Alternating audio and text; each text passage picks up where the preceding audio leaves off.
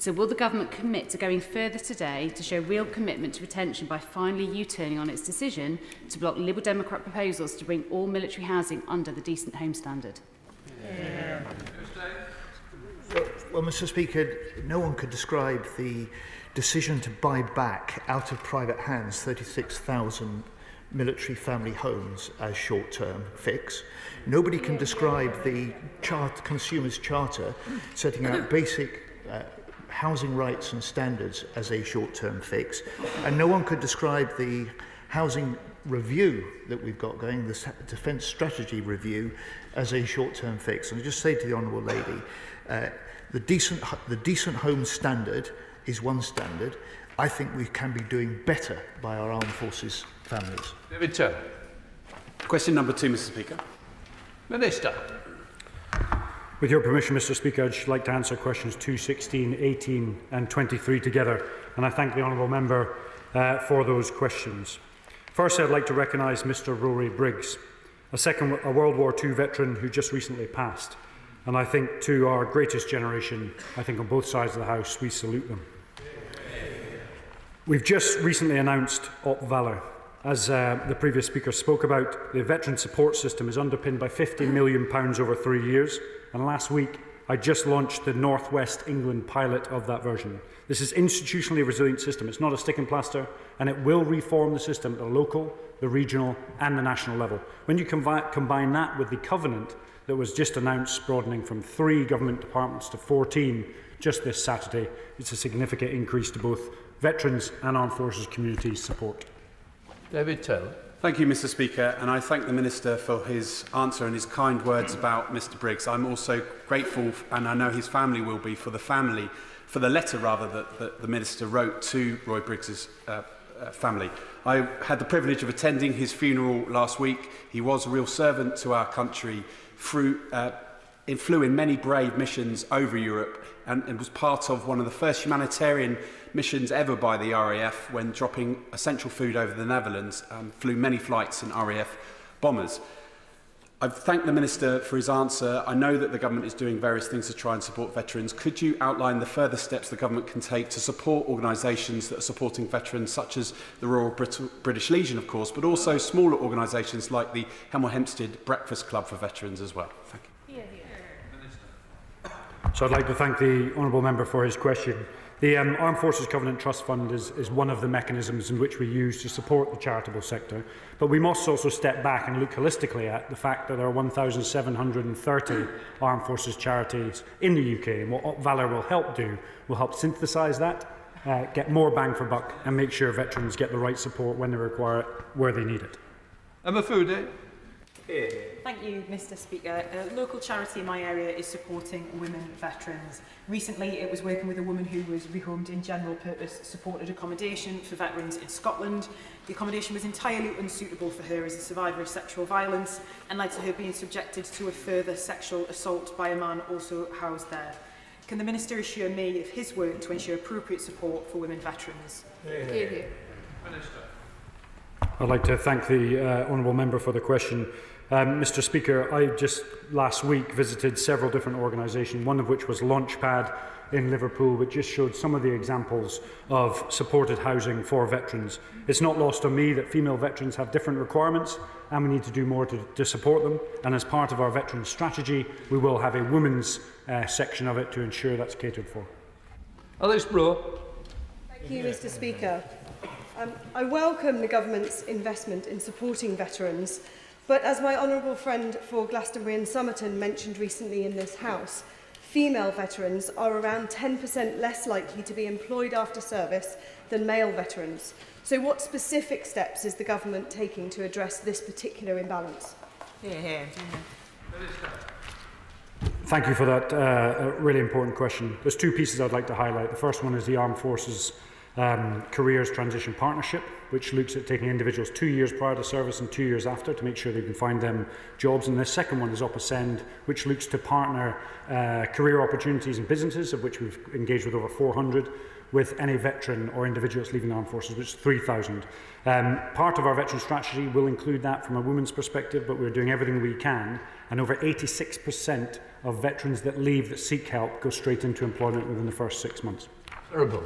Thank you, Mr. Speaker. There are 3,566 veterans in South Northamptonshire, of which 28% are disabled. Now, many are concerned about the future support available to them. So can the Minister assure veterans, not disabled veterans, not just in South Northamptonshire, but across the country, what the department will do and that they will not forget them? Yeah. An exceptionally valid point, Mr. Speaker, and just last week I held a consultation with the Disability Minister to ensure that veterans' charities who really speak loudly for veterans and myself could highlight any concerns to the Disability Minister, and that was included within the consultation. Murphy. Question number 3, Mr. Speaker. Minister. Mr. Speaker, with permission, I'd like to answer questions 3 and 8 together. The Government's Modern Industrial Strategy, launched last week, announced a 50% increase in MOD spending with SMEs to £7.5 billion a year by 2028, reversing the downward trend under the previous government. Our new SME hub will help small firms get access to better opportunities, and our reform of defence procurement, along with ring-fenced innovation funds, will give SMEs access to the defence dividend. This government's increase in defence spending will provide jobs and growth across the UK. Murphy. I thank the Minister for her answer. Basingstoke is home to some fantastic defence SMEs, including Nightball Technologies and Burton Accenture. But one of the issues raised with me is that government procurement agencies cannot specify UK sovereign tech or sole source contracts, even where UK capabilities exist. This results in lengthy competitive tenders where there's a high risk that end users don't get the capabilities they need and equipment is bought from foreign suppliers. So will the Government Minister meet with me and firms from Basingstoke to discuss how we can prioritise UK defence SMEs over foreign suppliers, especially where UK sovereign tech exists? Well, my honourable friend makes an interesting point. There's some flexibility under our procurement rules to specify national security grounds upon which to make a decision, and half of our spend is already sole source contracts. I am, of course, happy to meet him and his SMEs. We are delivering for defence by promoting new procurement models that are easier for small firms to access, and our SME hub will engage directly with SMEs to help them access defence supply chains. D. Collison. Thank you, Mr. Speaker. In my constituency of North Somerset, many small and medium enterprises are springing up to support our country's rearmament efforts. In Nailsea, one such company, 1415 Industries, was recently blocked from opening a business bank account due to blanket prohibitions and excessive delays by retail banks, hindering their ability to organise seed funding and bid for procurement contracts. Will the Minister meet with me to discuss the case of 1415 Industries and the wider problem relating to financial institutions and their interactions with defence SMEs this case highlights? Well, Mr. Speaker, I recognise the point he makes, and I will meet with him and his SMEs, of course. Over the last 6 months, the Defence Secretary and I have convened stakeholders from industry and finance to discuss this issue and make clear that defence is an ethical sector that they should support. And the Strategic Defence Review did commit us to developing a dedicated financial services sector strategy, which we'll aim to publish in spring 2026 and should give us a further opportunity, Mr. Speaker, to make sure that the finance industries know what a good investment defence can be. Thank you very much, Mr. Speaker. Our UK defence industry can have few better ambassadors around the world than our Red Arrows. And as the Hawk aircraft come to an end, could the Minister look closely at the British-designed modular aircraft being developed by Aralis, because it would support SMEs right across our country, including bringing around 600 jobs to Standard Aero in Gosport and about another 1,000 to the South Hampshire area. And surely that's a much better way to support our national SMEs than the what we're being told is potentially a preferred option of the Italian-Russian Yak 130 aircraft, which the MOD are rumoured to prefer. Mr. Speaker, I do know Air Alice well. I visited them. When I was in opposition, as I know the honourable gentleman has, and I've spoken to them since. Of course, an open competition is going to be held for the new aircraft to deliver advanced jet training and an aircraft for the RAF aerobatics team to ensure value for money and positive UK benefit. I hope that the Air Alice will apply in respect of that competition, and of course they have a very good chance if their product is up to scratch. Jim Shell. Mr. Speaker, can I thank the Minister very much for her answer. The Minister is a regular visitor to Northern Ireland and supports the SMEs in Northern Ireland. So when it comes to the Defence Industrial Strategy to support SMEs, could the Minister update us in this House, and myself in particular, what the Minister and the Government is doing to help SMEs in Northern Ireland to increase jobs, number one, but also to increase the contracts? Thanks so much. Well, the honourable gentleman is right that I have visited Northern Ireland and its defence sector on a number of occasions and hope to return and do so again. The increasing spend that was announced last Monday in the Modern Industrial Strategy for our SMEs to take advantage of, an increase of 50% up to £7.5 billion a year, should give opportunities for some of the innovative companies in Northern Ireland to take advantage of the available money. And our SME hub, when it gets up and running, will be available to assist small firms in understanding how best to get access to some of the opportunities that will bring. Snell. Question number 4, Mr. Speaker. Minister. Thank you, Mr. Speaker. In order to deliver for defence and make defence manufacturing an engine for growth, we must improve our export performance. Potential customers want a consistent government-to-government offer, so as part of defence reform, a new National Armaments Director and Defence Exports Office will support defence export campaigns, and responsibility for promotion of defence exports would be transferred to the MOD. Snell. Thank you very much, Mr. Speaker. It is welcome news that the Ministry of Defence is committed to the establishment of a Defence Export Office. Could the Minister set out what that will mean at home for jobs in constituencies like mine of Stoke-on-Trent Central, where our proud manufacturing companies stand ready to support UK defence and security? Well, Mr. Speaker, I thank my honourable friend for his question. It will mean a coherent specialist approach on government-to-government agreements on sales of our capabilities based in the MOD, which has expertise on those capabilities. And so this is going to mean extra jobs and growth. It's going to mean jobs can continue in the UK beyond the delivery of our own domestic orders, because there will be export orders to fill, and that should reap a defence dividend across the nations and regions of the UK as our manufacturing jobs continue to deliver for defence. Lincoln Job. Thank you, Mr. Speaker. Amatec are a defence manufacturer in my Spelthorne constituency, and they report to me that the time it takes to get a defence export licence has almost ground to a halt in the last 12 months. Could the department send someone sufficiently threatening round to the Department of Business and Trade, perhaps the Veterans Minister, so that they get a grip of their processes and can speed everything up?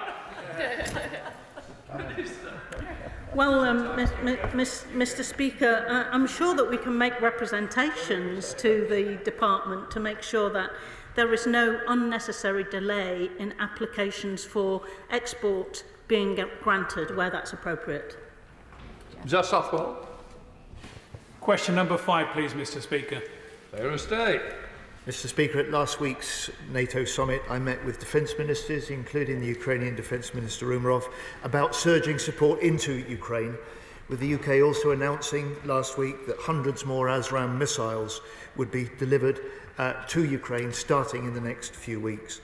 And last Monday, I joined the Prime Minister hosting President Zelensky in Number 10, where we discussed the ongoing detailed planning for the coalition of the willing.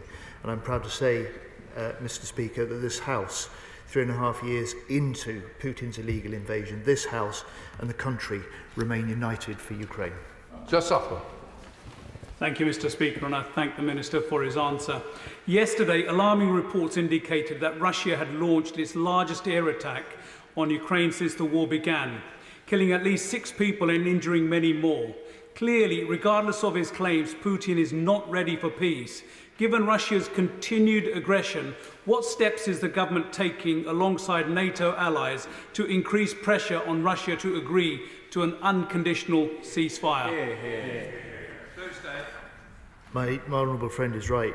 Last night's attack is a reminder of just how fierce the Russian onslaught is on Ukraine, but also a reminder that Putin has failed in his strategic ambitions here. 3.5 years into this campaign, he's passed that gruesome million milestone of Russian casualties on the battlefield, and he's failing to take the territory that he thought would fall to him. Mr. Speaker, I'm proud the UK has stepped up with leadership on Ukraine, coalition of the willing alongside the French, chairing the Ukraine Defence Contact Group alongside the Germans, and that we will spend more than 4.5 billion this year, which is the highest ever level in UK military aid to Ukraine. Secretary of State James Carlton. Thank you, Mr. Speaker, and I associate myself with the Secretary's comments on these terrible attacks. Now, Mr. Speaker, it should be a source of pride that some of the best drone and counter-drone tech that we've supplied to Ukraine has been made by British SMEs. The problem is that Labour's procurement freeze means almost none of it has been bought in parallel for our own armed forces. So in this week of Labour U-turns, can I ask the Secretary of State if he'll consider another one, namely scrapping their crazy £30 billion Chagos deal and instead spending the money rapidly supplying drones for the British Army so it can train for war as it is fought today in Ukraine? Mr. Speaker, that's a bit of a bucket-all question, that. Look, on drones, we're increasing tenfold the British drones we'll supply to Ukraine this year. And on drones, we're stepping up also the lessons that we're learning from working with Ukraine, the development of their technology, battlefield hardened, combat ready, so that we can supply our own forces with increasing number of drones as part of the Strategic Defences Review vision for the way that we transform our forces in the years ahead. David Davis. Number 6, sir. Secretary of State. Mr. Speaker, the veterans who served under Op Banner served to protect civilian lives and secure the peace in Northern Ireland. I share the right honourable gentleman's deep concern that many may now be caught up in investigations or litigation, and I'm determined that we protect them further. I'm working very closely with the Northern Ireland Secretary, as are our officials, to ensure that we discharge our duty to the veterans as part of the necessary plans to repeal and replace the Legacy Act. David Davis.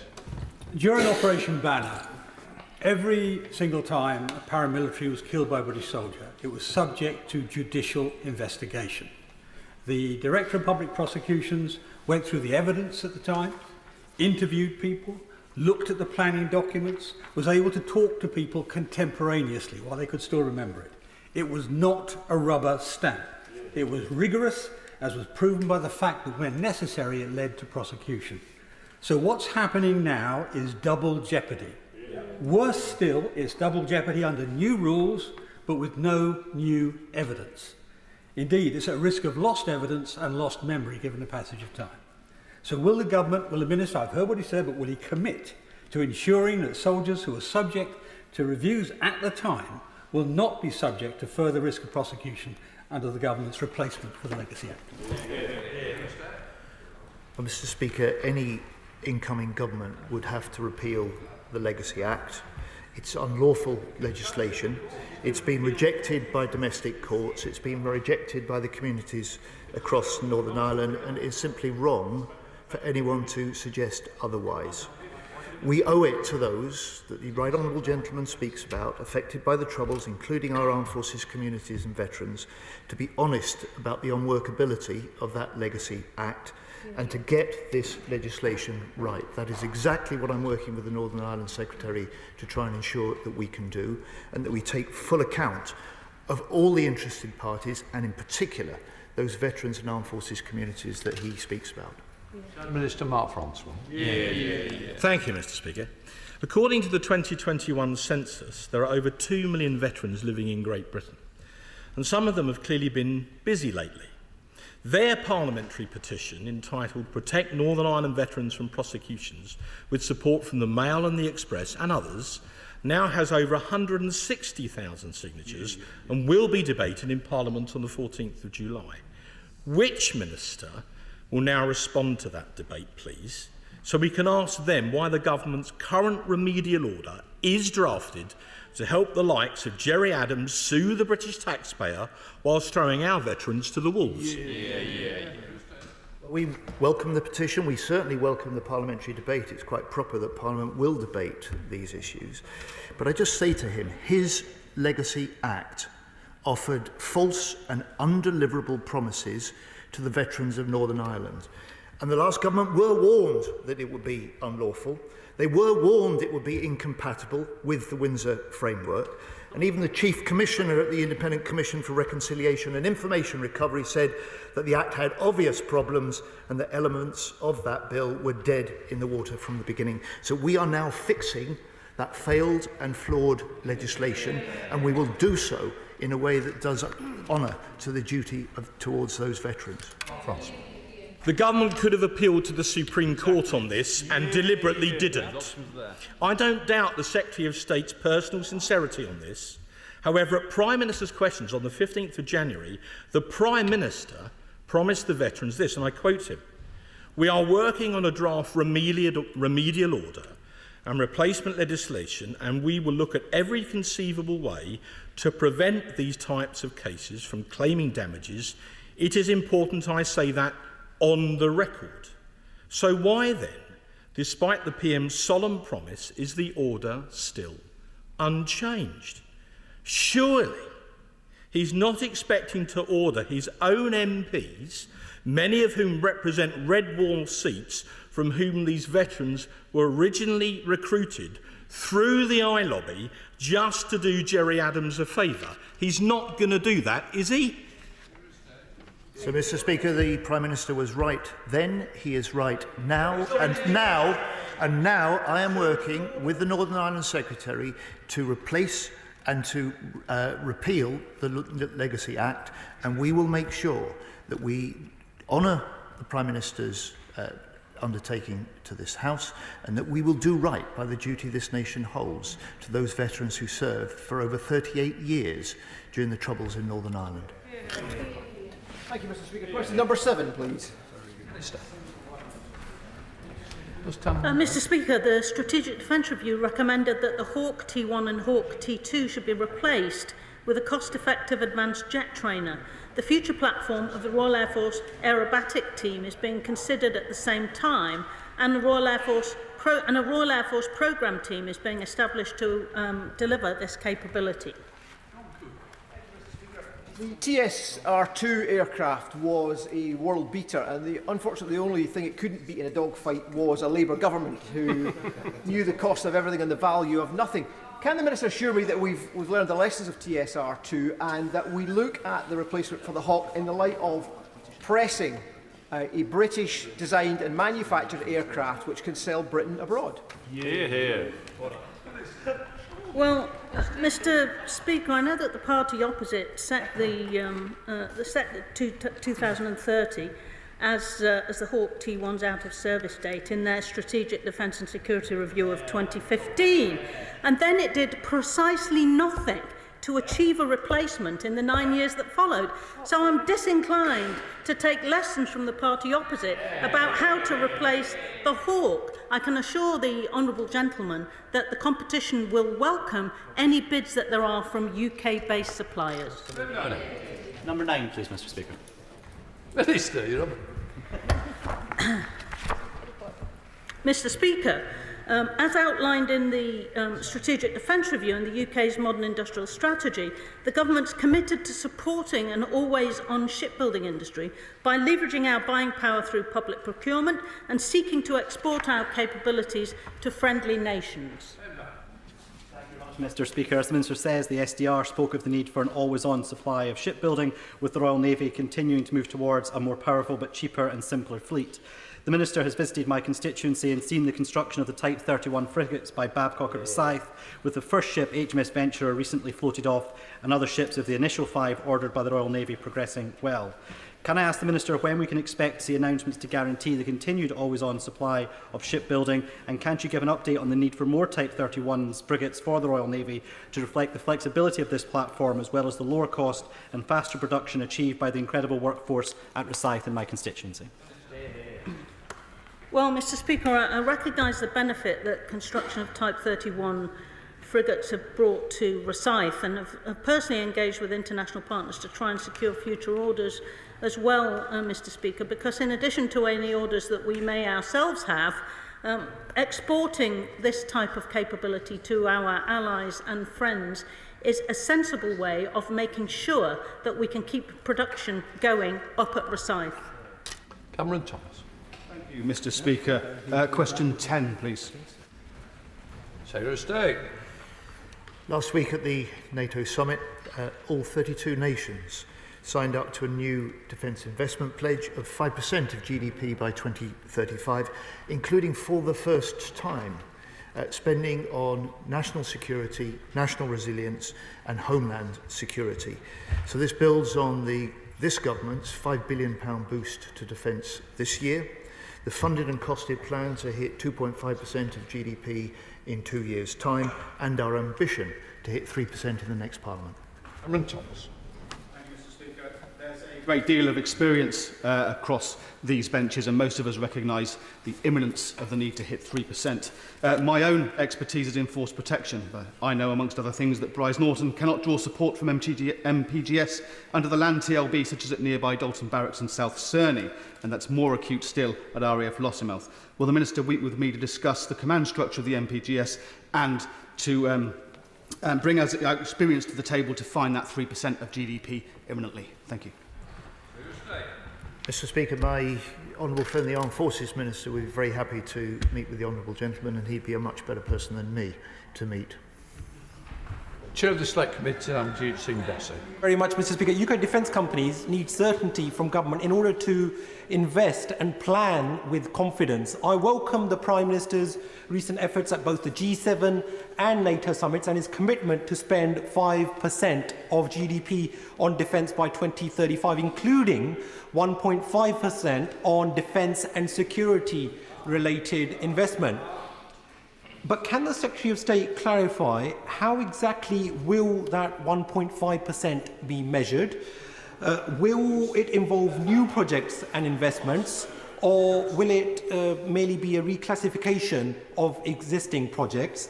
And crucially, how can industry, public bodies and other stakeholders contribute so that they can help achieve this goal? Well, my honourable friend asks characteristically searching questions.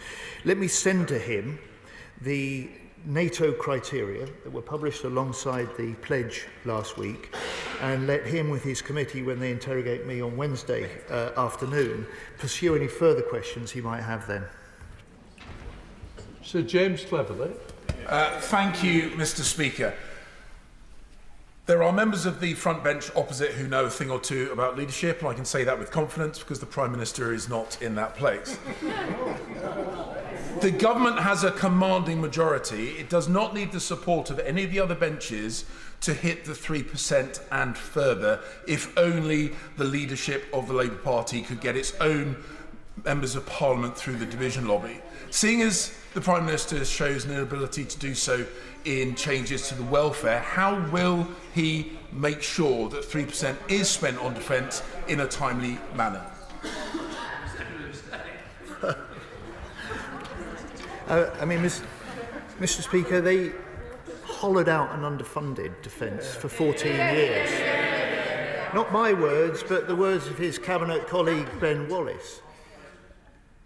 This year, there's been a £5 billion boost in defence spending. In his first year, in 2010, there was a £2 billion cut in defence. Now, just as we've boosted defence spending this year, we'll increase it to 2.5% by 2027, something that was 3 years earlier than he argued for. We've shown exactly how we're going to fund it. We've taken the decision, which he didn't, to switch funding from overseas development aid into defence. And just as we've shown where the money's coming from in this Parliament, in the next Parliament, we will do the same. Liz Baker. Thank you, Mr. Speaker. I also welcome the commitment to get to 5% GDP on defence spending by 2035. It's imperative that the increase in defence spending means that funding is getting to those on the cutting edge of defence innovation. Cody Technology Park in Farnborough is already home to world-class defence innovation, with a wide range of SMEs working there alongside Kinetic. It's obviously where Dragonfire has just been developed. What role does the Minister see for existing places such as Cody in delivering our defence industrial strategy? And will she meet with me to discuss whether Cody could be the home for the new defence SME hub? Well, Mr. Speaker, I see a huge role, and I hope that she took the commitment that the Chancellor and I made alongside the Spring Statement to set a new target for direct defence investment into SMEs as a sign of that commitment. And while I'm in the business of committing my ministerial colleagues to meetings, I know that the Minister for Defence, Procurement and Industry would be only too happy to meet with her to draw on her expertise as part of the development of our defence industrial strategy. Minister David Reid. Thank you, Mr. Speaker. On defence spending, isn't the truth that Labour's promise to reach 3%, let alone 3.5 or 5%, is just smoke and mirrors, because there's no actual plan to pay for it? How can the government claim it will properly invest in our defence and keep the country safe when it can't even deliver the limited savings it's promised on welfare? So I asked the Secretary of State, where is the money coming from? Very good. Well, let me welcome the honourable gentleman to the dispatch box and to the front bench team, alongside his two very distinguished colleagues, but just sort of gently say to him, look, since the election, his colleague, the Shadow Defence Secretary, argued 13 times for 2.5% by 2030. And he only changed his tune after February when the Prime Minister showed how it was going to be funded and said we would do it 3 years earlier in 2027. So I just say to him, look, we have shown how we will raise the extra funding for this record investment, this record increase in investment in defence since the end of the Cold War. We've shown exactly how it's costed, exactly how it will be funded in this Parliament, and in the next Parliament we will do the same. Helen Maguire, Liberal Democrat spokesperson. Thank you, Mr. Speaker. The government's commitment to reach 5% of GDP on defence is the right decision. As we face a once-in-a-generation threat from Russia, it's vital we regenerate our armed forces after years of decline under the Conservatives. But we need more urgency. The International Institute for Strategic Studies warns that if there's a ceasefire in Ukraine, Russia could pose a significant military challenge to NATO allies as early as 2027. To strengthen our defence, we need to give better incentives to people to join the armed forces. So will the Minister consider accelerating recruitment by backing the Liberal Democrats' proposal for a £10,000 signing bonus to attract new recruits? Well, we are accelerating recruitment. We're dealing with the deep-seated, long-run failure of recruitment, where the previous government over 14 years set and failed to meet its own recruitment targets. We're dealing with the recruitment and retention crisis that is in the armed forces today, and I'm proud to be a Defence Secretary who is able to say that last year we gave the armed forces the biggest pay rise for over 20 years, that this year it will be another inflation-busting pay rise, that we are starting to provide better pay, better kit, better housing, better support for forces families, the sort of things that will keep those valuable members and valued members of the armed forces serving our country and protecting us all. Rexworth. Number 11, sir. Minister. Thank you, Mr. Speaker. As the Defence Secretary has said, the cost of the agreement represents less than 0.2% of the annual MOD budget. This has secured unrestricted access to and use of the base on Diego Garcia, control over movement of all persons and all goods on the base, and control of all communication and electronic systems. It's a good deal. Smith. Thank you, Mr. Speaker. I don't know as I agree with the Minister that it's a good deal. At £30 billion, though, I am curious. Does that £30 billion come out of the new NATO target 3.5% or the additional 1.5% on top of that? Or should, as we have to inform the Mauritian government before we do anything particularly useful from that base, should that cost actually be counted in the defence numbers at all? Let me squash that onward comments, the honourable gentleman's last comment. That is wrong. We do not have to inform Mauritius before any military action. We have to, as the treaty suggests, provide a notification after the event. I have explained this 13 times in written questions to the front bench opposite. I'm afraid they still don't get it, which underlines just why they couldn't do this deal after 11 rounds of negotiation, and this government did it after 2 rounds, securing the future of this vital base for UK and US operations. Thank you, Mr. Speaker. Isn't it the case that our closest allies, the United States, Australia, Canada, New Zealand and even India, have all welcomed this deal precisely because they recognise Diego Garcia's irreplaceable role in global security? Would the Minister confirm what he thinks is going on when the opposition thinks it knows more about global security than the security services, the White House and the Pentagon do? Well, I thank my more friend for his question. I think this is important because the future of Diego Garcia is absolutely vital. Without a deal and having secured accepted the principle that the sovereignty issue could be only secured by a negotiated settlement, which was the decision taken by the last government, it is right that we secured a deal. It's right that we protect the base now for over 100 years worth of operation. It's good value for the UK taxpayer because it secures the most valuable piece of military real estate on the planet and keeps that under UK control for the next century and beyond. Sir Hall. Question number 12, Mr. Speaker. Minister. Thank you very much, Mr. Speaker.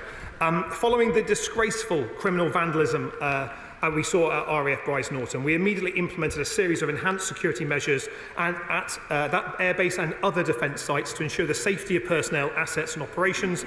The Strategic Defence Review highlighted Bryce Norton as in need of investment after the hollowing out of our armed forces under the previous 14 years. We have now directed a wider review at pace to assess and assure protective security at all defence sites. Phase 1 of that review has completed this weekend, and I'll be making further announcements in due course about the wider system. Thank you, Mr. Speaker.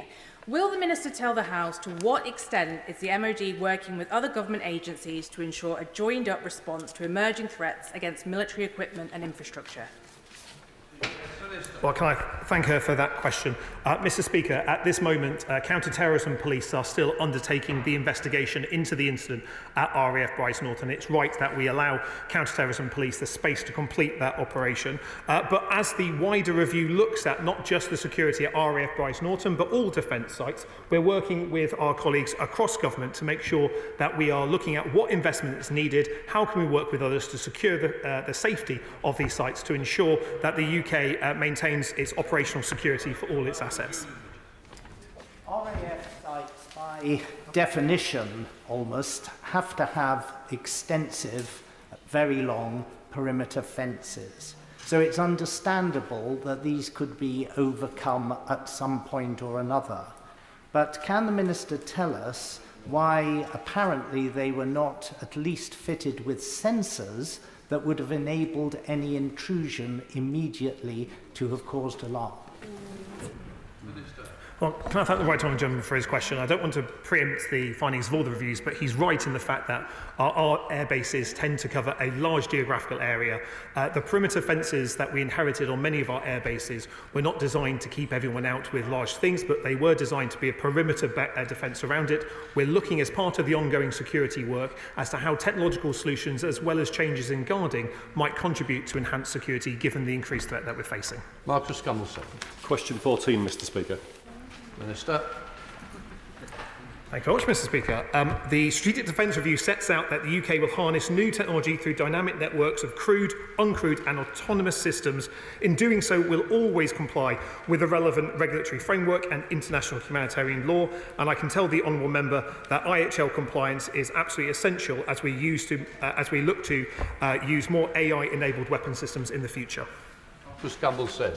Thank you, Mr. Speaker. The Strategic Defence Review rightly emphasised the importance of autonomous weapon systems in augmenting the UK's defence capabilities, but it also noted that the UK's competitors are unlikely to adhere to common ethical standards in developing and using these technologies. What specific measures is the government taking to help prevent and mitigate the potential harms of autonomous capabilities, both in the UK and abroad? Well, can I thank him for his question? It is absolutely right, Mr. Speaker, that we maintain a responsible AI systems in face of these adversaries using AIs in perhaps malign ways. The UK will adhere to our legal obligations and the values of the society that we serve. We're actively engaging through the UN and other processes in international dialogues on responsible AI, lethal autonomy and related strategic challenges, but all our activities will be in compliance with the international humanitarian law. We now come to topicals. Dr. L. Pinkerton. Number one, Mr. Speaker. Mr. Speaker, last week 32 NATO nations came together at the summit in The Hague, united in our collective deterrence and defence of the Euro-Atlantic area. I can report to the House that NATO is now bigger, stronger and more lethal than before. We signed a new defence investment pledge of 5% of GDP by 2035, with new capability commitments from each nation. It was a good day for NATO, it was a good day for British jobs, it was a bad day for Putin. Everyone at the summit agreed that Iran should never have nuclear weapons. We all also want the ceasefire now between Israel and Iran to hold, and we will work to support it. And finally, we also discussed this creating a new opportunity for a ceasefire in Gaza, a vital step on the path to peace. On to L. Pinkerton. Thank you, Mr. Speaker. I'm grateful to the Secretary of State for his response. Now that the Prime Minister has made a commitment, a cast-iron commitment, to match or to meet NATO's 5% defence spending target, I wonder if the Secretary of State will make a similarly welcome commitment to cross-party talks to establish a credible and durable path to meet that goal ahead of NATO's 2029 capability review. Well, I welcome the Liberal Democrat support for the commitment that we've made at NATO. The opposition leader was unable to do that at Prime Minister's questions last week, and if the honourable gentleman has ideas about how we should fund that in the next Parliament, I'd be perfectly welcome to hear them. Fergus. You, Mr. Speaker. Nothing matters more than home.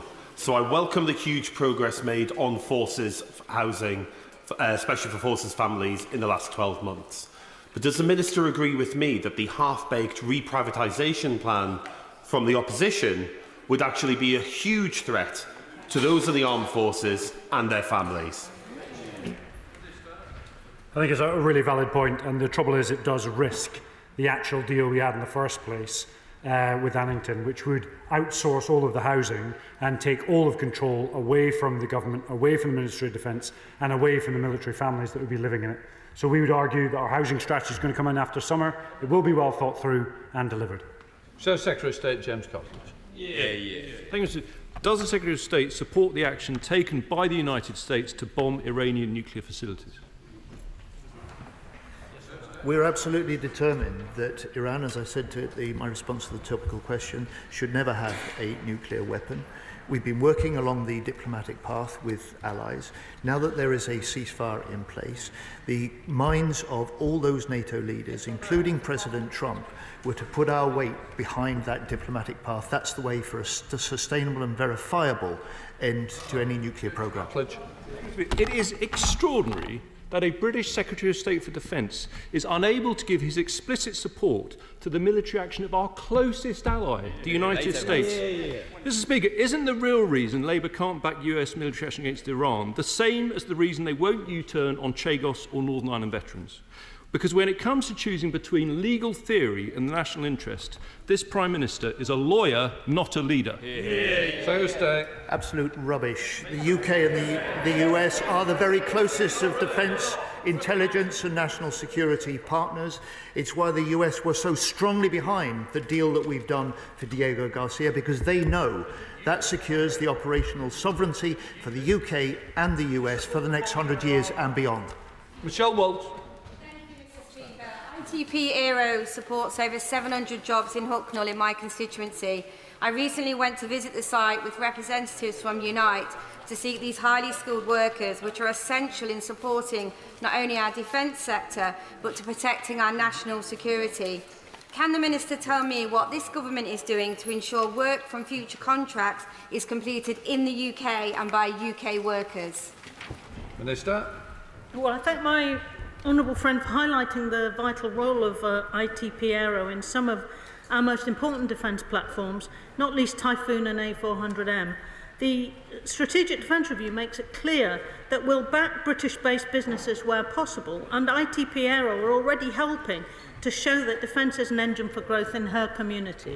Shocker Adam. Thank you, Mr. Speaker. In response to my WPQ, the Parliamentary Under-Secretary said that MOD assesses support to foreign forces on a case-to-case basis and that UK training always promotes values like human rights and international law. Can I ask the Minister, with that response, how does that square with our continued support of Israel's war crime in Gaza, and will dual nationals serving in the IDF be held accountable? Mr. Speaker, all actions of the UK government is in compliance with international humanitarian law. We want to see an immediate ceasefire in Gaza. We have fewer than 5 personnel from Israel on non-combat academic courses currently, but we keep all our training under review. Tristan Osborne. Mr. Speaker, many ministers will be aware of the recent launch of XV Excalibur in the south of England, an autonomous submarine and vehicle that is the future of naval capability. Can the Minister clarify what other investments the Strategic Defence Review is making in autonomous vehicles and unmanned submarine technologies and glider technologies? Minister. Can I thank him for raising that? Excalibur will be an incredible autonomous asset. And as the Street Defence View sets out, it's not only crewed, uncrewed and autonomous systems that will be standard across armed forces. It is the fact that at the heart of it will be investment in the people who will be manufacturing, standing behind it. And that's why when the Defence Investment Plan comes out later this year, there'll be more opportunities for SMEs, primes and businesses right across the country to invest in our uncrewed and autonomous future in a hybrid military. Rebecca. Thank you, Mr. Speaker. Last week I asked the Chief Secretary to the Treasurer what happened to the £4 billion earmarked for autonomous systems, including in Plymouth, that were written into the Chancellor's spending review speech but not actually delivered on the day, and he didn't know. So can the Secretary of State confirm that this funding does indeed exist, and would he like to accept an invitation to come to Turnchapel Wharf, where marine autonomy is being developed and is exciting? And Mr. Speaker, I can confirm the £4 billion is funded. I can confirm it's double what was planned before the election in autonomous and drone technology in this Parliament, and I confirm that we will spend it and invest it in this Parliament. And I always like coming to Plymouth, as my honourable friend, the Armed Forces Minister, drags me down frequently. Chris Moore.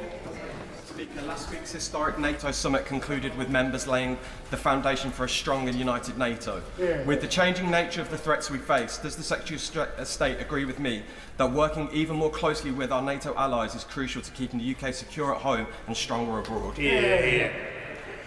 I do indeed, Mr. Speaker. NATO is bigger, stronger, more lethal than ever before. It is our guarantee that we will never fight alone, and that's why the leading contribution Britain makes to NATO deterrence and defence is a big part of keeping us safe for the future.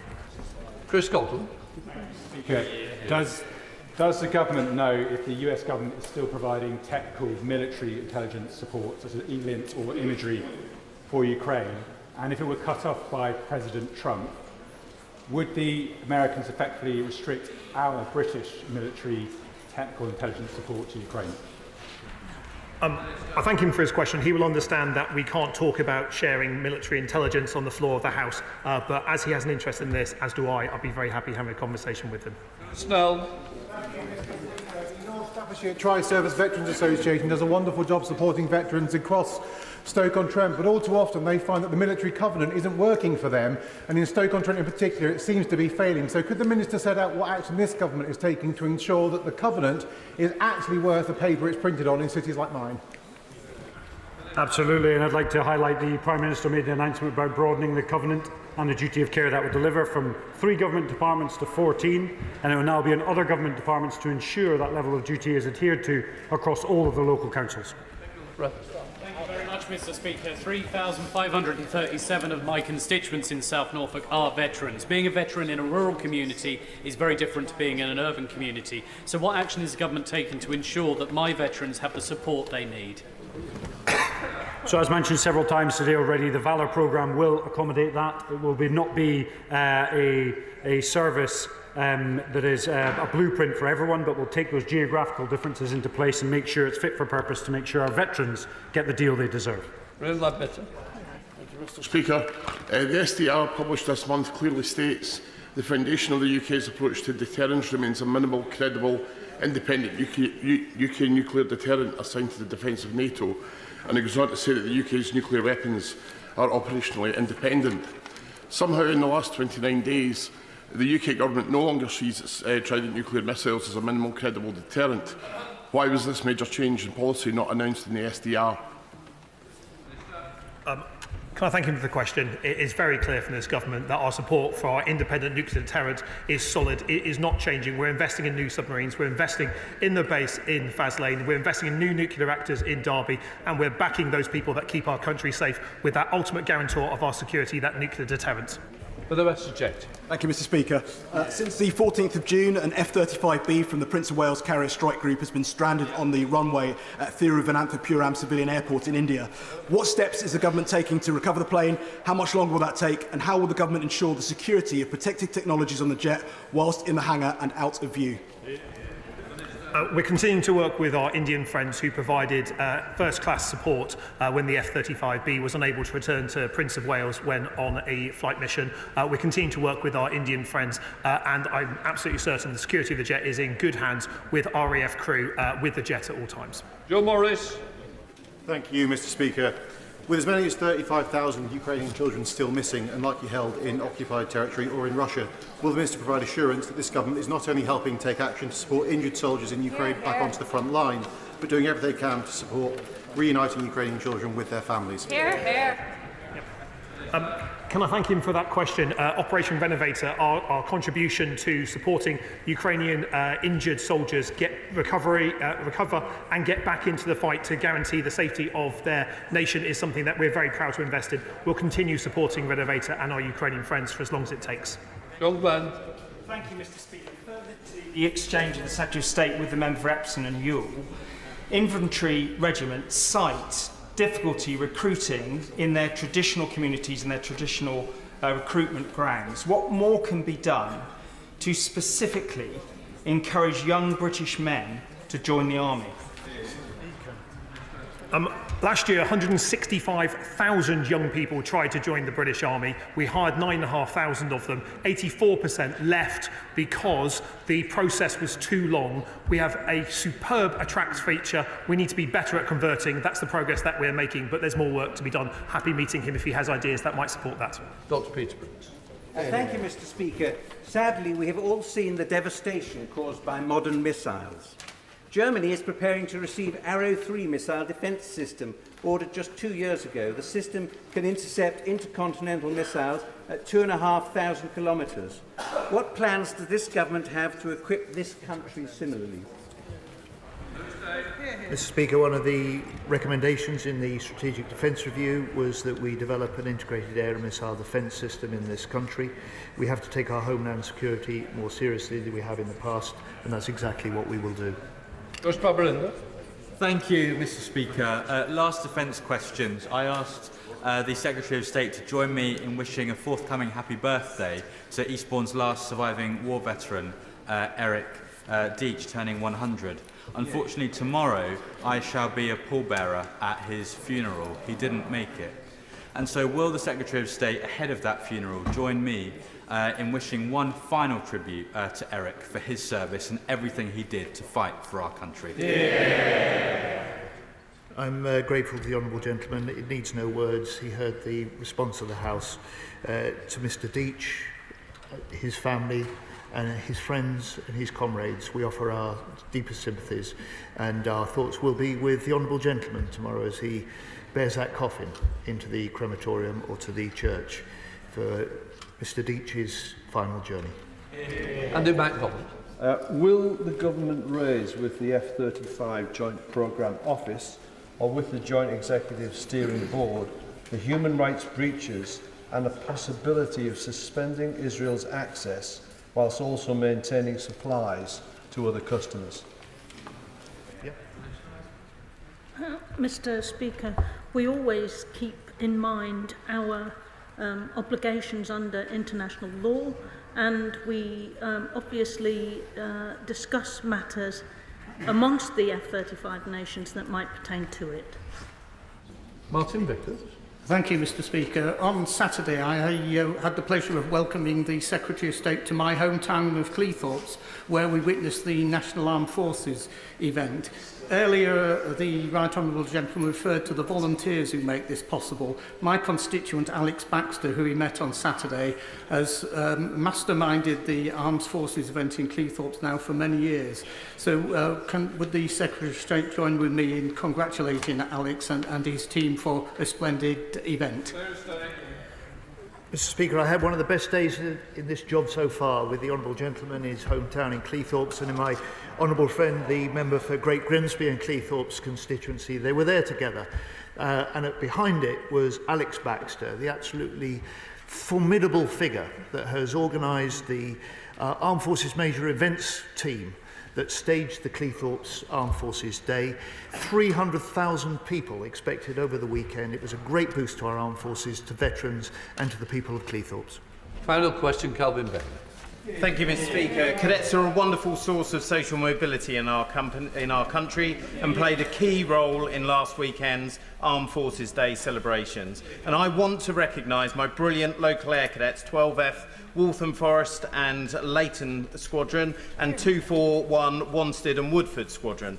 Will the Minister set out the Government's approach to increasing the size and offer for cadet forces in communities like mine so that everyone can benefit from the opportunities cadets have to offer?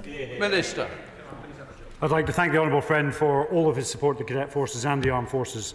It's remiss of me to say that the cadet forces provide an excellent social mobility platform for young children across the country, taking people, giving them hope, giving them priority, principles, pushing full into them when it comes to determination. And that's why this government has committed to raising the cadet force by 30% and giving more children across the country better opportunities. It's a pleasure to be President of Chorley Cadets as well. They are cadets. Right, let the front bench change over.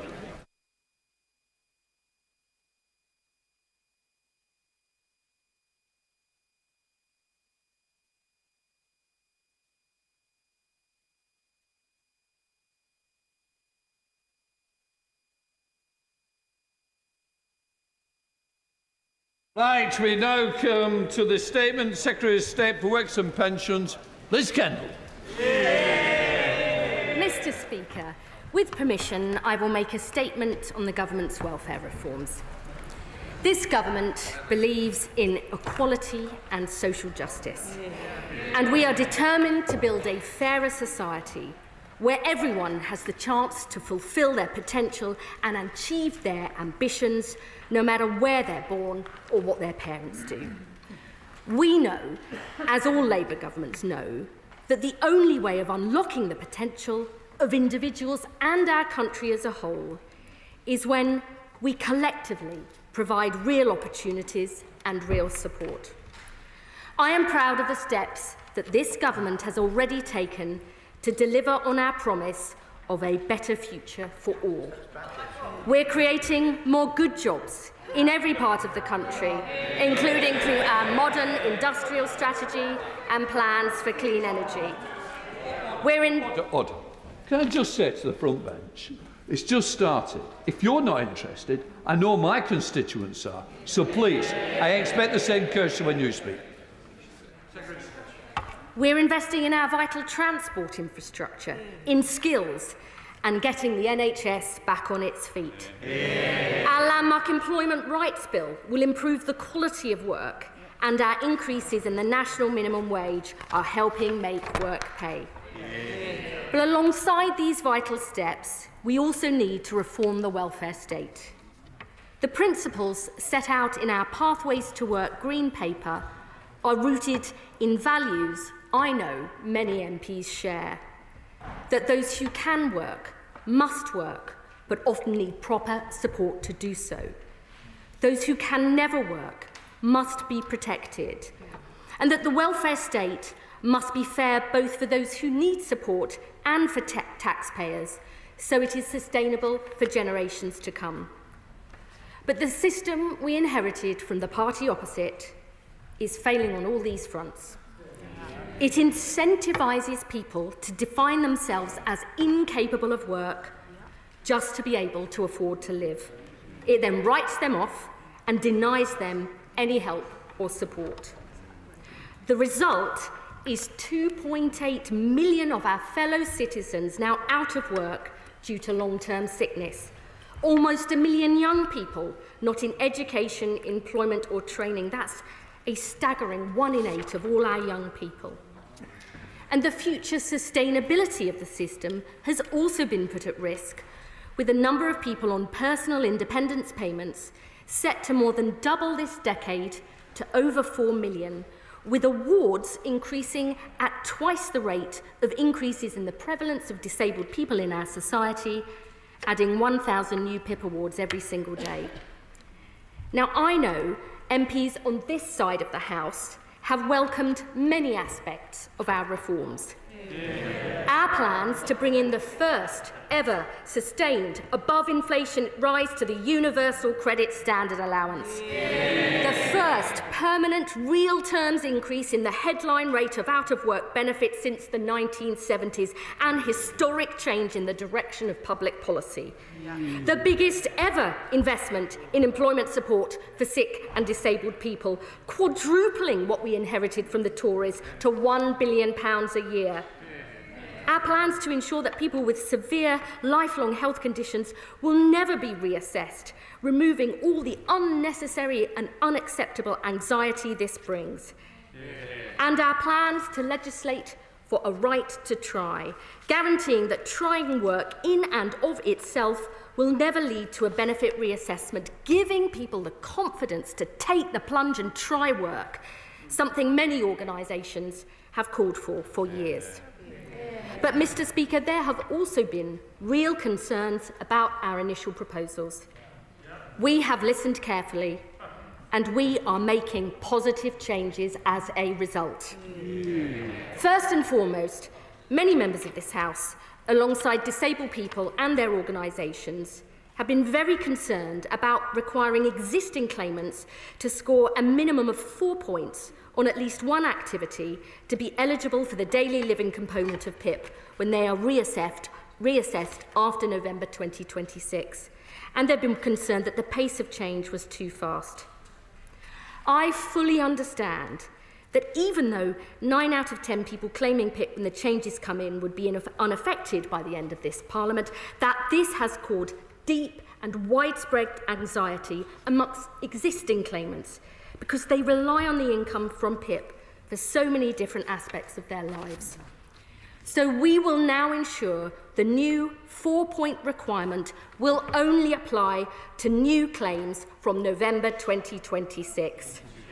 This means no existing claimants will lose PIP because of the changes brought forward in this bill, and existing claimants of passported benefits like carers allowance will continue to get them too. Now, some people have said they're concerned it will create a two-tier system.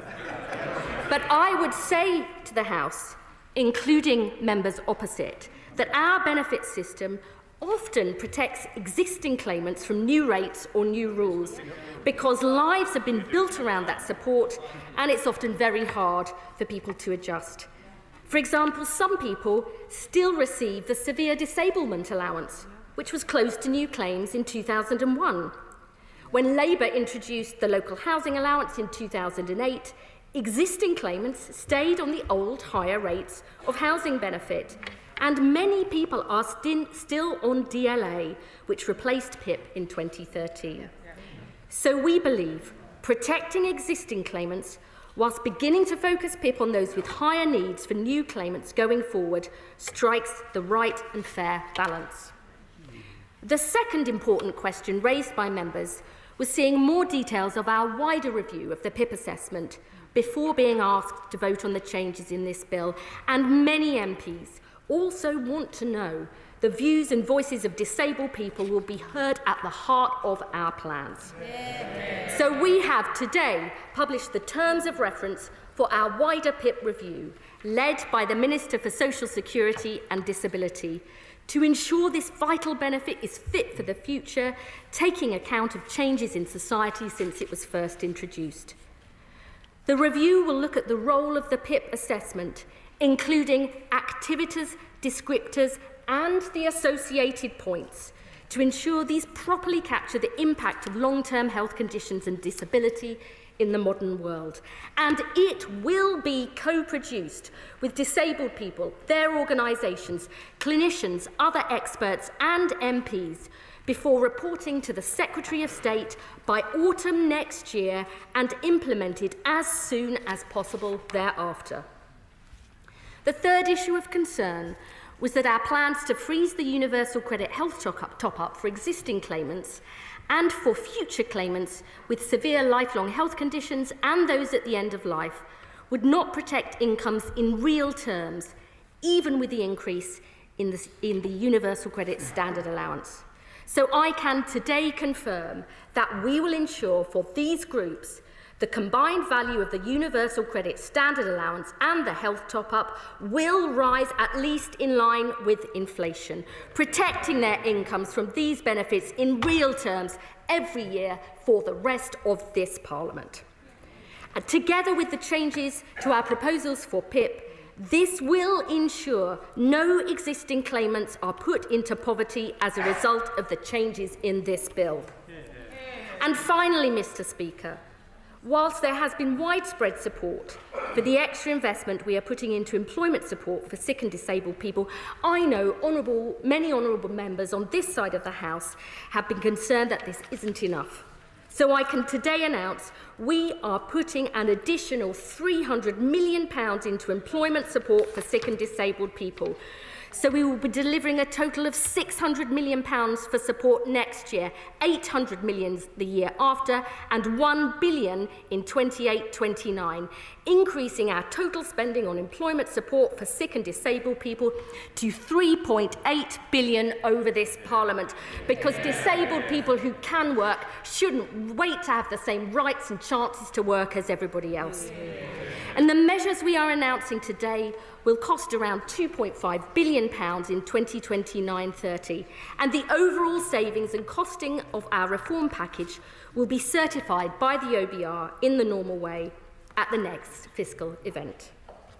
Mr. Speaker, welfare reform is never easy, but it is essential, because there is no route to equality or social justice based on greater benefit spending alone. The path to a fairer society, where everyone can thrive, where people who can work get the support they need, and where we protect those who cannot work, that is the path we seek to build with our reforms. Our plans are rooted in fairness for those who need support and for taxpayers. They're about ensuring the welfare state survives, so there is always a safety net for those who need it, and so it lasts for generations to come. But above all, our reforms are rooted in our fundamental belief that everyone can fulfil their potential and live their hopes and dreams if we provide them with the right help and support. This is the better future we seek to build for our constituents and our country, and I commend this statement to the House. Service Secretary of State Alan Waitley. Thank you, Mr. Speaker, and I thank the Right Honourable Lady for advance sight of her statement. This is a government in chaos. Open rebellion from their own backbenches, unfunded U-turns costing billions, and welfare plans that are not worth the paper they are written on.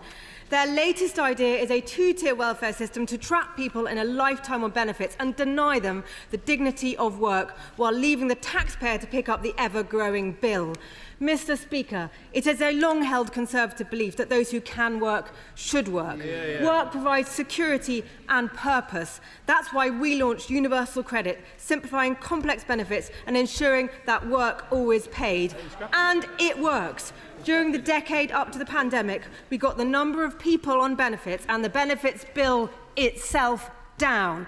800 jobs were created for every day that we were in office, giving millions of people the dignity and security that work brings. But then, during the pandemic, we saw something new. The health and disability bit of our benefit system started to break. The bill is forecast to hit £100 billion by 2030. One in every £4 of income tax will be spent on health and disability benefits, more than the entire defence budget. This is not fair for the taxpayer, not fair for people who are written off, and certainly not sustainable for the country. Yet, despite Labour having 14 years in opposition and now a year in government, they still don't have a plan to bring down the welfare bill or get people into work. What we now have before us is a rushed and chaotic compromise. It is not reform in any sense of the word. It is woefully unambitious about savings, conspicuously lacks compassion, and achieves no meaningful change of a system we all know is broken. Thanks to the government's latest climb down, we are left with a plan that will save just £2.5 billion of a £100 billion bill by introducing a two-tier system. Two people diagnosed with Parkinson's a week apart will now receive different levels of support, all to clear up an internal Labour argument. The government's own impact assessment shows that these plans won't get a single person into work. The idea that work is the guiding motivation for these changes is laughable. And it's not there aren't things that the government could do. They could reform the fit nose system, which sees 94% of people applying being told that they are too sick to do any work at all. They could say today that they would make all sickness benefit assessments face-to-face. And they could get a grip of the rising claims for common mental health problems like anxiety and depression. Claims for these and neurodevelopmental conditions like ADHD are the main reason for the steep rise in the number of people in sickness benefits and make up more than half of all new claims. Absolutely. The Centre for Social Justice have found that you could save up to £9 billion by reforming these benefits. But nothing we've seen from Labour over the last couple of weeks suggests that they have the courage and conviction to grip this problem. And in the meantime, our welfare bill will only continue to rise. Mr. Speaker, we agree on the need for reform and have set out under what conditions we would support the government. First, the welfare budget must come down. Second, we need to get people back into work. And third, there must be no new tax rises to pay for increases in welfare spending. But with the welfare bill ever growing, unemployment rising and jobs disappearing, the bill fails on all accounts. So, will the Right Honourable Lady confirm whether the changes she's announcing today will be paid for through borrowing or taxation? Could I ask, where are these good jobs she claims to be creating when vacancies are going down and unemployment is going up? Has she read the impact assessment for their employment rights bill, which makes it clear that it will be harder for people to find work as a result? Why did it take them a year to publish the terms of reference for their PIP assessment review? And when can we expect changes if it doesn't report back until autumn 2026? Could I try one more time to ask what the difference is between her right to try guarantee and our chance to work guarantee? And finally, Mr. Speaker, is this it? Aren't there any more savings? Aren't they going to get any more people into work? Is this the extent of their ambition for reforming the welfare system during their time in office? In 5 years' time, is this going to be her legacy? Secretary of State. Well, I'm in listening mode and I listened carefully to what the Honourable Lady said, and once again her strategy seems to be to rail against the problems she and her party created. I mean, she did have a bit of chutzpah to talk about a two-tier system. That's precisely what members opposite did when they protected people on legacy benefits when they moved on to UC, and they replaced DLA with PIP. They are part of that, and they should admit that rather than making those points. She said we should bring back face-to-face reassessments. We are, because they switched them off. But to be honest, I'm still no clearer about what their policy actually is. She and the Shadow Chancellor claim they had a plan to cut £12 billion from the welfare bill in their manifesto. But the truth is, it was nothing but a vague idea about turning PIP into vouchers, and she talks about fit notes. I think you tried to reform them about 3 or 4 times. It completely failed, as have all their other efforts. And the one change they did propose was to the work capability assessment, and their consultation was ruled illegal by the courts. What is beyond doubt is the mess they left our welfare state and country in. Economic inactivity rising, it's coming down under Labour. Disability benefits doubling and the cost to taxpayers soaring too. We are putting in place real reforms based on our values, fair for those who need support and for taxpayers. That's the leadership this country deserves. I'm now coming to the chair of the Select Committee, Debbie Abrahams. I'm very grateful to my right honourable friend for her statement, and I absolutely agree. We must reform our social security system. Under the previous government, it neither supported or protected disabled people. I'm also very supportive of the principles that the government has set out. But can I just query some of the points that she has said, particularly about a new PIP assessment process under the PIP review that my right honourable friend, the Minister for Social Security and Disability, will be undertaking. She said that 4 points won't apply until November 2026, and that the review will report in November 2026. But surely the PIP review should determine the new process. If this is being truly co-produced with disabled people and their organisations, the review should determine both the new process, the new points and the new descriptors. And we shouldn't predetermine it at 4 points at the moment. Secretary of State. I thank my honourable friend for her question, and I'm obviously looking forward to coming and giving evidence about our overall proposals to the Select Committee. The bill brings forward a 4-point requirement for all new PIP claims after 2026. I've been very clear this will only apply to new claimants. We are also committed to this wider review of PIP, so it's fit for the future. That will include considering the assessment criteria, the activities descriptors and the associated points to ensure they properly reflect the impact of disability in today's world.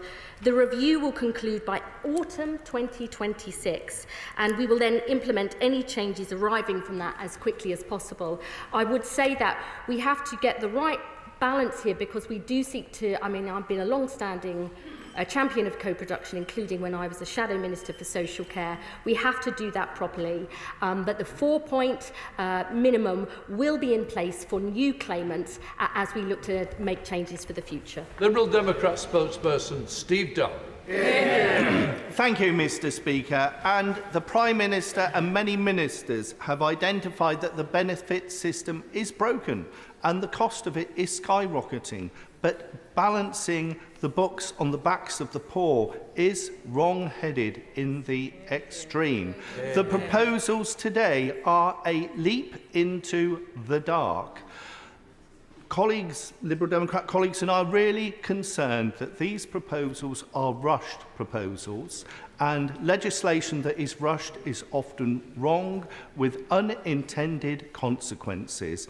As Liberal Democrats and the Member of Parliament for Torbay, we're really concerned about disabled and long-term sick, their children, their families, and also carers. There are some root causes here. Our broken NHS and social care system needs to be resolved so that there is the support for those who are most in need. Our access to our access to work scheme is broken and needs resolving as a matter of urgency. There are some real challenges there, and so I hope the Minister will give some genuine answers around what consultation has the Minister undertaken with carers, and also what cost shunting have you identified for our care and social needs system with any proposals? And finally, will the Minister consider withdrawing these proposals so there is adequate consultation and scrutiny to avoid any bystanders being hit by these proposals? So state. The honourable gentleman for his question. I do know he cares passionately about these issues. He raises the urgent need to make sure that our NHS is back on its feet, and we are beginning to make a difference with waiting lists down for the first time in 2 years, creating 4 million more appointments in our first year, when that's more than double we promised. He talks about the failings of access to work. I absolutely agree. That is why, as part of the Green Paper, we are looking to reform it so it's available to more people in future. And we passionately care about family carers. And as I said in my statement, existing benefit PIP claimants will be protected as a result of the changes announced today, and all those carers who get their carers allowance because it's a passported benefit. I would say to him too, we are looking at the future of social care with the review by Louise Caseby. The reason we are bringing these changes forwards is we do not think that it is acceptable that the UK has one of the widest disability employment gaps in Western Europe at 28%, much higher than Germany, France and Sweden. We think that's unacceptable. We want to change it, and that's why we're making these reforms. Can we try and speed up question and answers? It's not your fault. I'm just thinking of the numbers. Everybody wants to make a comment. I understand why. Joanna Baxter is a good example. Thank you very much, Mr. Speaker. I welcome my honourable friend's statement and the additional £300 million for employment support, and also that the PIP review will be co-produced with disabled people and their representatives. But many of my constituents in Paisley and Renfrewshire South are relying on the Scottish Government for employment support and also for getting waiting lists down to help them back into work. So can she outline for me what discussions she is having with the Scottish Government to address those concerns? Well, our new Jobs and Careers Service applies in all parts of the UK, including Scotland, to help get more people back into work with personalised support. And I would simply say the spending review has delivered an additional £9 billion for Scotland, the biggest ever settlement in the history of devolution. And I just hope that the SNP matches our ambition to get more people into good work instead of cutting the employability budget as they have done in recent years. John Glenn. Thank you, Mr. Speaker. I think the vast majority of people in this country believe in a welfare system that is compassionate to the vulnerable and particularly the disabled. But that they can no longer understand why so many people in this country, in contrast to other similar countries, have so many in this situation where they're not working. Yes, we were in power for 14 years, and during COVID, when as a minister we made decisions like stopping face-to-face assessments because we couldn't do it. Yes. But we all recognised that that process of recovering from that COVID time has not gone as well as it should have been. But I would say to the Secretary of State, if she cannot deliver the shift in the numbers, this economy is in a death spiral. She needs to recognise that these changes need to reset radically to meet the expectations of the country. I absolutely believe that we've got to reset the system. We have to make sure that everybody who can work gets the opportunity to do so and the support that they need. That is precisely what we're trying to do with these plans. And I would just gently say to the honourable gentleman who I admire that it is precisely that failure and that mess that we are now trying to tackle. Thank you, Mr. Speaker. Mr. Speaker, I thank the Secretary of State for the movement made in the last week. It would have been good to have had those conversations earlier. We are where we are. In response to my honourable friend, the Chair of the Department for Work and Pensions Select Committee, My right honourable friends spoke about the November deadline and the 4 points kicking in. Could she explain to the House the rationale for settling on those 4 points in one category prior to the Timms review? I thank my honourable friend for her question. Our objective here is to, as it always have been, and I am grateful to her and others for all the engagement that they have done with us, and I'm very grateful for that going forward. But the reason we are making these changes is we have to both get more people who can work into work and try to begin to focus this really important benefit on those with higher needs, so it is sustainable for the future. That will not affect existing claimants on PIP. They will have their incomes protected. I think that is a very positive change that we are making. The Timms review will indeed look at those descriptors and the points that are allocated as part of a much wider assessment, because we have to make sure this benefit lasts for the future, to make sure it is always there for those in greatest need. Marriott Ball. Thank you, Mr. Speaker. And this week's U-turn, the Secretary of State just told us, will cost £2,500 million a year by 2029. So can she tell the House how she proposes to cover that expense? This change will be fully funded, and it will be set out in the normal way. It will be set out in the normal way at the next fiscal event, as I'm sure all honourable members in this House would appreciate. Rachel Busk. Thank you, Mr. Speaker. I welcome progress, but I cannot countenance sick and disabled people being denied support to enable them to be independent in the future, and 150,000 people pushed into deeper policy, nor can disabled people across our country support these measures. It is a matter of conscience. So can I ask the Secretary of State if she could set out why we're voting on these matters tomorrow, when the Timms review says that there could be real changes in the criteria that is used to assess people up to 4 points. It feels like signing a blank cheque.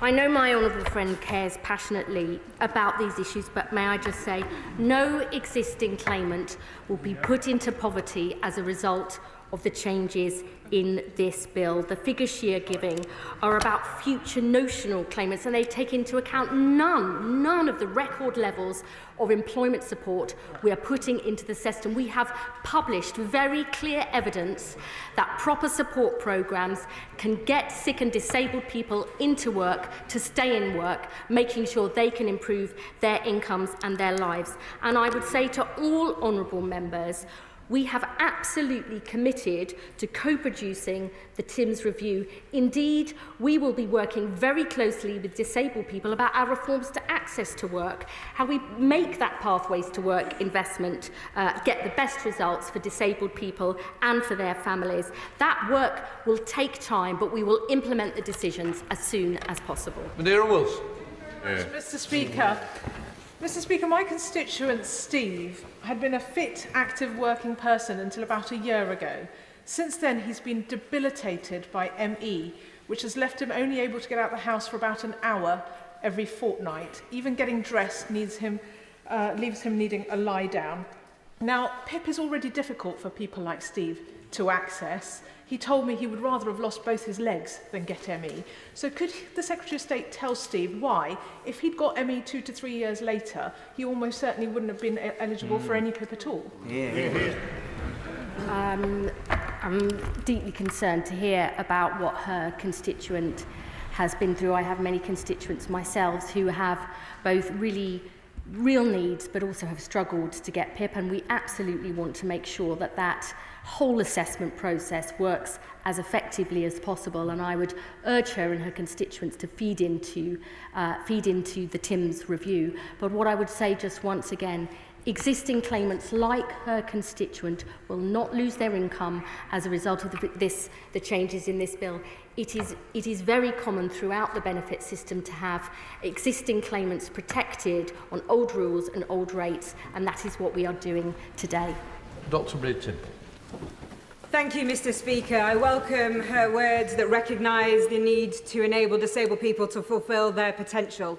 Since April, I've engaged with the government, making it clear I could not support the proposals on PIP. Our manifesto committed to championing the rights of disabled people and to the principle of working with disabled people.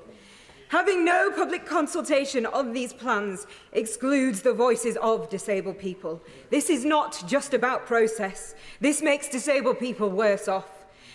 The principle of fairness means disabled people had a legitimate expectation to be consulted, and in order to fulfil the Equality Act Section 149 Public Sector Equality Duty. Why did the Department for Work and Pensions choose not to consult with disabled people on PIP proposals, and what work will her department do to win back the trust of disabled people? My honourable friend is a powerful voice, and I know she will always remain that in this House. We are absolutely committed to co-producing this PIP review led by Sir Stephen Timms. She may know we are also setting up collaboration committees on access to work and on pathways to work to make sure we really get this right. I look forward to meeting with her and many other disabled people and their organisations to absolutely make sure we get this right as we go forward. Sir Desmond Swade. To describe it as fair and equal, to treat people with identical conditions differently purely on the basis of whether they are an existing applicant, an existing recipient of benefits, is Orwellian newspeak on stilts, isn't it? So why did his party do it for 14 years? Vicky Foxcroft. Thank you, Mr. Speaker, and I thank the Secretary of State for her statement. Will the Timms Review have the powers to review the planned budget savings for future claimants of PIP and UC health components? And secondly, if claimants request a reassessment because of worsening health conditions, will they be assessed on the current criteria or new eligibility criteria? I thank my honourable friend for her question. The PIP review is not driven by an objective of making savings. It's about making sure that this really vital benefit is fair and fit for the future. And as is the case now, people can request reassessments whenever they want. For existing claimants, they will remain under the new rules unless they request a reassessment until November 2026. And from November 2026 onwards, there will be that 4-point minimum. Kirsty Block. If this is what they think people voted for, what people wanted when they voted in July last year, why was it not in their manifesto? Why did they not put in their manifesto that they were going to cut the winter fuel payment, that they were going to keep the two-child cap, and that they were going to push 150,000 more disabled people into poverty? Is it perhaps because she realised how deeply unpopular and wrong these changes would be? I mean, it was, I don't expect her to have read every line of our manifesto, but reforming the benefits system was in our manifesto, and so too is our commitment to tackling child poverty. And I would say I am beyond proud that the Chancellor invested the resources we need to extend free school meals to all families on universal credit and lift 100,000 children out of poverty, a down payment on our child poverty strategy this autumn. Chair of Women's Equality, Sarah Owen. Thank you, Mr. Speaker. We all agree that the welfare system needs reform, but many of us in this place believe that changes for disability support should not take place without listening to disabled people's voices and experiences. Over the last few days, I'm hopeful that the government has shown strength in listening and moving on what they've heard. However, I have a question on the sequencing. What is the logic of making changes to future claimants before finishing the Timms Review, now co-produced with disabled people? Could this lead to not just 2 tiers, but 3 tiers? Those existing claimants, those new claimants who will lose out, and those post-Timms Review? No, that won't be correct. As I've set out in my statement, existing claimants on PIP will be protected. But the reason that we are making the changes for future claimants is we want to start to focus that for future claimants on those with higher needs. But current claimants of both PIP and, as I've set out, on Universal Credit Health Top-Up, no one who are claiming those benefits will be pushed into poverty as a result of the changes in this bill. James Wyatt. Thank you very much, Mr. Speaker. Health and sickness benefit spending is set to hit £100 billion by the end of the Parliament. So why isn't she bringing forward proper reforms rather than these rushed cuts imposed by the Chancellor that only save £2 billion and duck the difficult decisions that deal with the scale of the challenge that we face? I mean, perhaps he should make that point to his front bench when they had 14 years. Good job. Thank you, Mr. Speaker. Can I welcome the clarity my right honourable friend has set out, particularly for existing PIP claimants and those with severe conditions. But my constituents, who I met this weekend, would want to be actively a part of designing the changes that affect them. So can the Secretary of State confirm that my constituents will be able to feed their direct lived experience into the PIP review? Yes, as I set out in my statement, we intend to co-produce the TIMS review with disabled people, the organisations that represent them, other experts and MPs, so her constituents absolutely will be able to feed their views into this review. We want to strike the right balance here because co-production does actually take time. We want to do it as quickly as possible, but it's got to be done as effectively as possible. And I look forward to working with my honourable friend and involving her constituents' views. Tim Farron. Mr. Speaker, I spoke to a resident, a friend, in my constituency over the weekend. She's a wheelchair user since a failed back operation some years ago. She currently gets PIP. She gets 3 points for dressing and undressing. She gets 2 points for washing and bathing. She needs help with both. Yet she fears, as do I, that anybody with her needs or exact needs applying after next November will be left without help. We are right to be concerned and to fear that, aren't we? That is unjust and uncaring, isn't it? I would merely repeat to the honourable gentleman that it is very common throughout the benefit system to protect existing claimants from new rules and new rates. But I would also say to him, we are putting billions of pounds extra into the NHS so people can get the health and social care support they need. We're putting the biggest ever employment support investment in for sick and disabled people because we know disabled people who are out of work are twice as likely to be in poverty. That's the investment we're making. His constituents will be protected and will not be put into poverty as a result of the changes in this bill. Special Lowe. Thank you, Mr. Speaker. And I thank the Secretary of State for her commitment to bring forward a stronger bill and working with colleagues across the House on this. The reality is any one of us in this House could become disabled. Disability does not discriminate. And it's important for us to recognise the network of informal care, which is keeping our social care system. And the reality is that for a number of carers, they would not be eligible for carers allowance without the PIP eligibility. And there are so many carers who are receiving carers allowance who are in poverty. Those people are not doing it for the money, they're doing it because they are wanting to help a loved one, a family friend. I know from personal experience, being a carer for my mum, when you're helping someone to bathe, someone to get out of bed, someone to cook and clean, the toll it takes on you, you are not doing this for money, but they are scared. So can the Secretary of State confirm that we will protect those carers in any future PIP changes, because it is right that those carers should not be pushed into further poverty? My honourable friend is a huge champion of these issues, and I have long championed what unpaid family carers do. As she says, many don't even think they're a carer, they're just, a husband, wife, son, daughter, mum, dad, looking after the person they love.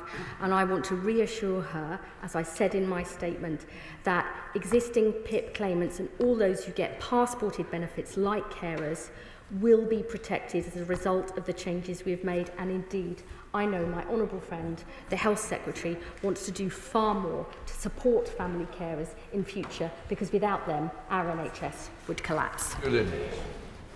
Does the Secretary of State agree that, whilst necessary at the time of COVID, the removal of the requirement for face-to-face assessments was an opening of the door to potential abuse? And if so, will she commit in principle to the reinstatement of face-to-face assessments? That's exactly what we committed to in our Green Paper. Good, Snell. Thank you very much, Mr. Speaker.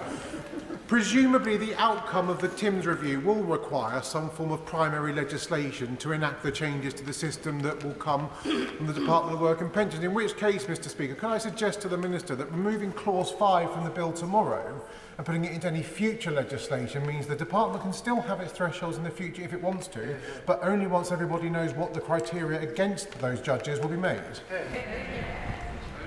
Well, we are co-producing this review, and it may result in changes that require primary legislation or secondary legislation or other action, and I don't want to preempt that. Let me just bring the honourable gentleman in the House back to what the purpose of these changes are, which is to make sure we have a system that is fair for those who need support and fair for taxpayers, and so that we do try and put the welfare state on a more sustainable footing in future.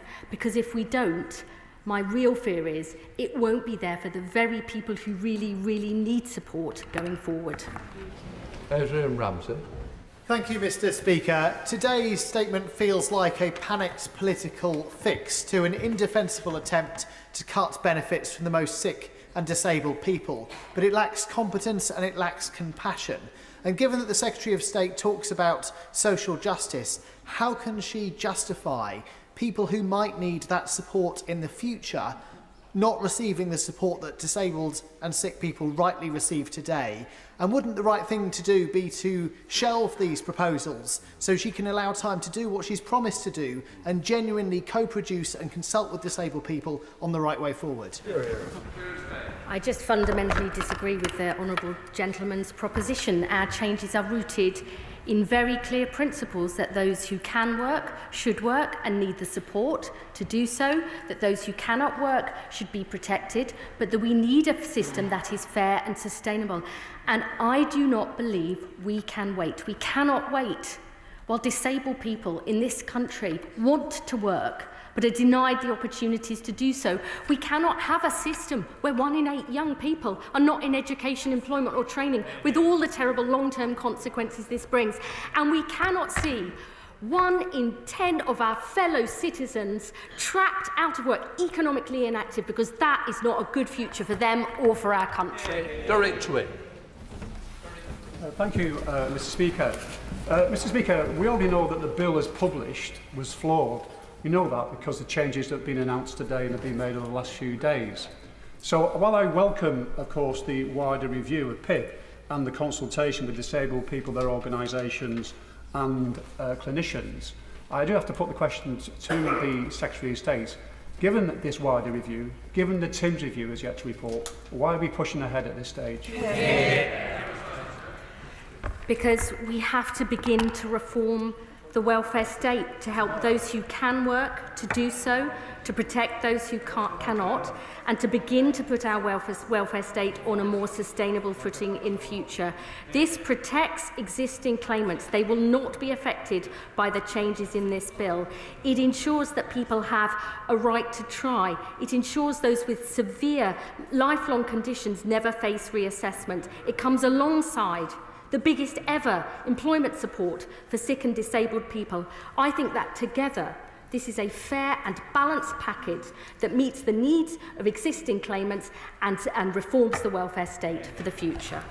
David Hammond. Thank you, Mr. Speaker. There were almost 1 million fewer workless households in 2024 than there were in 2010. And one factor behind that was universal credit and reducing the barriers and the perceived risks of going back into work if you weren't sure how it was going to work out. Now, notwithstanding the right to try, if there are in future going to be 2 different levels of health component outside of the severe conditions criteria, isn't that going to raise those barriers back up and do the exact opposite of her stated intent?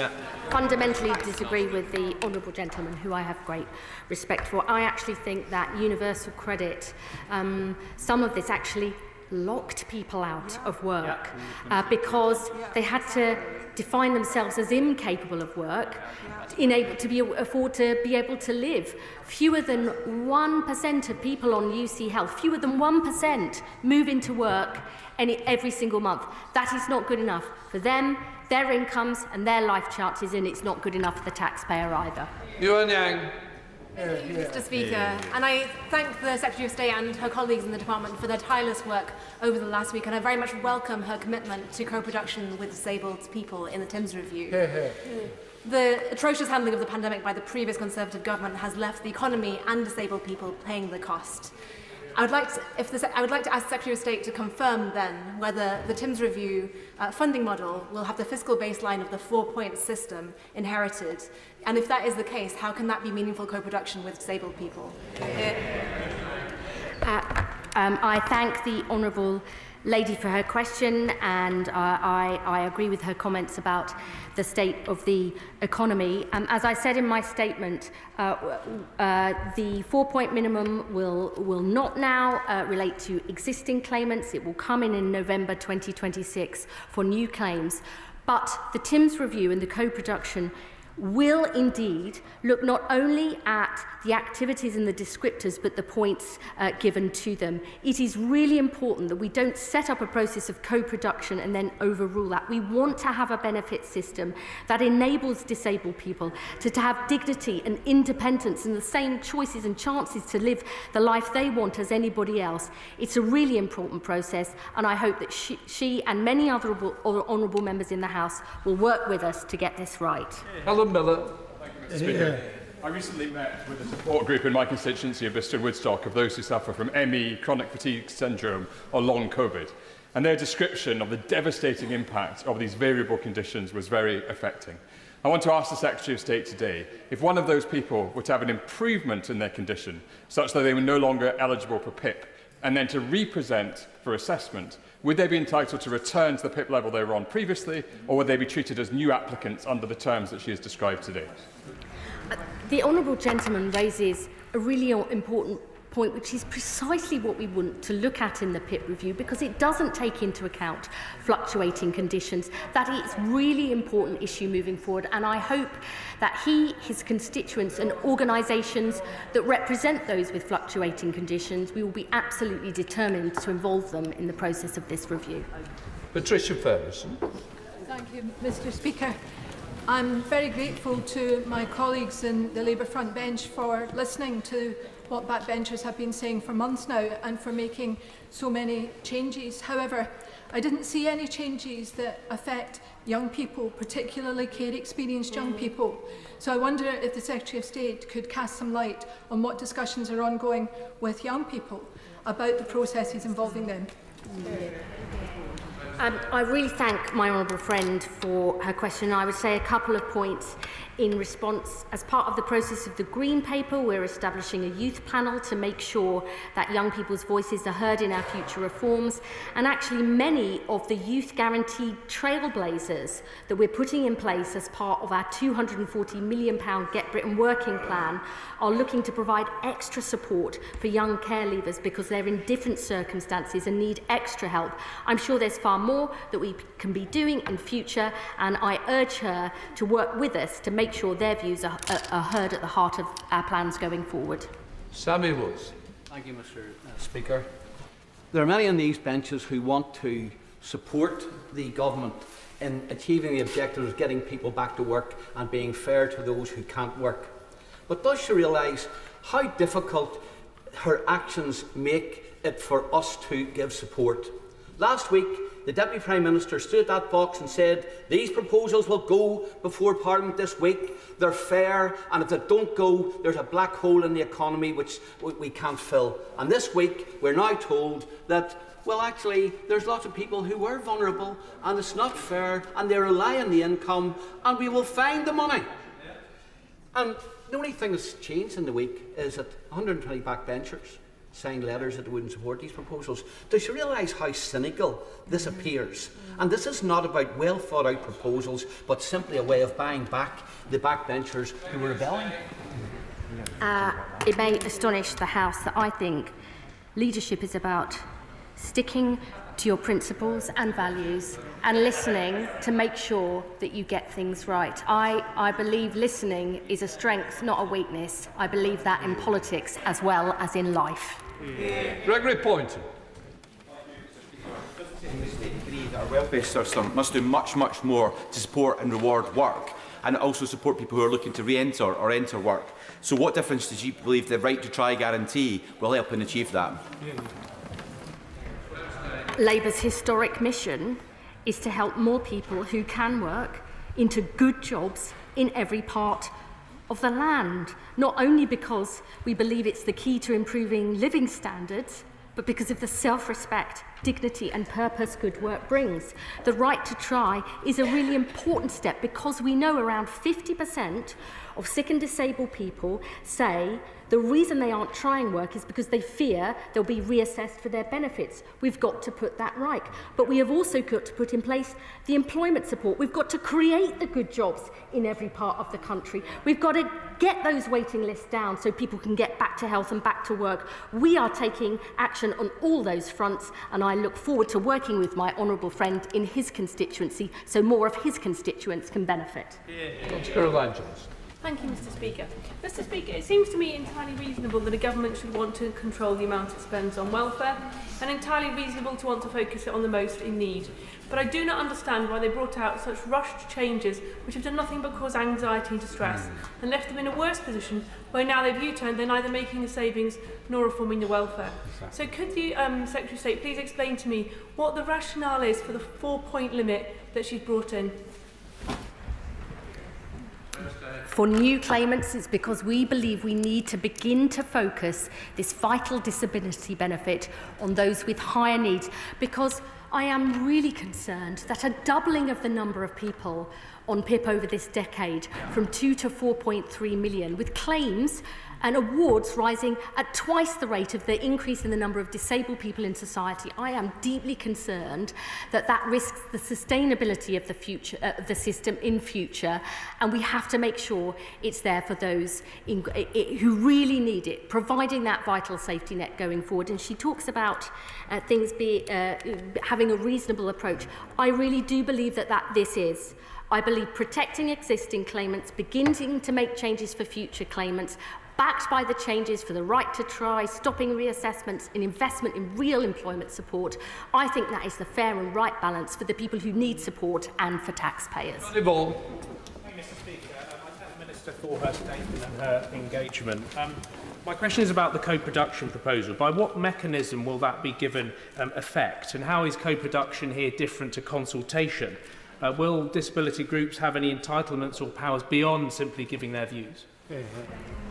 I thank the honourable gentleman for his question.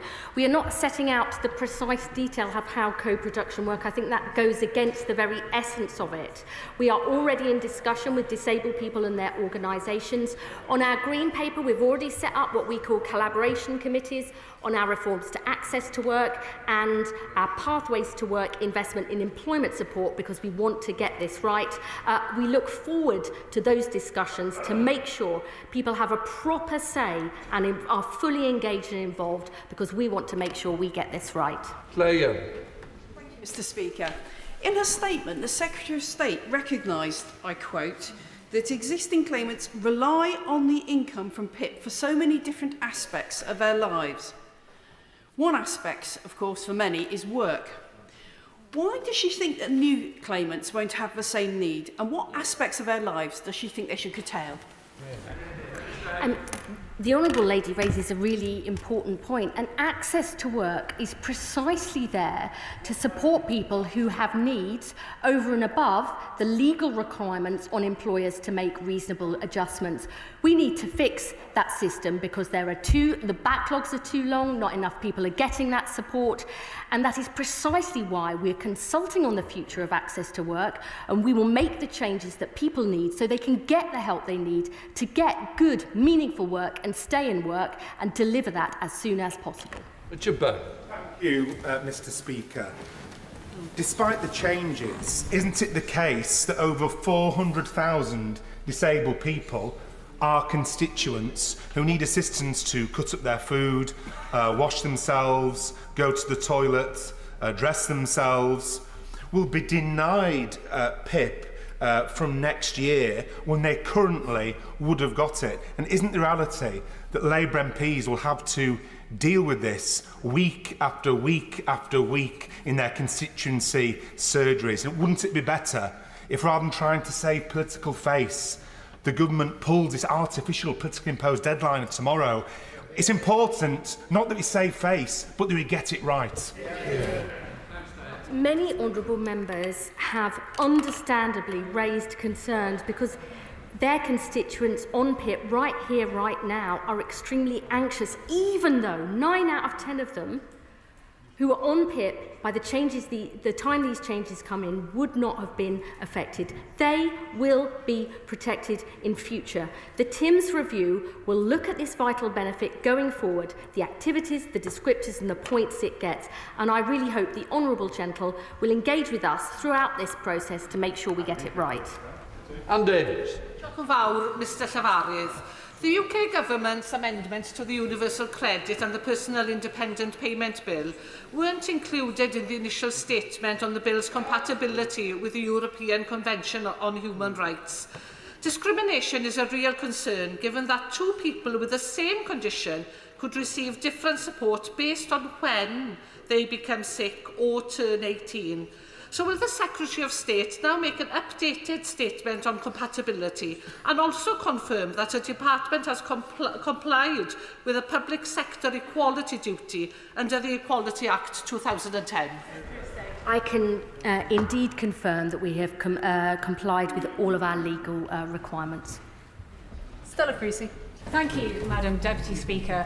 I don't doubt the commitment of the Secretary of State to getting this right. And she will be very, very aware that as it stands, the legal advice we've had is that these proposals will breach our obligations under the UN Convention on the Rights of People with Disabilities, something the previous government did, and we rightly challenged them on it. So that we do not make the same mistake, will she give a commitment to write into a bill that these proposals will be compliant with that commitment to make sure that persons with disabilities have social protection and the enjoyment of that right without discrimination on the basis of their disability? I would simply say to my honourable friend, who knows I have deep respect for her, that I would not be making any changes that I believed were incompatible with the law. Paul Holmes. Thank you, Madam Deputy Speaker. I'm sure the Chancellor will be delighted that the flip-flopping of the Prime Minister has meant that she has to find another £2.5 billion in taxation on people in this country. But does the Secretary of State think that it is fair that a two-tier system has been created? Because why would anybody on the old rate seek work when they know that if they go into work and it doesn't work out and they claim again, they'd get a reduced rate under her government? Because PIP is not an in-work benefit. Chian Wara. Thank you, Madam Deputy Speaker. The North East has the highest rate of disability in the country, 31%, and over a quarter of those of working age are living in poverty. So the Secretary of State is absolutely right to say that welfare reform is hard, it is essential, and it must reflect Labour values and disabled voices. So could she set out to us how the co-production of the new system with disability groups will ensure that it is a fairer system, and whether how North East disability groups will be able to be involved? We will absolutely ensure that the views and voices of disabled people right across the country, including in the North East, are fully involved in our process of co-production. She is a powerful champion of this. I hope she too will get involved with our plans. The Minister for Social Security and Disability, Sir Stephen Timms, will be developing the process of co-production in close conduct with disabled people and their organisations, and I am sure that he will update the House shortly as these plans progress. Jeremy Corbyn. Madam Deputy Speaker, on page 3 of her statement, the Secretary of State asked herself the rhetorical question about a two-tier system. Can she simply confirm that somebody now eligible for personal independence payment gets it, Somebody with a similar condition, whenever this bill has become law, suffers the same kind of condition, will not be eligible for the personal independence payment, and their support will be either from friends or family or no support at all. Is she really happy that we're deliberately creating a two-tier system for people with profound needs and disabilities who quite rightly expect the community as a whole to recognise and support them? Absolutely. I would simply say to the honourable gentleman, there are many differences in the benefit system already, where people are on different rates and different rules depending on the time that they came into the system. That has always been a part of the social security system, including under previous Labour governments. The TIMS review will look at the different descriptors and the points that are delivered to them, alongside much wider changes. I mean, the PIP came in more than 10 years ago. There have been huge changes in the nature of disability, in the world of work, and in society. We have got to make sure this vital benefit stays in future, and that is what the TIMS review seeks to achieve. I thought it would be helpful to let members know that I'm planning to continue the statement until 1:15. It would therefore be helpful if questions could be short. Alex McIntyre. Mr. Speaker, over recent months I've been consulting with constituents of mine in Gloucester who have lived experience of disability and the welfare system and their representatives, and I know they'll welcome your statement, the Secretary of State's statement today that protections for existing claimants will be protected. But one of the most heartbreaking stories I heard of those consultations was a young constituent of mine who'd applied for hundreds of jobs, attended dozens of interviews, and simply could not find a job. So will the Secretary of State meet with me to discuss what more we can do, not just to support disabled people in my constituency, but also to encourage employers to take on some of the talented, brilliant people living with disabilities that we have in my constituency of Gloucester?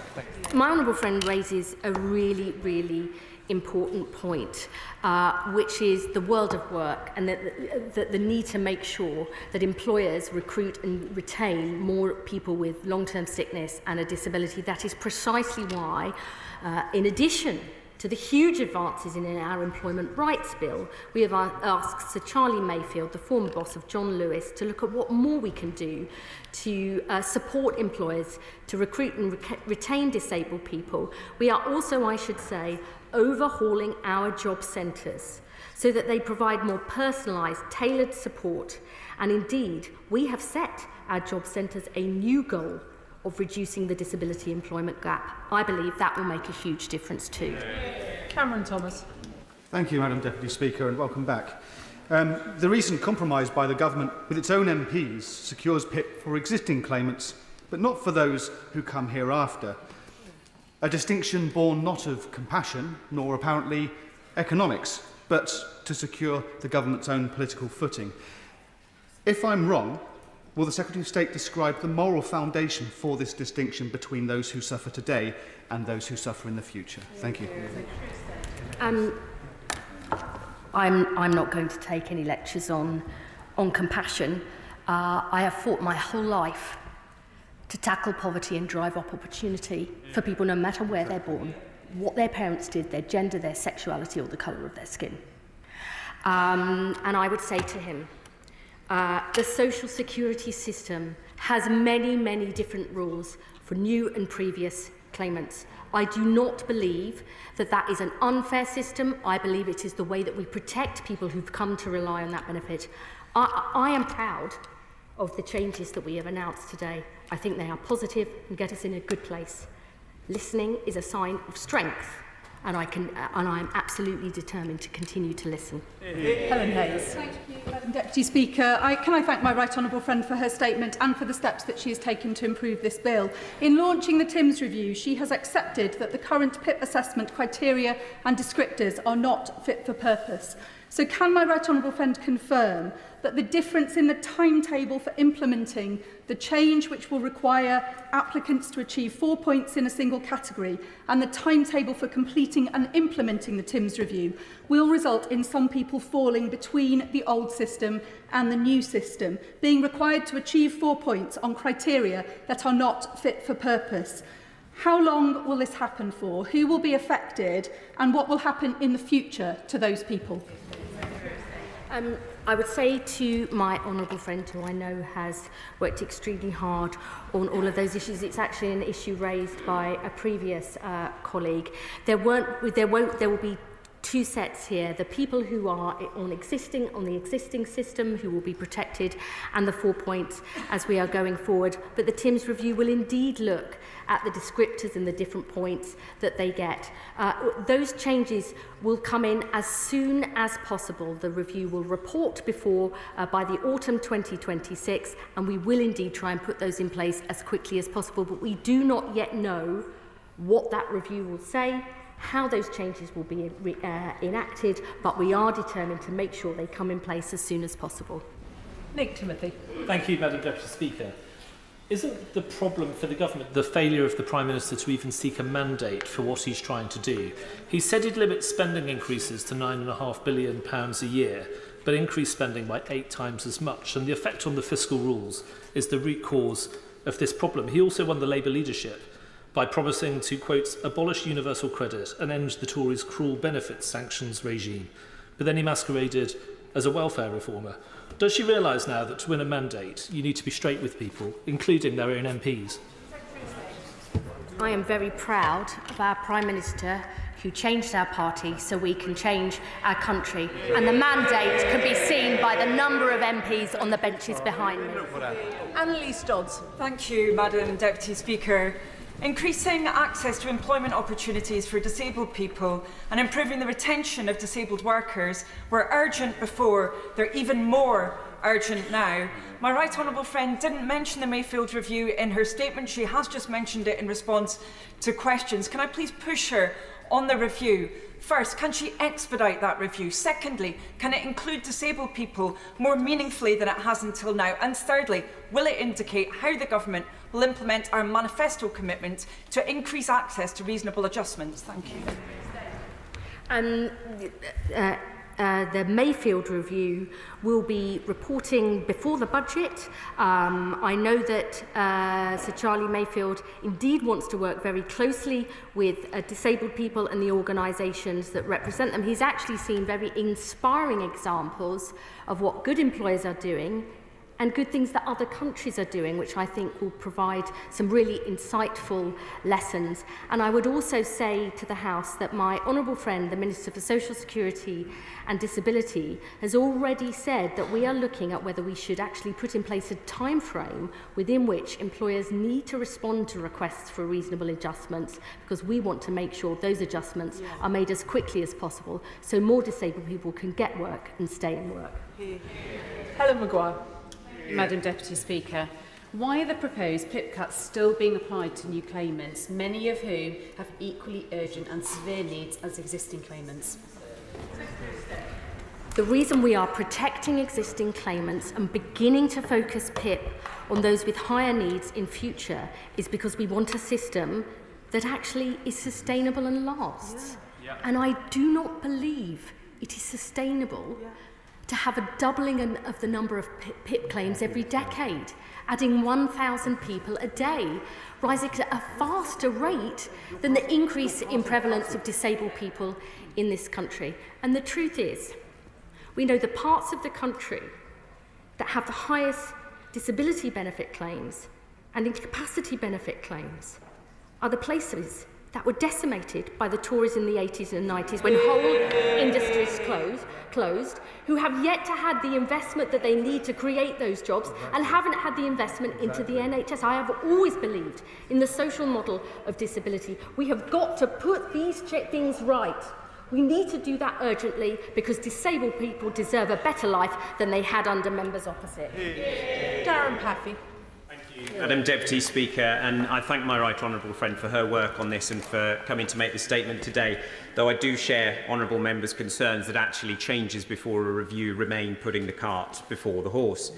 I must just press her, while I welcome the changes that bring immediate security and protection for existing claimants, can she please confirm that if an existing claimant or someone on a legacy benefit is reassessed, will they be treated under the new measures or the existing ones?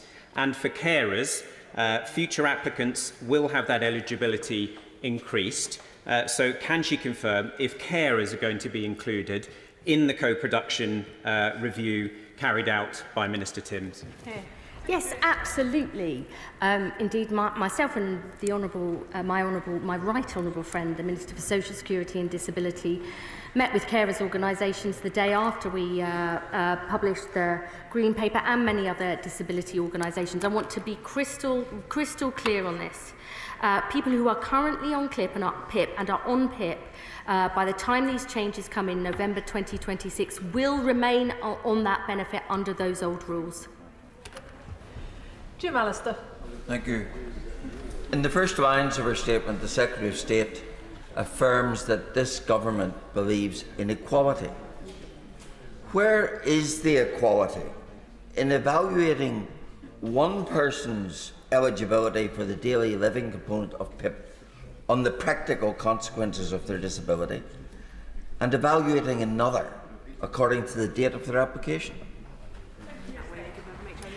I mean, this is a really common issue within the benefits system, and if we could never change it, we wouldn't make the reforms to make it sustainable for the future. Existing claimants will remain on those rules even if and when they are reassessed. The changes will come in for new claimants from November 2026, but our review will look, as I've said many times before, at the different activities and descriptors and the points that they will get, because we need to make sure this vital benefit is sustainable for the future. Ruth Jones. Madam Deputy Speaker, and I thank the Secretary of State for coming this afternoon, and I welcome her announcement that the Timms review of the PIP process will be undertaken in partnership with people with disabilities, because this is critical, because we know that currently over 70% of appeals against PIP outcomes are overturned in favour of the claimant. We need to get the assessment process right first time and every time for all applicants. Does she agree? Yes. Josh Babarindi. Thank you, Madam Deputy Speaker. I decided to go into politics because I believe that luck plays too great a role in shaping people's respective courses and qualities of life. But unfortunately, the system that has been announced today leaves the fate of many disabled people in our country down to luck. Were you applying before November 2026, or were you applying after November 2026? I hope that the Secretary of State will reverse her decision and drop this bill tomorrow. But in case she won't, will she commit to engaging with Kathy, a disabled person in my constituency, who runs a Facebook group of 44,000 people advising on PIP and disability-related matters, in order to ensure that her voice and their voice is at the centre of their plans going forward? I mean, I will absolutely commit to making sure her views and voices are heard, and I'm sure as a strong champion for his constituency, he will ensure that. But I don't believe it's about luck. I believe that parts of this country and different types of people have been repeatedly neglected and denied opportunities and support. Exactly. There is nothing about luck here. It's about people and places that have been written off and denied opportunities for so long. Governments, if they're determined, can make a difference, and that is what we intend to do. Tonia Antoniazzi. Thank you, Madam Deputy Speaker. Regarding welfare reform, I've surveyed my constituents and submitted the findings to the consultation. I've met with disability groups across Swansea and disabled constituents to hear their concerns. But the problem that I've seen most prevalent in Gower has been the incompetence of Capita and the inconsistencies of DWP decision makers. And this is why, Madam Deputy Speaker, I really do genuinely welcome the Timms review. So what reassurances can she give that the Timms review will address this and give confidence in the decision-making process? She should 100% send me these findings and concerns in detail. One of the reasons that we are not only bringing back face-to-face assessments but recording them as standard is because precisely we want to get to the bottom of this and make sure we put it right. Jim Dixon. Thank you, Madam Deputy Speaker. Over this weekend, I was privileged to be able to have a number of in-depth conversations with people and families living with disabilities. I'd like to thank the DOT for the kindness community for bringing that event about. One of the things that the people I talked to said to me again and again is how poor the health service has been at helping disabled people manage their conditions over many years. Could the Secretary of State set out how the DWP and the Department for Health are going to work together to make sure disabled people are properly supported into work?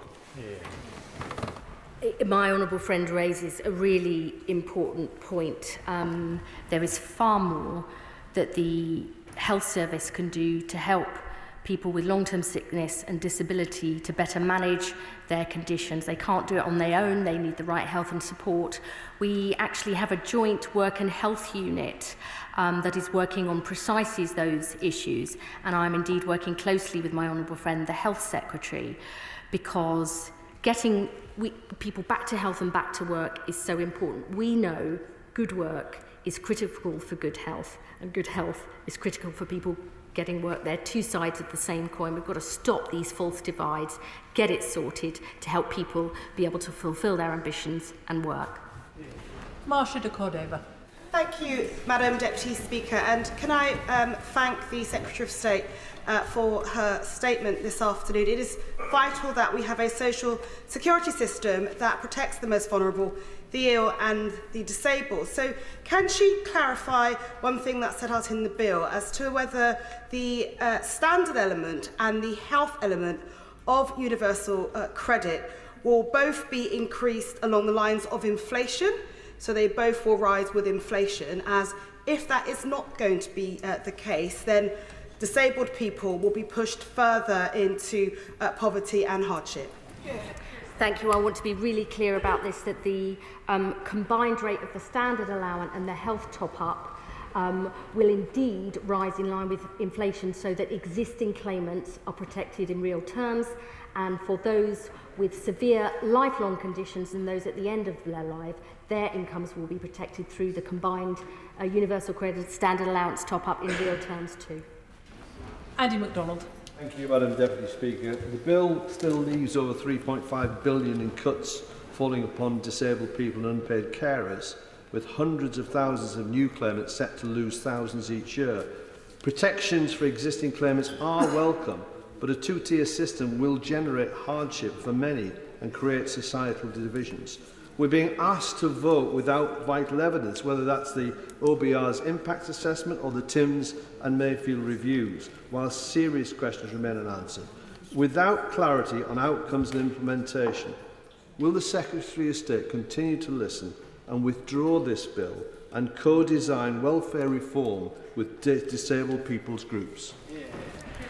May I say to the honourable gentleman, who I have great respect for, that none of this takes into account the biggest ever investment into employment support for sick and disabled people.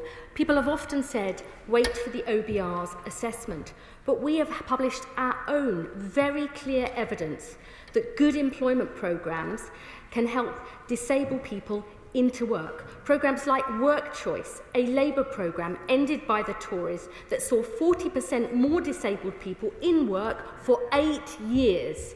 That is based not just on economic theory, but on practical reality. That is the difference that this Labour government wants to make. Nadia Whittam. Thank you, Madam Deputy Speaker. Disabled people's organisations have been clear that even with these concessions, they oppose this bill. The government talks of co-production in the PIP review, but it's not co-production if the government's starting point is delivering cuts, and it's asking disabled people where they would prefer those cuts to be, rather than how can we create a system that truly supports disabled people. Does the Secretary of State not accept that after months of the government ignoring disabled people, the only way meaningful co-production can take place is by pulling this bill and going back to the drawing board? I would gently say to my honourable friend that we will be protecting existing claimants. That is the very purpose of the announcements we've made today, that no existing PIP claimant or those on a universal credit and the health top-up will be put into poverty as a result of this bill. Far from it. We are changing the system so that many more sick and disabled people who want to work can actually get work. That is about building a better life in future. This Labour government believes that if you can work and that you want to work, you should have the chance and choice to do that. 200,000 sick and disabled people say they work now, right now, with the right help and support. We are not cutting the support for that, we're actually increasing it because we believe that is the key to a better life. Kirstine Sullivan. Thank you, Madam Deputy Speaker, and I thank the Secretary of State for her statement and indeed the recent movement to protect existing claimants. Now, I appreciate that adult disability payment is a matter devolved to the Scottish Government. However, my constituents are really concerned about the potential for differing qualifying criteria across the nations, which may result in limiting access to passported benefits from November 2026.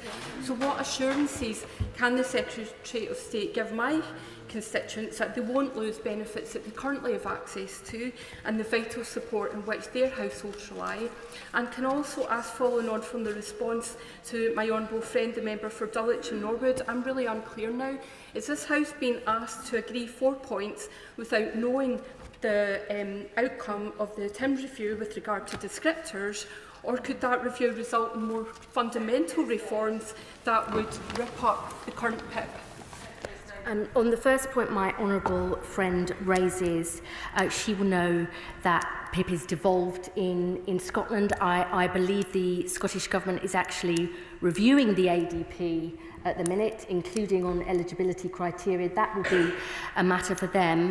But I want to be clear to the House that the new 4-point minimum requirement will come in November 2026 for new claims going forward. Existing claimants will be protected. Of course, the TIMS review will look at the different descriptors and the points that they should get in future, but that 4-point minimum in the daily living component for new claimants will remain. Matthew Patrick. Thank you, Madam Deputy Speaker. The party opposite presided over multiple reforms of welfare and the results were a disaster.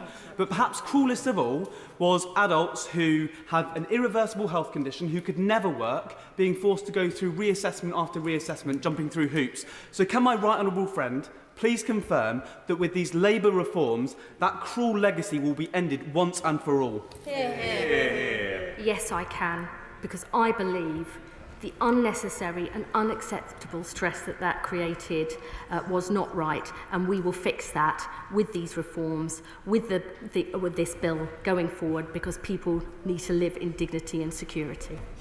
Mark Ferguson. Thank you, Madam Deputy Speaker. The Labour Party is defined by work, defined by the dignity of work. So is my community in Gateshead and Wickham. The belief that you should be able to work to provide for yourself, your family and your community. Too many people in my community have been let down by successive governments of all sides by not creating the jobs that we need. And with a failed system, not one person who's spoken today, not one has defended the existing indefensible system. So what will the Secretary of State do to ensure that communities like mine, where work and a lack of work is the problem, receive the support we need? My honourable friend speaks powerfully about Labour's historic mission to help people who can work to do so, and the fact that his constituents have been denied that support for so long. We want to transform that. We believe that in an ageing society where more of us will be living with a disability and with 1, 2 or more long-term chronic conditions and caring for people, that we have to change the welfare state. We have to provide more support to help people work. The world of work needs to change too, and that is why we've not only commissioned the Mayfield review, but that we are putting in the biggest ever employment support for sick and disabled people, and why I've announced an additional £300 million for that support today. Can I please encourage members to keep their questions short, or you will not all get in? Harpreet Uppal. Thank you, Deputy Madam Speaker. Having met with disabled constituents over the last few months, there's no doubt the initial proposals caused anxiety, so I do welcome the changes for existing claimants and also the TIMS review, but can I urge the Secretary of State to look at the sequencing to make sure that review does happen before we assess new claimants. And just one final point, Deputy Madam Speaker, is the assessors themselves. There's no doubt the involvement of private companies has caused problems with the use of Capita and Maximus, and also having assessors who don't understand health conditions. Can we make sure we look at that properly? Yes, we are absolutely committed to looking at that. In fact, we announced in our Green Paper that we are overhauling our entire safeguarding process, including the training of assessors. We want to get this right. We're also going to be not only bringing back face-to-face assessments, but also recording them as standard. Together, I believe this will make a real difference in the whole process to make sure we get the decisions, the right decisions, right first time. Ian Byrne. Thank you, Madam Deputy Speaker. These so-called concessions go nowhere near far enough, and tomorrow I'll be voting against these cruel cuts. But I want to ask, could the Secretary of State name a single disabled person-led organisation that supports this legislation? I understand why disability organisations are making the points that they do. That is their job. Our job is something different. Our job is to take the right decisions that we believe are fair, to make sure we have a system that works for people who need support, but that is also sustainable for the future. Yeah. That is not easy. I mean, that's a statement of the obvious. But I believe we have a fair package, a package that protects existing claimants because they've come to rely on that support, as is often the case in the social security system, that begins to tackle the perverse incentive that encourages people to define themselves as incapable of work just to be able to afford to live, and which puts in place the employment support to help the hundreds of thousands of disabled people and people with long-term conditions who want to work. That is the right way forward, and I hope that he and his constituents will get involved in the TIMS review to make sure future changes make sure this vital benefit is fit for the future. Rachel Taylor. Thank you, Madam Deputy Speaker. I spoke to Mike, one of my constituents, last week, who's a disabled person who speaks on behalf of many disabled constituents across Warwickshire. And he is really pleased that he's going to have the right to try work. He's also really pleased that disabled people will be treated with dignity and will be part of a co-production of these new proposals. But he is still fearful that these changes may mean losses for disabled people like him and difficult situations. Can she reassure Mike that her minister will come to meet with him to discuss these changes, and also how in particular we look at fluctuating conditions like ME and like MS, which my partner suffers from, so that we don't lose out in those things, and we make these changes something that can be positive for every disabled person up and down the country? We absolutely want to work with MPs, disabled people, their organisations and other experts as part of co-producing the TIMS review. And I think this point about fluctuating health conditions is really important and something that we have to crack for the future, because so many people have those conditions. They may be able to work one day, not another, 3 days at home, but not 5 days. That we've got to make this fit for the future, because the reality is we're living longer, more of us have disabilities, more of us have 2, 3 or more long-term conditions. The welfare state in its broadest sense, I mean the NHS as well as the benefit system and the world of work, have got to wake up to this, because as we live for longer, we will have to work for longer, but we've got to make that practical and decent.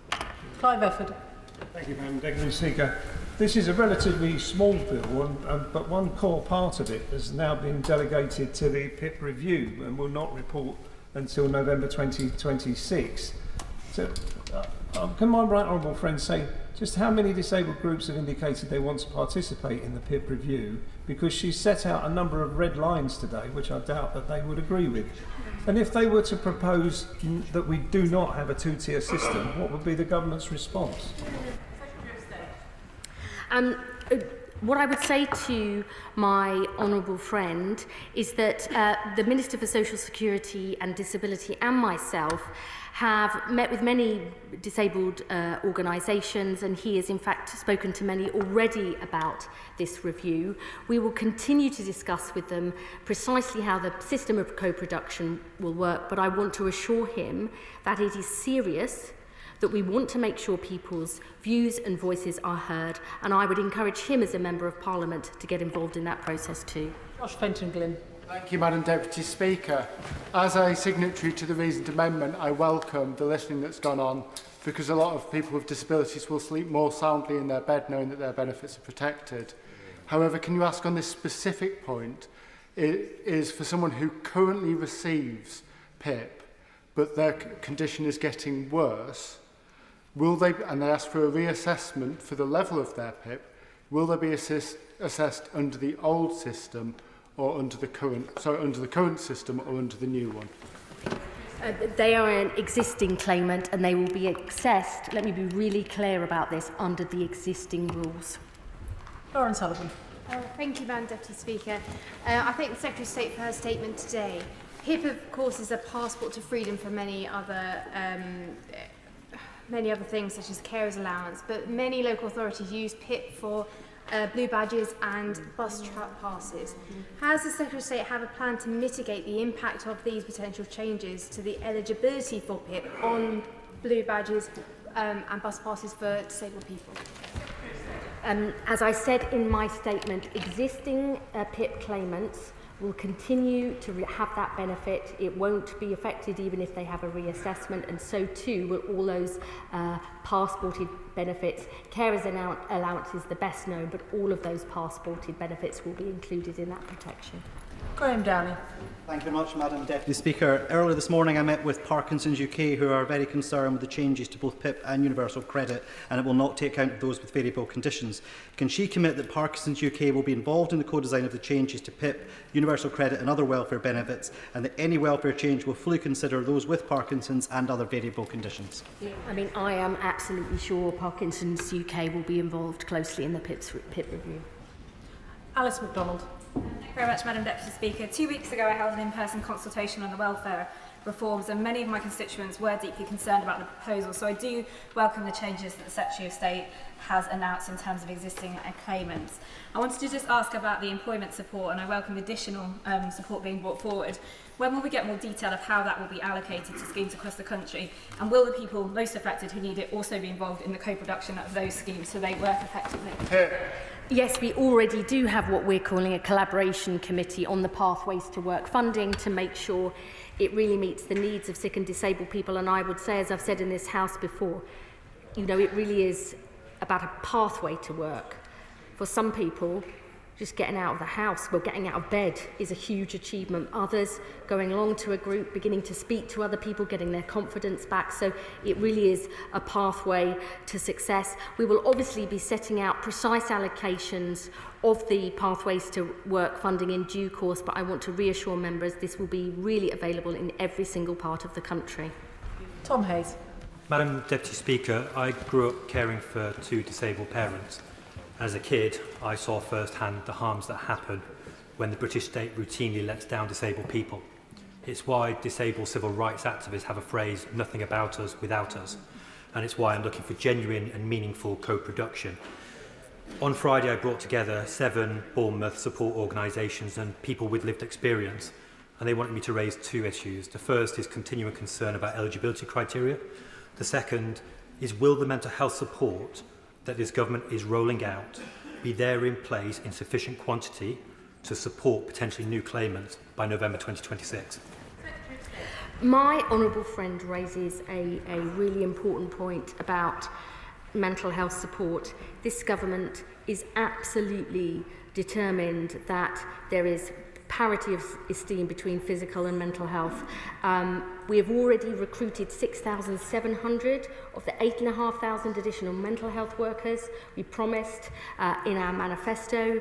We're putting in place new emergency mental health services. We're bringing new Young Futures hubs, which will include mental health support. But I know that my honourable friend, the Health Secretary, is determined to make sure that support is available in every part of the country. And I'm sure we'll be hearing more in the coming weeks and months.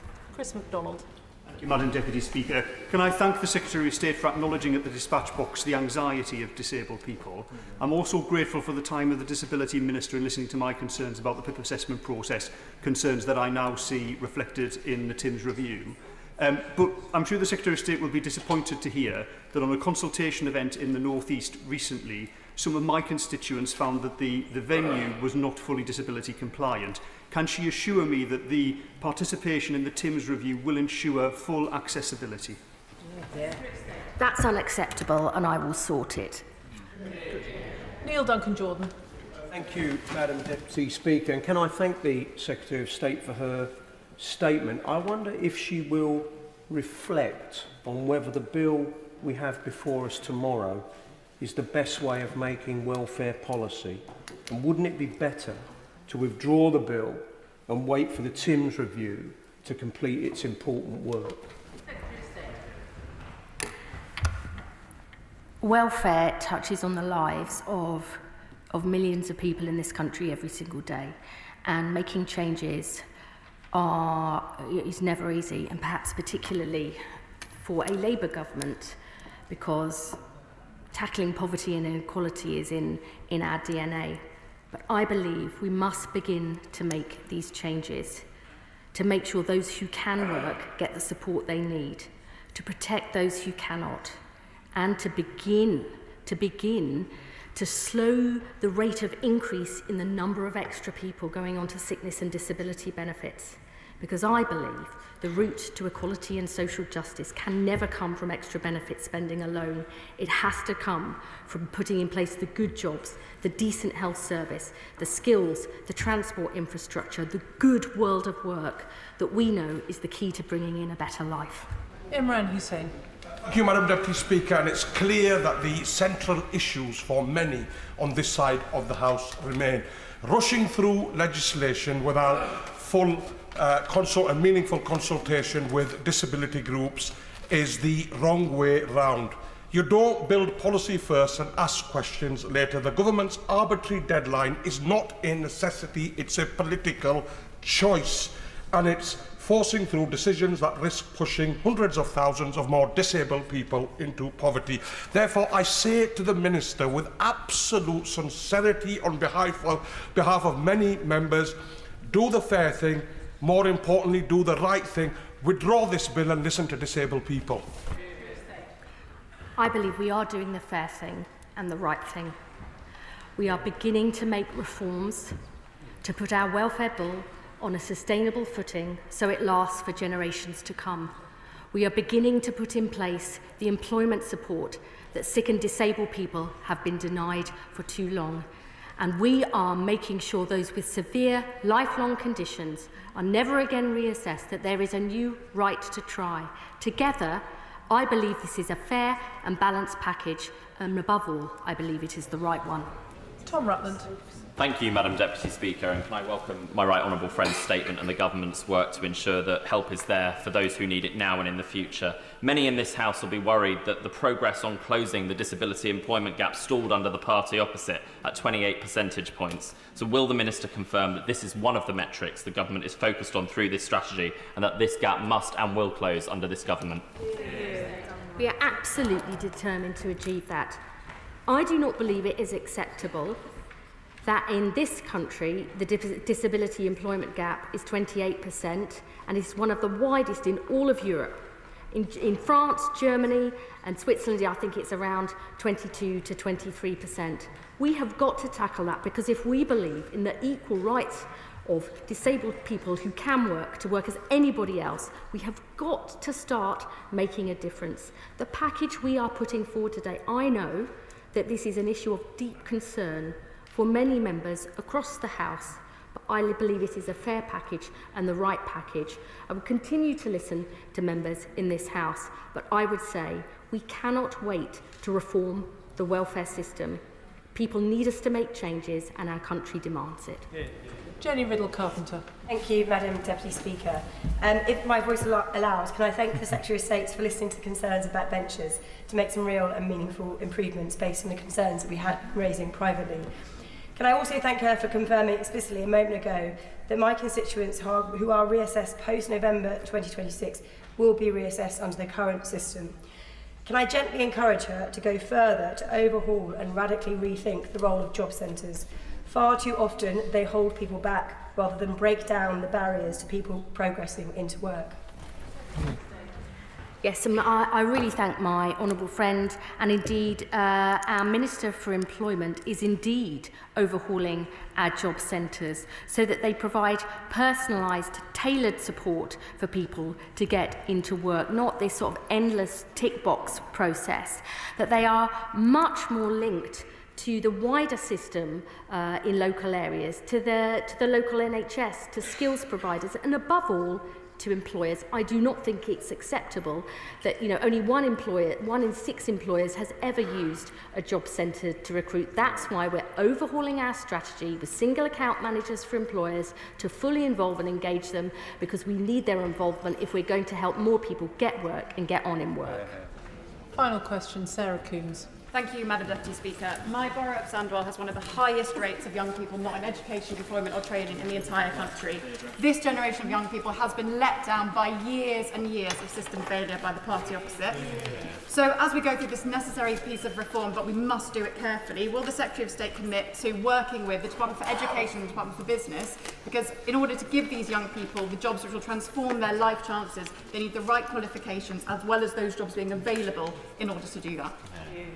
I absolutely agree with my honourable friend. Let's be honest, today's economy is brutal for people without skills. We're already setting out our plans to reform the system of apprenticeships. We want to see new foundation apprenticeships. We're bringing in new SWAP, sector-based work academies, 6-week programmes that give people guaranteed work experience and a guaranteed interview, which I think will make a real difference to young people. There's much more to do, that we need to do, but our commitment to a youth guarantee, so every young person is earning or learning, I think is the key to a better future for young people and for our country as a whole.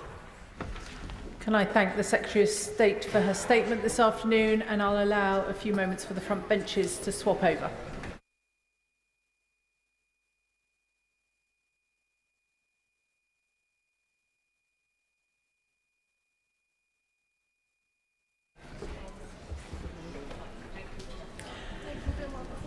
Statement, the Glastonbury Festival and BBC coverage. Secretary of State Lisa Nandy. With permission, Madam Deputy Speaker, I would like to make a statement about the events at Glastonbury this weekend. Members of Parliament will have seen, as I have, the appalling and unacceptable scenes at Glastonbury on Saturday, where chants of death to the IDF and river to the sea, amongst others, were broadcast to the nation. I've been in touch with my right honourable friend, the Home Secretary, as to whether there has been any criminal offence committed. The House will know that decisions relating to specific cases are an operational matter for the police. Avon and Somerset Police have confirmed that video evidence is being assessed by officers to determine whether any offences may have been committed. They have just announced in the last few minutes that this has now taken the form of a criminal investigation. So, as I hope members will appreciate, it therefore would not be appropriate for the government to comment on an ongoing investigation at this stage. But let me be clear that this government will not tolerate anti-Semitism. It has no place in our society. It is a poison and a cancer that must be rooted out, and we will be relentless in our work to do so. This government works closely with the police and with community partners to ensure the safety and security of Jewish communities, and we will continue to do so following the enormous impact that these events have had on them over the weekend. Let me turn now to the role of the BBC. On Saturday afternoon, just after the broadcast, I called the Director General to ask for an explanation and what immediate steps the BBC leadership intended to take. As the Prime Minister said yesterday, it is essential that the BBC explains how these scenes came to be broadcast. The BBC has rightly apologised and took the immediate decision not to put this content on iPlayer. I welcome that. However, key outstanding questions remain, including why this performance was broadcast live, given the concerns regarding other acts in the weeks preceding the festival, why the feed wasn't immediately cut when the chants of death to the IDF began, and what due diligence was done prior to the decision to broadcast this particular act to the nation. I expect answers to these questions without delay.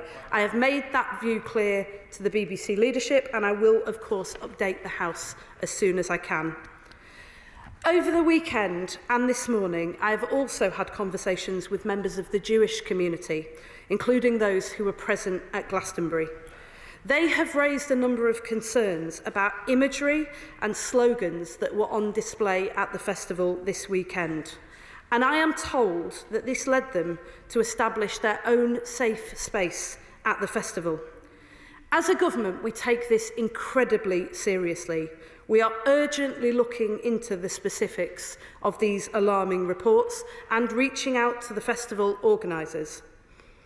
Finally, I want to be clear about the government's role. As a government, we strongly support freedom of expression, and as Culture Secretary, I will robustly defend the independence of our broadcasters and the right to artistic expression. But we do not accept that incitement to violence, hate speech or anti-Semitism is art. There is a clear difference between speaking out for Palestine, which is the right of everybody in this House and everybody in our country, and anti-Semitism, which is not and which will never be. When the rights and safety of people and communities are at risk, and when our national broadcaster fails to uphold its own standards, we will intervene. In the coming days, I will be having further conversations with the BBC and festival organisers to ensure that lessons are learnt and action is taken. And I commend this statement to the House. Shadow Secretary of State, Stuart Andrew. Thank you very much. I would like to thank the Secretary of State for her statement and for advance sight of it, and for her tone. Madam Deputy Speaker, I have always been a strong advocate for the BBC. It is a cornerstone of British public life with a proud history of cultural contribution. The events of this weekend, however, have made this incredibly difficult. During the coverage of the festival, the artist, as we've heard, real name Pascal Robinson Foster, led the crowd in a chant of death to the IDF, a moment which extraordinarily was transmitted by the BBC. Let me be clear, a national broadcaster funded by the licence payers must adhere to the highest standards of impartiality, responsibility and commitment to social cohesion. And I hope we can all agree that in this instance it has failed profoundly.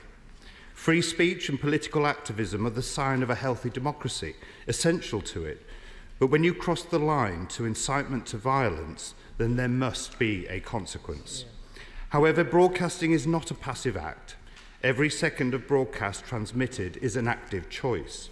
Airing Robinson Foster's hateful rhetoric wasn't just a lapse in editorial judgment. It was a disgraceful affront to the Jewish community and a violation of the BBC's own public charter, and to entertain without undermining the fundamental values of our society. As the Secretary of State said, let us be clear that hateful rhetoric should never be cloaked as artistic expression. But it also raises fundamental questions about the BBC's institutional culture. This is a broadcaster that has time and again given airtime to representatives and supporters of Hamas, while refusing to clearly identify the group as what it is, a terrorist organisation. It has repeatedly failed to call out anti-Semitic rhetoric when it emerges under the guise of political commentary, and has faced serious allegations of minimising attacks on Jewish communities. The BBC's decision to also broadcast material from NECAP, a group whose members have openly called for members of Parliament to be killed, is as indefensible as it is shocking. We have already seen the devastating consequences of political violence in this country, with the loss and the tragic murder of Joe Cox and Sir David Amess. For the BBC to amplify voices advocating similar violence is grossly irresponsible. Even more troubling is that a leading member of the group is currently facing a terrorism charge. That fact alone should have prompted an immediate editorial intervention. Instead, the BBC gave this group a platform on a publicly funded service. I welcome the fact that the Secretary of State has spoken to the Director General, and I'm grateful to her for coming to the House to report on that exchange. However, I would like to press her further to ensure the gravity of this matter is fully recognised. Is she satisfied with the BBC's explanation that they originally decided that streaming the performance was in line with their editorial guidelines, and have now decided they will look at their guidance around live events so they can be sure teams are clear on when it is acceptable to keep output on air? Does she think the BBC's editorial guidelines were not clear enough, or does she think that the BBC misinterpreted them in the first place? And does she think that this sort of weak response will be of cold comfort to the Jewish community? I welcome the fact that she has spoken to the Home Secretary, and I wonder if she could also assess whether the BBC's actions constituted a breach of Section 22 of the Public Order Act. And does she believe the BBC's current editorial oversight mechanisms are adequate, specifically across the commercial broadcasting arms like BBC Studios? And does she think it is still right that the BBC gets to mark its own homework in the first instance before Ofcom get involved, and that an independent inquiry is what is needed? And in light of the repeated failings, will the government commit to a full review of the BBC's impartiality and governance standards as part of the Royal Charter renewal? And can she provide an update to the House on why the Charter renewal framework and Green Paper have not yet been published? Finally, can I thank her for her work so far? She will have the support of this side of the House, and I welcome her commitment to come back to the House to update us. Thank you. I'm grateful to him, and I think all of those involved in the events of this weekend will hear the very strong feelings across all sides of this House, so I'm grateful to him for that. And I share his view about the importance of the BBC. I would say that those of us who do believe in the importance of our national broadcaster are probably more angry than anybody about what has happened over the last few days. It's precisely because we understand the importance of the BBC that we know that the BBC has to do better. He's asked whether I'm satisfied with the explanation that I've had so far. I'm not. I've been very clear with the BBC leadership about that, and clear that I expect to get a full explanation immediately without delay. He asked about the possibility of an independent inquiry. I would say to all members of this House that I'm not sure that you need an inquiry to establish that it should have been foreseeable that there would be problems with broadcasts this weekend, that the decision to broadcast live without any delay should have been reviewed, and that a live feed should have been pulled immediately when the chance death to the IDF began.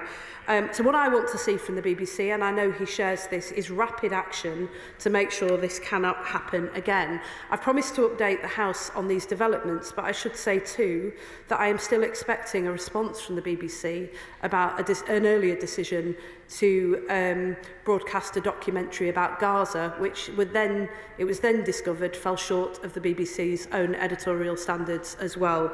So I expect a response quickly and swiftly, and I expect action as well.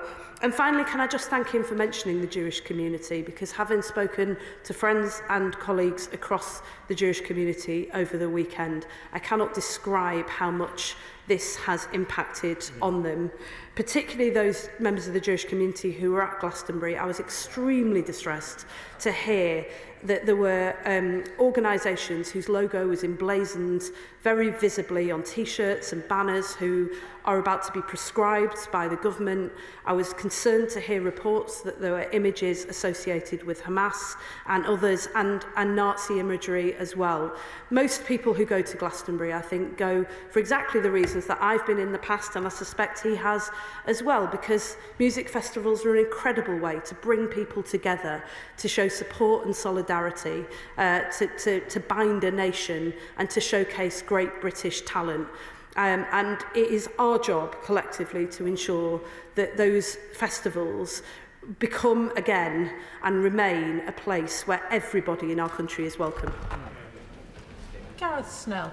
Thank you very much, Madam Deputy Speaker. As well as the despicable chants, the monologue that preceded them by the artist in question clearly drew on the influence of Jewish power in music, an age-old anti-Semitic trope.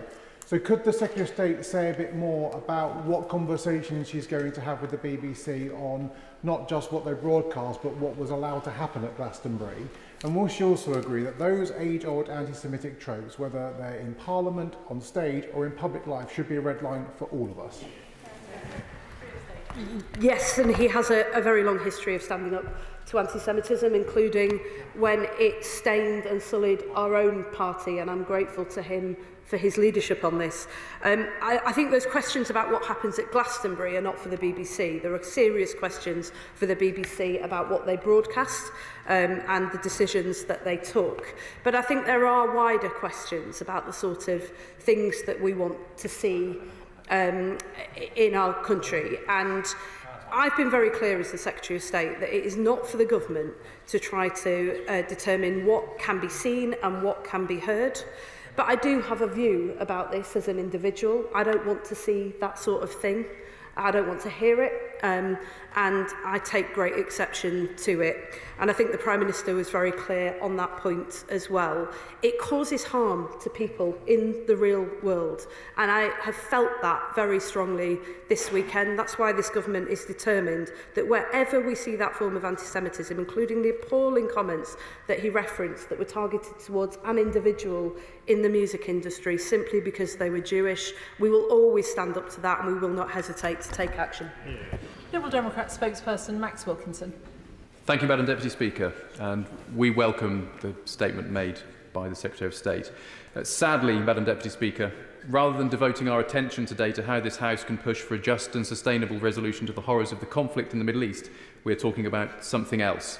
On this occasion, and there have been past occasions too, this is deeply inappropriate language used by a shock-jock, attention-seeking musician and a public service broadcaster's apparent failure to fulfil its responsibility to uphold its own editorial standards.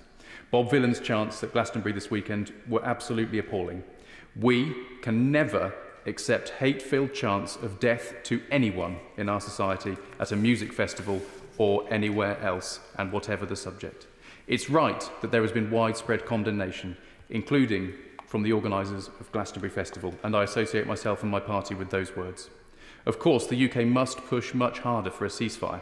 Of course, we must put pressure on Netanyahu's government to roll back their military campaign and build a sustainable two-state solution. And of course, Liberal Democrats believe that cultural events must be a place for debate. But there can simply be no place for hate speech, anti-Semitism and incitements to violence at Glastonbury or anywhere else. It seems that an editorial failing took place in the BBC's coverage. The decision to proceed with broadcasting this act is particularly hard to understand, given the BBC's correct decision to take a more cautious but ultimately fruitless approach to the broadcasting of Kneecap. A cursory look through the social media of Bob Vylan raises the question, how exactly was this not foreseen? And of course we know that Kneecap is a group that in the past has called for death of the members of this House. The failure to effectively use delayed coverage and to remove the coverage in a timely manner is baffling. So can the Minister tell us whether, when asking the BBC about this issue, the subject of charter renewal was raised? And can she give us concrete reassurance that change will happen and we never have to put up with this kind of dreadful anti-Semitism appearing on our screens again? Thank you, and can I thank him for his comments and for the tone in which he gave them. I think it's the responsibility of all of us, always, to stand up to anti-Semitism. I think it is sadly a battle that is never won. The lesson of history is that it falls to every generation to fight it and to fight it again. And certainly from our side of the House, I can promise that this government will always do that. But in relation to the specific question about the BBC and the subject of charter renewal, with apologies to my honourable friend for not addressing that earlier as part of his question, I haven't discussed charter renewal in the context of NECAP and the other acts that were broadcast from Glastonbury this weekend. We have, of course, discussed charter renewal, and and it is absolutely right to say that editorial standards must be part of that discussion. When we release the terms of reference, which we're due to do shortly, that you will see a very clear, that everyone in this House will see a very clear commitment to that as part of the ongoing conversation that we will have about charter renewal. And can I finally say to him that I really welcome what he said about the, death to anyone. And chance of death to anyone is not welcome in our society. But there was something particularly pernicious about chanting death to the IDF. Many colleagues will know that in Israel there is a conscription model. Every young person is required to serve in the IDF, which means that chanting death to the IDF is equivalent to calling for the death of every single Israeli Jew. That is why one of the many reasons why we take this so seriously and why it cannot be argued that this did not cross a very dangerous line. Deputy Speaker, I thank my honourable friend for her statement, and I share her concern that whilst freedom of expression must be protected, this incident raises serious concerns about the editorial standards and judgments exercised. And as a long-standing supporter of the BBC, I'm so deeply disappointed in it. So can I ask the Secretary of State what conversations she's having with the editorial team to ensure that a serious incident like this can never happen again? Can I thank her for that, as well as speaking to the Director General of the BBC. On Saturday, a number of my officials have been in touch with the BBC's senior leadership team. We have put to them a series of specific questions which we expect immediate answers on, and we will continue to press very hard to make sure that they are forthcoming. I will, of course, update the House at the earliest opportunity, and I expect to be speaking to the Chairman of the BBC in coming days. Chair of the Select Committee, Dame Caroline Dinage. Thank you very much, Madam Deputy Speaker. I refer you to my register of members' interests. Can I first of all thank the Secretary of State for that very strong statement, a very welcome statement on her behalf. The BBC editorial guidelines are actually on live streaming are actually quite clear. They say the level of monitoring should be appropriate for the likely content. A producer should normally be in a position to cut the feed from a live stream should it be necessary. So I wonder if the Secretary of State could say what explanation the BBC has given for why this live stream wasn't cut. Now, it can't be for lack of staff on the ground. They took a reported 400 people to Glastonbury at the weekend. What were they all doing? Absolutely. But for such a vast operation with simultaneous live shows all going out across various different parts of the site, I wonder if she's had the opportunity to ask the BBC, who has the final say on what bands are deemed suitable for live broadcast and why on earth they chose this one? And who makes the final decision when it becomes necessary to cut a live stream?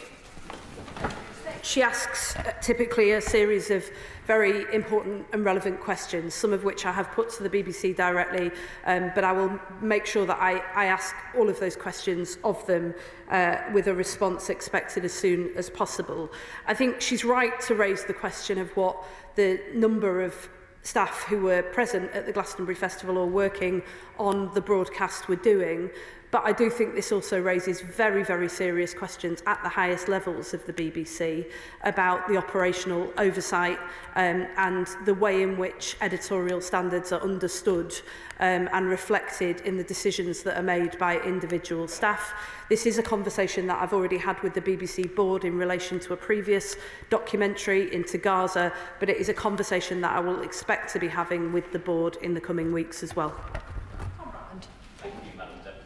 and I refer to my register of interests as the chair of the BBC APPG and a former employee of Prospect and Bector unions, which represent BBC staff. I welcome my right honourable friend's statement and indeed the BBC's own statement today, which makes clear that the performers' anti-Semitic sentiments were utterly unacceptable and have no place on our airwaves, and that the BBC will examine its guidance on live events to ensure teams are clear on when it is acceptable to keep output on air. Does the Secretary of State agree with me that it is possible to express concern about the appalling suffering in Gaza without using language that risks fueling hatred and division or inciting violence? I think he makes an incredibly important point. As somebody who's been associated with the Palestinian cause for nearly 2 decades now and has consistently spoken out about the treatment by the Israeli government, not just of people in Gaza, but in the West Bank as well, it is entirely possible to stand up for the Palestinians and never ever stray into anti-Semitism. And there are many members of this House who've managed to do precisely that over many, many years. Nobody is objecting to the comments that were made that said free Palestine. What everybody is objecting to is the comments that were made that were clearly anti-Semitic, incited hatred, and caused real-world harm to people living in our country in the Jewish community. So I couldn't agree more with him and support him on that. And for those who say this is a freedom of speech issue, this is nothing of the kind. This is about standing up against hatred, discrimination, racism in all its forms, but particularly anti-Semitism, where we have seen an enormous rise in our country in recent years, and where every single one of us needs to be vigilant to make sure that it is never allowed to spread. Jim Allister. Deputy Speaker, what we saw was an appalling pro-terrorist broadcast on our national broadcaster. Because when you chant, kill the IDF, you're endorsing those who kill them. And those who kill them are Hamas. So it was an endorsement of the terrorism of Hamas. And yet the BBC deliberately chose not to cut the broadcast. Perhaps therefore it's time for government to consider cutting the licence fee. Well, this government's view of Hamas is clear. They are a terrorist organisation. They are banned in the UK, and there is a good reason for that, and we will continue to be outspoken about that and to be robust in relation to them. That is one of the reasons why I was very concerned to hear that there may have been imagery, symbols and graffiti in support of Hamas at the festival this weekend, and one of the reasons why we will not hesitate to make sure that we deal with that and get to the bottom of that in order to stand with our Jewish communities and with everybody in this country who stands against Hamas and is at risk from them.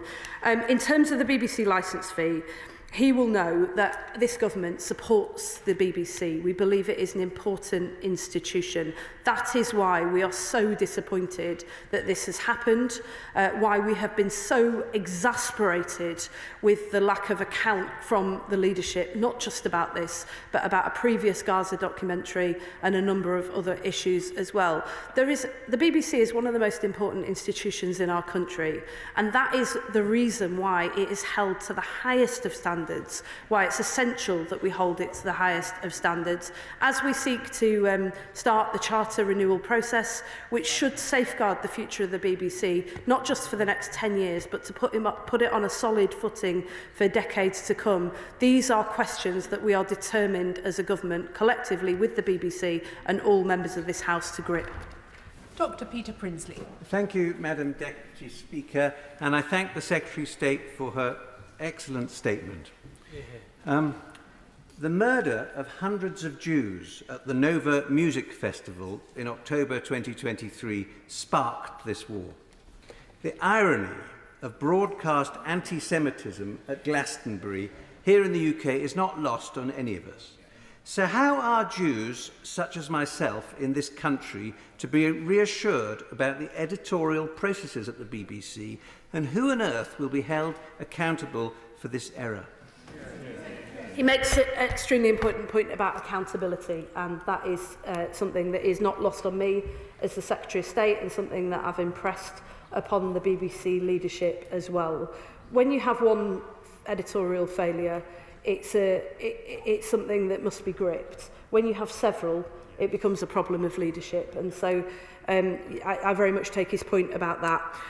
On the point that he raises, though, about the parallels between, not the parallels, sorry, but the strength of feeling that people have about this, given that it was happening, this was a music festival, and it was at a music festival on the 7th of October where so many young people lost their lives, others kidnapped to never return to their families, and some still being held hostage. At that moment, this would have been the perfect place to express support, love and solidarity with those who are still suffering. And I know that there were those at the festival who were doing precisely that, but they were hindered in that by some of the appalling scenes that we've seen. And that's why we are determined to grip this and to make sure that music festivals are a safe and inclusive space for everybody. As a government, we're also reaching out to other music festivals and to Glastonbury to see what more we can do to express solidarity with those who are still suffering as a consequence of the appalling events that happened on the 7th of October, and to see what we as a government can do to support those efforts. On Glenn. Thank you, Madam Deputy Speaker. Can I thank Secretary of State for what she said? I agree with virtually everything she has said. When I heard these reports, I thought of the Mayor of Wilton, Councillor Alexandra Boyd, who is Jewish. And I thought about what it would have felt like for her to have watched this with her family. Can I say to the Secretary of State, I think we all in this place understand the fine editorial judgments that the BBC and their staff have to make. But this is of a completely different order. And when people are losing faith in the great institutions of this country, could I urge the Secretary of State in her follow-up conversations that she actually, the BBC actually identify accountability to individuals? My honourable friend has set out very clearly the guidance that exists. Somebody didn't follow that guidance, and I think the country expects people to be held individually to account for why they failed to do their job properly. I think people do expect people to be held to account for the way that they do their jobs, be that on the front line or at senior levels. It's a point that I've made to the BBC. They will have heard what he said and what my honourable friend said as well about accountability, and it's a point that I will continue to press. Dr. Caroline Johnson. Thank you, Madam Deputy Speaker. The Secretary of State has spoken about the responsibility at the BBC and of those who said these dreadful words. But could I ask her, what responsibility do those people who are organising the festival have, both legally and morally, to be held responsible and accountable, and to ensure it doesn't happen again? Yes. Can I thank her for that? And I deliberately included some words about the festival itself in my statement, because I agree with her that we all have a responsibility to uphold the highest standards and to ensure that people are safe and welcome and included at our shared national events. The reports that I've had over the weekend and this morning are incredibly alarming. They suggest that that was not the case this weekend, and so we are reaching out to festival organisers and investigating those reports to make sure that that can't happen again. Richard Tice. Thank you, Madam Deputy Speaker. So another week, another month, and once again the BBC has got it horribly wrong with their Glastonbury broadcast with regard to Hamas and with regard to anti-Semitism. And once again, another grovelling apology. How long, Secretary of State, must this go on before, regrettably, many in the Jewish community and millions of the British people conclude that the BBC is institutionally anti-Semitic? Well, I was going to thank him for that suggestion, but I think his views about the BBC are very clear. Those of us who support the BBC, who believe it's an incredibly important institution, however, will know that it should and does in some instances play an important role for all communities to be heard and feel valued as part of our public life. That is the standard that we expect the BBC to be held to. That is the standard that this government will hold them to, and we will not hesitate to take the action that we need to make sure that it does rise to meet those standards. Yeah. Andrew Murison. Thank you, Deputy Speaker. Congratulate the Secretary of State on her statement. Normalising, condoning, tolerating, the kind of things that we saw at Glastonbury over the weekend, history tells us never ends well. It ends extremely badly indeed. As a neighbouring MP, I have written twice to Worthy Farm with my concerns about kneecap, following reports of one of its members advocating the killing of MPs. No reply, none expected. Instead, it schedules Bob Villan, who we heard also advocates killing people, this time Jews. Does the Minister agree that it is no good Glastonbury's very wealthy organisers banging on about their festival being a safe space for everyone, whilst it continues to facilitate operations like this? Well, I share his concerns about how this was able to happen, and I am sorry to hear that he has had no response at all to very serious concerns raised in a capacity as a democratically elected Member of Parliament for people in the area who deserve answers. That's something I'm certainly happy to follow up on his behalf and with him after this statement. I share his view that festivals, music festivals in particular, must be safe and inclusive and welcoming spaces. And I fear that we fell way short on this occasion. I visited Glastonbury myself before. I know that it provides an incredible showcase for a lot of British artists, not just those at the top of their game, but up-and-coming British artists as well. But as the organisers rightly acknowledged, a line was crossed this weekend, and that must not be allowed to happen again. Gregory Campbell. Madam Deputy Speaker, I thank the Secretary of State for her statement and the sentiments contained therein. But would you agree with me that in the run-up to the festival, it was very clear to many of us, given the track record of some of the participants, that this was going to happen or something like it was going to happen. The government were aware something was going to happen. The BBC were aware something was going to happen. And still it happened. Where does the sanction lie? And who is going to implement the sanction? And when are we going to know what it is? Well, can I thank him for that? I mean, I agree very much with the sentiment that much of this was foreseeable. None of us could know precisely who was going to say what, but I think even a cursory glance at Google could tell you that this particular artist has a history of provoking very extreme statements and behaviour, particularly in relation to the events in the Middle East. I don't think it would have been too difficult to foresee that, and I think there are therefore serious questions to answer about the issues around live streaming, about due diligence and other factors as well. Those are questions I expect a response from the BBC on, and the action that they will take in order to ensure that this does not happen again. If those answers aren't forthcoming, I do have various levers in order to hold the BBC to account, and I want to be clear with him and with the House that I will not hesitate to use them if I need to do so. Jack Rankin. Thank you, Madam Deputy Speaker. Had those chants been calling for death to any other people, nationality, ethnicity, there is no question in my mind that that live feed will have been pulled straight away.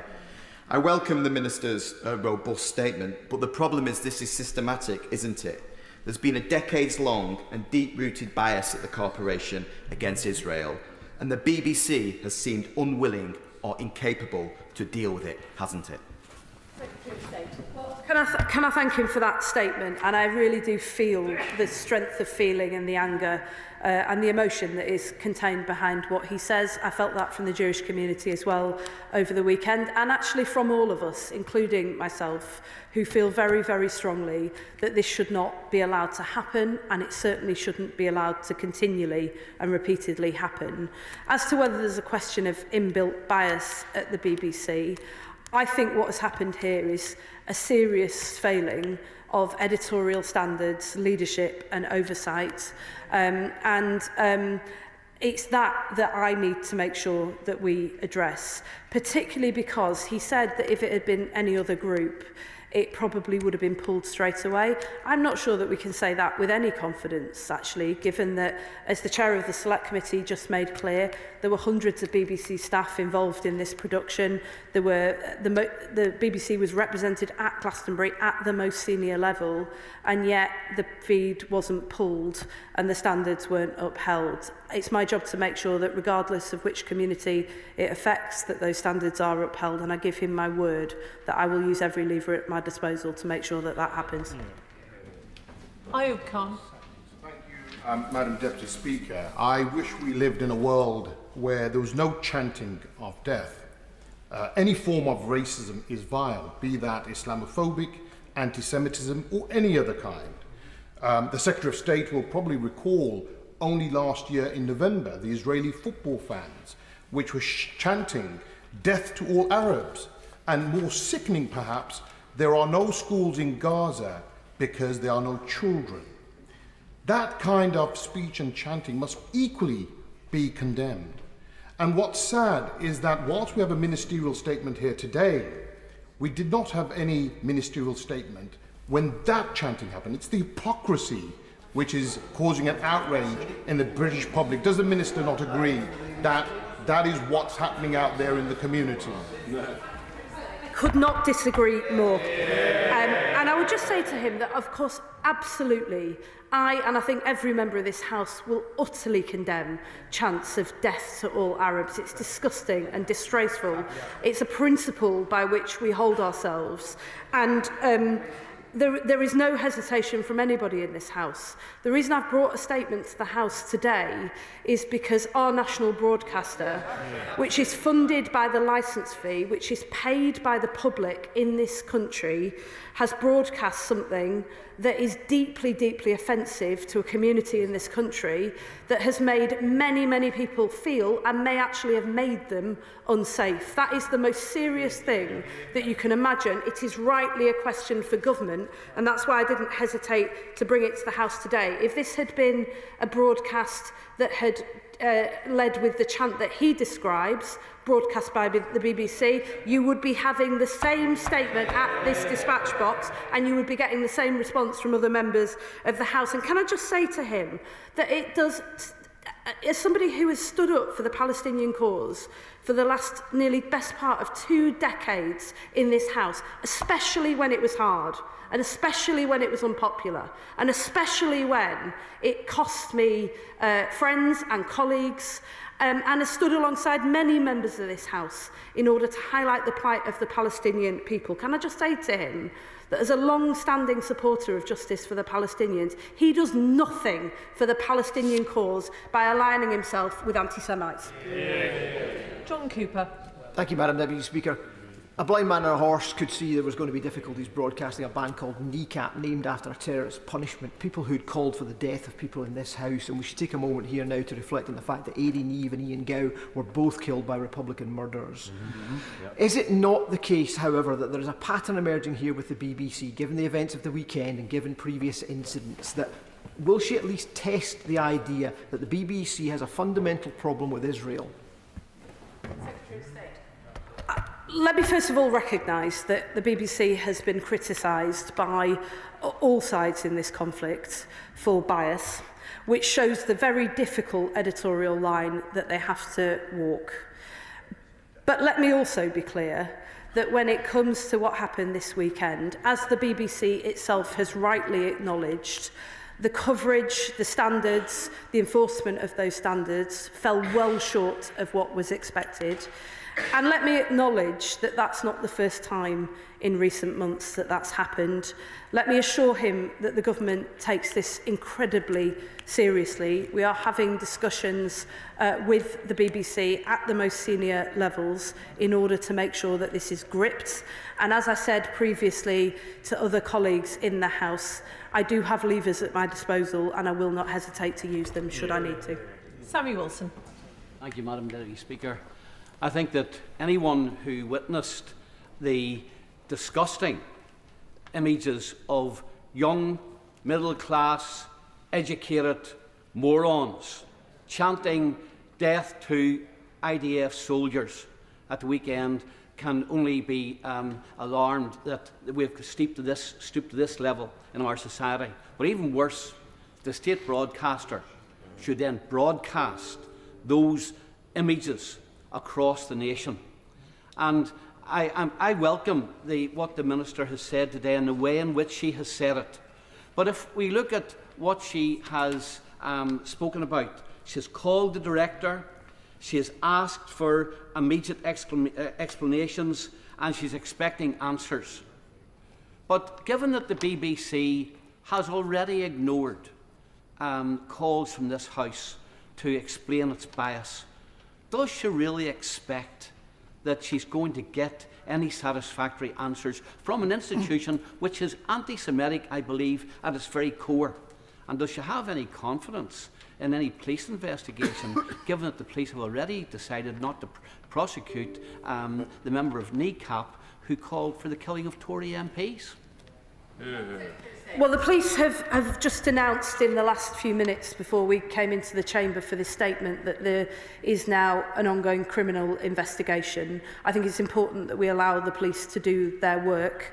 I, of course, wouldn't hesitate to call the Director General of the BBC and ask for an explanation. I do expect that explanation to be forthcoming. I expect it to be satisfactory, by which I do not mean that I expect excuses about what has or has not been done in this instance. What I expect is a full and honest explanation of what has clearly gone wrong on this occasion, and a full explanation of what will be done, not through another review, not with months and months of delay, not by spending public money on trying to get to the bottom of what has gone wrong, but what will be done immediately to make sure that this cannot happen again. Point of order, Ayub Khan. Thank you, Madam Deputy Speaker. The Secretary of State, in answering my question, said towards the end that I did no favours to the Palestinian cause by aligning myself to anti-Semites. Now, at no stage have I said in my question or statement that I was aligning myself to anyone at that Glastonbury event. So will the Secretary of State clarify what she meant? And if you didn't mean that, then I apologise, but I'd like some clarity on that. Can I thank the honourable gentleman for his point of order, which in fact was not a point of order, and I do not intend to allow the debate to continue via points of order. I'll allow a few moments for the front benches to swap over.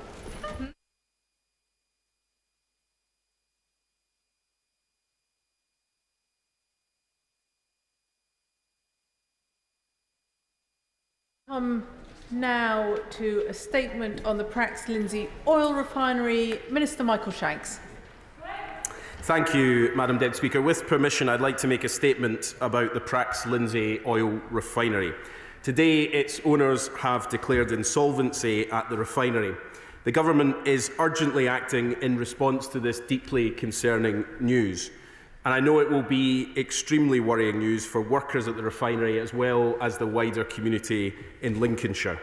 And let me say very clearly, the Government stands with the workers, the families and the wider community at this difficult time. They have been let down by the company, but we will ensure that they are supported. Let me first take the House through the chain of events leading up to today and then the actions that we will take in response. There have been long-standing issues at the refinery since it was acquired in 2021. At the end of April, the government was informed of ongoing commercial difficulties, and the Energy Secretary met the Chief Executive on the 13th of May to see how the government could provide support. The Secretary of State was reassured by the company that there was no immediate closure risk at the refinery.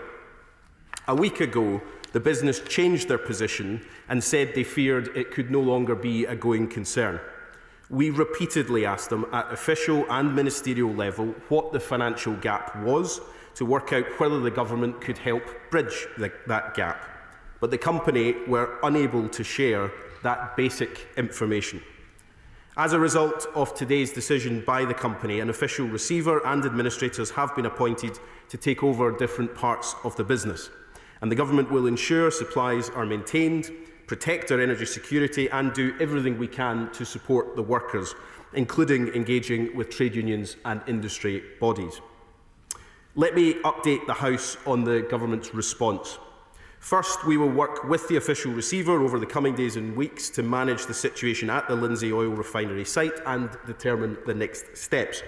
The official receiver will take immediate steps to ensure safe operations at the site, ensure continued fuel supply and explore all credible options for a sale. Unfortunately, the refinery has consistently failed to make a profit since it was bought by the current owners from Total in 2021. It's recorded a total of around £75 million worth of losses between its acquisition in 2021 and the financial year ending in February 2024. This has left the refinery in a situation in which it is in very bad shape, and the company has left the government with very little time to act. We are supporting the official receiver to carry out their statutory duties, including managing the situation on the site to determine next steps.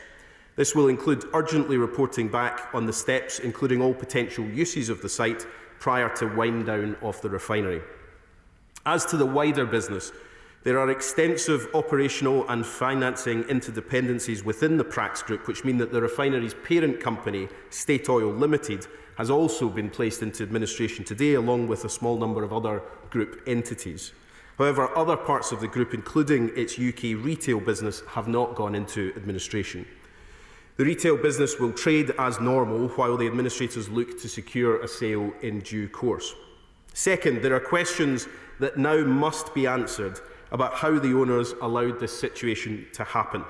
That's why my right honourable friend, the Energy Secretary, has today written to the Insolvency Service to demand an immediate investigation into the conduct of the directors and the circumstances surrounding this insolvency.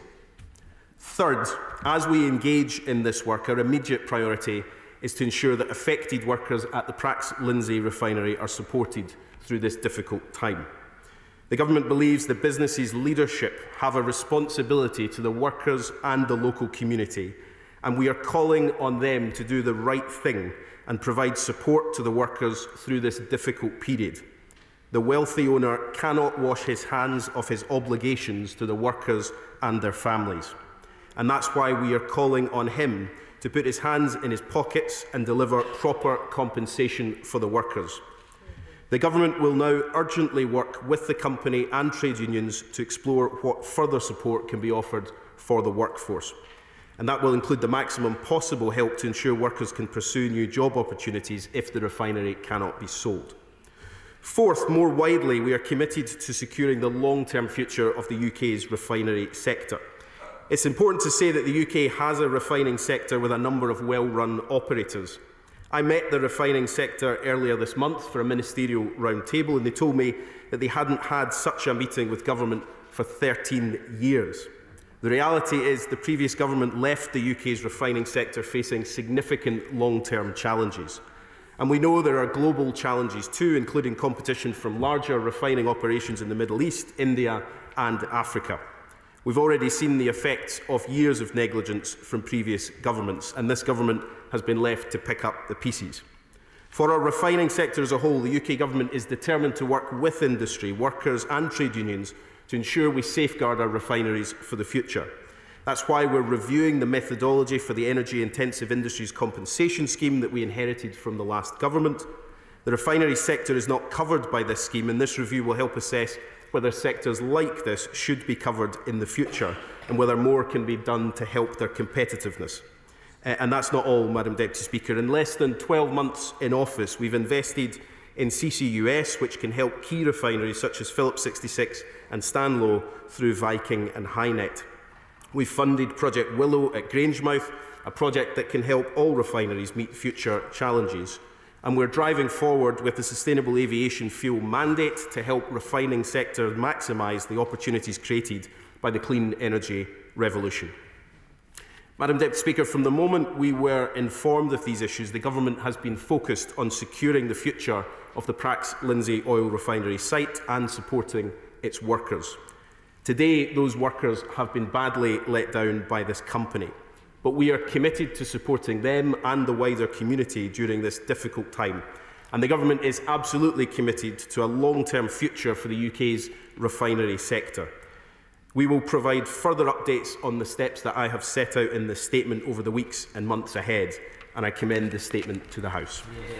Shadow Secretary of State, Andrew Bowie. Thank you very much, Madam Deputy Speaker. I would like to thank the honourable gentleman for advance side of his statement and for taking the time to speak with me on this issue earlier today. Today, hundreds of jobs are at risk and a strategically significant asset is in jeopardy. The refinery has a capacity of roughly equivalent to 35% of British petrol consumption and 10% of British diesel. The refinery supplies aviation fuel to Heathrow Airport via a pipeline. Refineries represent a core strategic interest for the United Kingdom. We are reassured that the oil and gas fields to the west of Shetland are not at risk, nor are the network of petrol stations affected by the announcement today, and I would like to reiterate that that side of the operation is not at risk. The Lindsay oil refinery has been loss-making since acquired from Total Energies in 2021, and we are aware of long-standing financial issues with the Prax Group, including being unable to provide accounts to government. As such, we support the government in ordering an investigation into the conduct of the directors and the circumstances surrounding this insolvency. But it is clear, despite any individual management issues facing the specific company, and these, as the Minister has said, are multiple, that the refining industry as a whole is being driven into the ground by the high cost of energy in this country. In the late 1970s, Great Britain had 17 oil refineries. If the Lindsay refinery in the Humber does close its doors, only 4 will remain. Energy is the single largest cost of operating a refinery. The sky-high cost of energy to industry in the UK is pushing manufacturers and energy-intensive industries like refineries out of business. And as Sir Jim Ratcliffe of INEOS has said, the chemical sector is facing extinction because of enormously high energy prices and crippling carbon tax bills. Industry in the United Kingdom is uncompetitive. 2 oil refineries closing within 6 months. It's quite clear we have to have a rethink. If our route to lowering emissions in the UK is at the price of deindustrialisation of jobs, livelihoods and economic growth, if it means impoverishing the UK and increasing dependency on imports and a fragile supply chain for fuel and essential oil products, then we must rethink. If the Secretary of State brings refineries into the scope of the Energy-Intensive Industries Compensation Scheme, he is providing only a sticking plaster response. Exempting specific industries from policy costs, the renewable obligation, the feed-in tariff, the cost for contracts for different subsidies and capacity market payments, does not fix the foundations. This piecemeal approach simultaneously accepts the devastating consequences of green levies on the industry whilst abdicating responsibility for fixing the root problem. We are already seeing the real impact on working people, on their livelihoods and communities if action is not taken. 400 jobs lost at Grangemouth, 60 at Moorcroft Pottery in Stoke, over 1,000 at Vauxhall and Luton, 250 at Electric Grass Fibre in Wigan, and now Prax at Lindsay with 440 employed at that oil refinery. Unite the Union have warned the government that its policies have placed the oil and gas industry on a cliff edge. This government is driving up the cost of energy, increasing reliance on imports and offshoring our carbon emissions. It's not good for the climate and it's very bad for Britain. Refineries have consistently raised the existential issues facing the sector. The cost of the emissions trading scheme, eye-wateringly high energy bills. Since the closure of Grangemouth, no action has been taken by this government to tackle the fundamental problem, to reduce the burden on businesses, to make UK manufacturing more competitive and to back British industry. So can I ask the Minister, what is the government's plans for the Lindsay refinery? Does he expect to find an operator? And how long will the government support the refinery? And what plans do they have for the refinery if no buyer is forthcoming? What action will he and his government take to ensure this situation is not replicated at Britain's 4 remaining refineries? How many petroleum refineries does he expect to be left by the time the Labour government leaves office in 2029? And what will the government do to take action on bringing bills down for all industrial energy consumers and not just those covered by the Energy Intensive Industries Compensation Scheme? Well, can I thank the Shadow Minister, first of all, for quite rightly, I think, repeating the fact that not all of the business that we've been discussing in this statement has gone into administration today. That's really important to say that there is certainty in other parts of the business. We'll be able to outline more of that in the days and weeks ahead.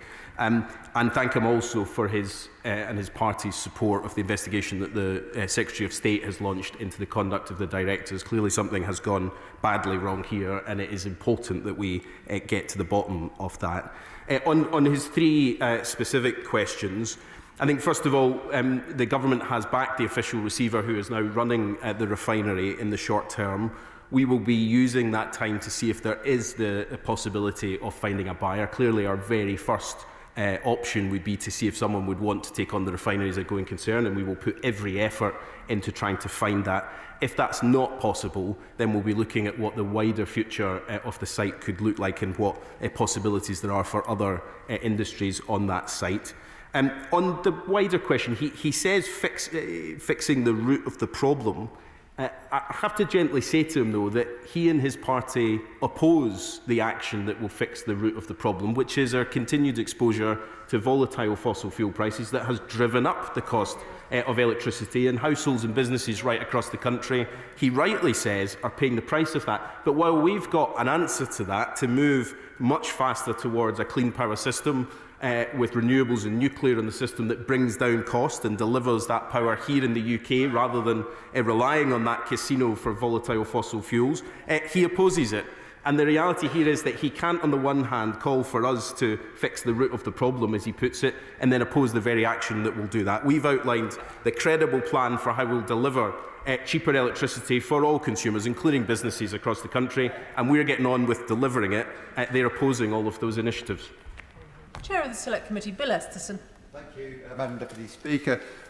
My honourable friend, the Minister, recognised the importance for our energy security of securing the fuel supply at Lindsey. He also recognised the importance of engaging with the trade unions to attempt at least to reassure the workforce. Can I thank him and congratulate him on those actions and indeed on the engagement since the election that the government has had with this sector.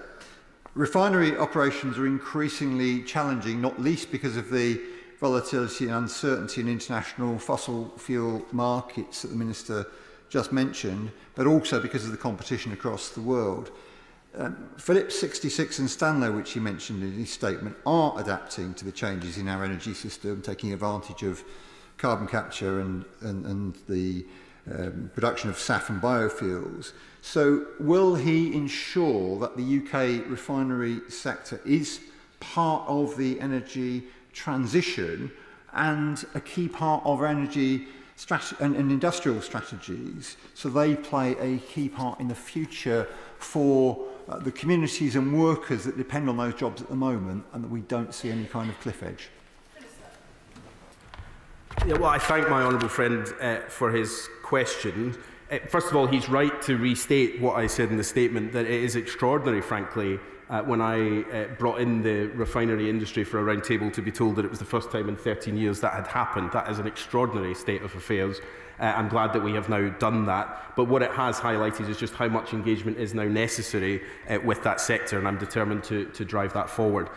He's right about the nature of the transition. Refineries will be important at all stages of the transition. They are critically important now, clearly, in delivering on our fuel security. They will play a really important role in that in the future, in sustainable aviation fuel, in biofuels, and in the wider work that we need that sector to do. And we'll support it to transition into what some of those future technologies could look like. The bottom line here is that in this particular case, we seem to have had a business that was far from doing that, not driving forward the investment that was necessary, and we will now, at pace, try to get to the bottom of what the directors were doing with this company. It is a shocking state of affairs, a sad day for the workers, but I do genuinely believe that there is a strong refining sector in the future. Liberal Democrat spokesperson Pippa Halings. Thank you, Madam Deputy Speaker. And I would also like to thank the Minister for advance notice of their statement today. And our thoughts, as with many, are with those workers at the Prax Lindsay refinery who've heard this last-minute shocking news today, with putting their future and jobs on hold. And we understand this is just one refinery within the Prax Group, but the threatened closure will be sending shockwaves across their wider operations, with their newly acquired oil fields to the west of Shetland and roughly 200 petrol stations in the UK under the Breeze and Harvest energy brands.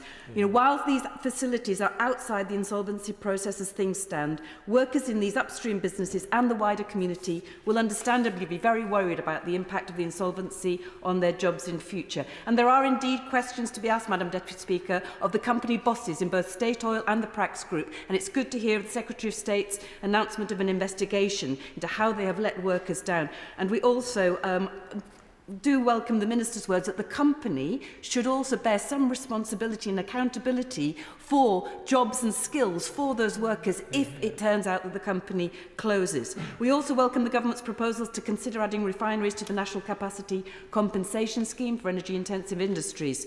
Once again, as we've heard, we see UK industry buckling under soaring energy costs, some of the highest in Europe, with workers left to pay the price. However, many in this House will feel a troubling sense of déjà vu following on from the Grangemouth job losses. We've heard from the Minister about the state of the refining industries and the fact that you've seen them for the first time in 13 years. Situations such as this make it yet clearer that the Government must set out a comprehensive and strategic plan for workers in the oil and gas industry to support the redeployment of skills and training as part of a just transition. The recent report by Robert Gordon University warned that the UK risks losing tens of thousands of offshore energy jobs by 2030 unless urgent and coordinated actions taken immediately, rather than the irresponsible and reckless race backwards to volatile fossil fuel dependency that we've heard today from the Conservatives. Their report calls for honest dialogue to settle on a common UK policy framework. The Honourable Lady will know that the time limit for responses to statements is 2 minutes for the Liberal Democrats. I'm sure she has finished her comments. In conclusion, many thank you, Minister. I think I got all of the key points down anyway, and importantly, I agree with many of them. Look, first of all, I would just echo the point that she makes, that this will be shocking news for the workers, as it always is, but I think particularly given how quickly this has happened, it has been as much a surprise to us with how quickly the company has come to terms with some of this, but for the workers it will be particularly shocking news. I do want to just reiterate two things that the Honourable Lady said, just to be really clear. On the upstream business that she mentioned, west of Shetland, that's not filing for insolvency. And on the petrol forecourts point, these will continue to operate as normal, and the administrators are exploring the prospect of a sale of those retail operations. So there's no need for anyone to be concerned about any of that. I think on the point around the company taking some responsibility for this, look, there is an argument here that actually this is just critically important, whatever the outcome of this, that the company takes some responsibility for the actions that they've taken up to this point, and for the workers that were employed in their business that kept this business running for a long time, that they take some responsibility for them. And I think I've been very clear in my statement today, but we'll continue to reiterate this, that we would expect the owners to put their hands in their pockets and provide the support that these workers absolutely rightly deserve. And just finally, on the point around a comprehensive plan, I was in Aberdeen last week talking to people about this exact point, and I'll continue to do that, because it is right that we put in place a comprehensive plan for the future of those working in oil and gas. There is a bright future for that workforce in oil and gas for many decades to come, but increasingly transitioning into new industries. We're determined that we'll deliver those jobs, and a plan is really crucial, and I'm working on that at pace. Melanie on. Thank you very much, Madam Deputy Speaker. I'd like to thank the Minister for this statement. He's right, this has sent shock reverberating around our local area. I visited the Prax site, which actually sits in my neighbour, the Honourable Member for Brigg and Immingham's constituency, back in April, and spoke with the staff and trade union reps about the importance of their work, and was really impressed at their commitment to the company. There was absolutely no hint of the scale of difficulties, beyond how challenging it is in the refining sector anyway, about how deep and uncomfortable the financial situation was for this company, it is astonishing to me that the company couldn't answer basic questions about its finances when the government asked for those details. The decision that's been taken by State Oil puts over 400 local jobs at risk, with around 65% of those workers living in North East Lincolnshire. I do appreciate the efforts the government is making to support our workers and hope to work closely with the government to help perhaps find a new buyer to preserve these jobs and support domestic fuel production as a strategically important asset. However, as things stand, I understand that State Oil are only required to make statutory redundancy payments to those workers. Does the Minister think that there is more that the billionaire owner of the refinery could do to better support those workers in the event that they lose their jobs? Surely that is the least that they could do after what appears to be gross mismanagement. Minister. Well, I thank my honourable friend for her questions, and she underlines, I think, in her recent visit to the refinery, just the real issues that have come to light in such an incredibly short space of time. Although the truth is that uncovering some of this, we discover that this has gone back some time, and that is really why my right honourable friend, the Secretary of State, has announced that he has asked for this inquiry into the decisions that have been made, because we do need to get to the bottom and learn any lessons that we can. She's right that I think we have to do absolutely everything we can to support the workers.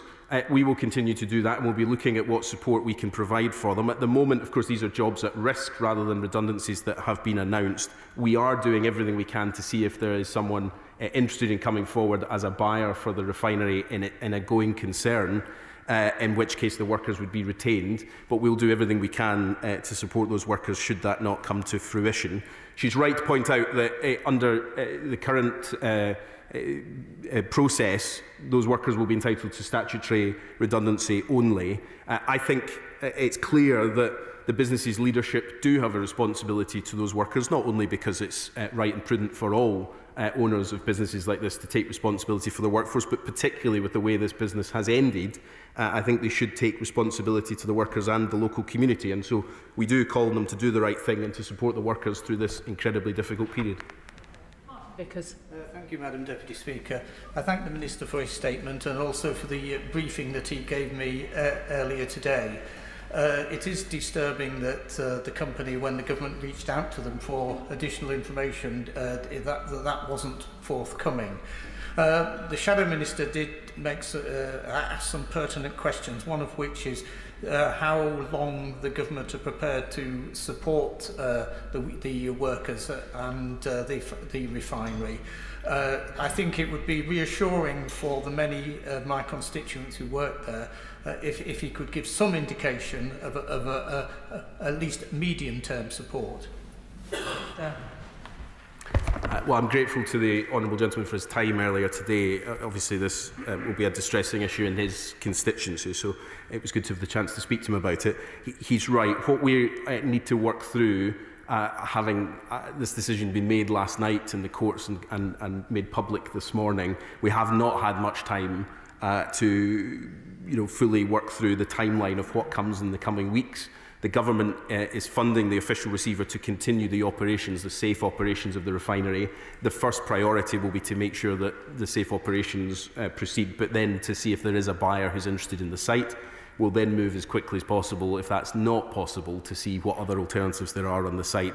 I can't give him assurances on exact timescales at this point in time, but he can be assured the government is determined to do the right thing here, and we'll do whatever we can to get either a buyer or some sustainable future on the site. But I would just reiterate to the House, this is a difficult set of circumstances with very little time to prepare, and with a refinery that has been loss-making since it was taken over from Total some years ago.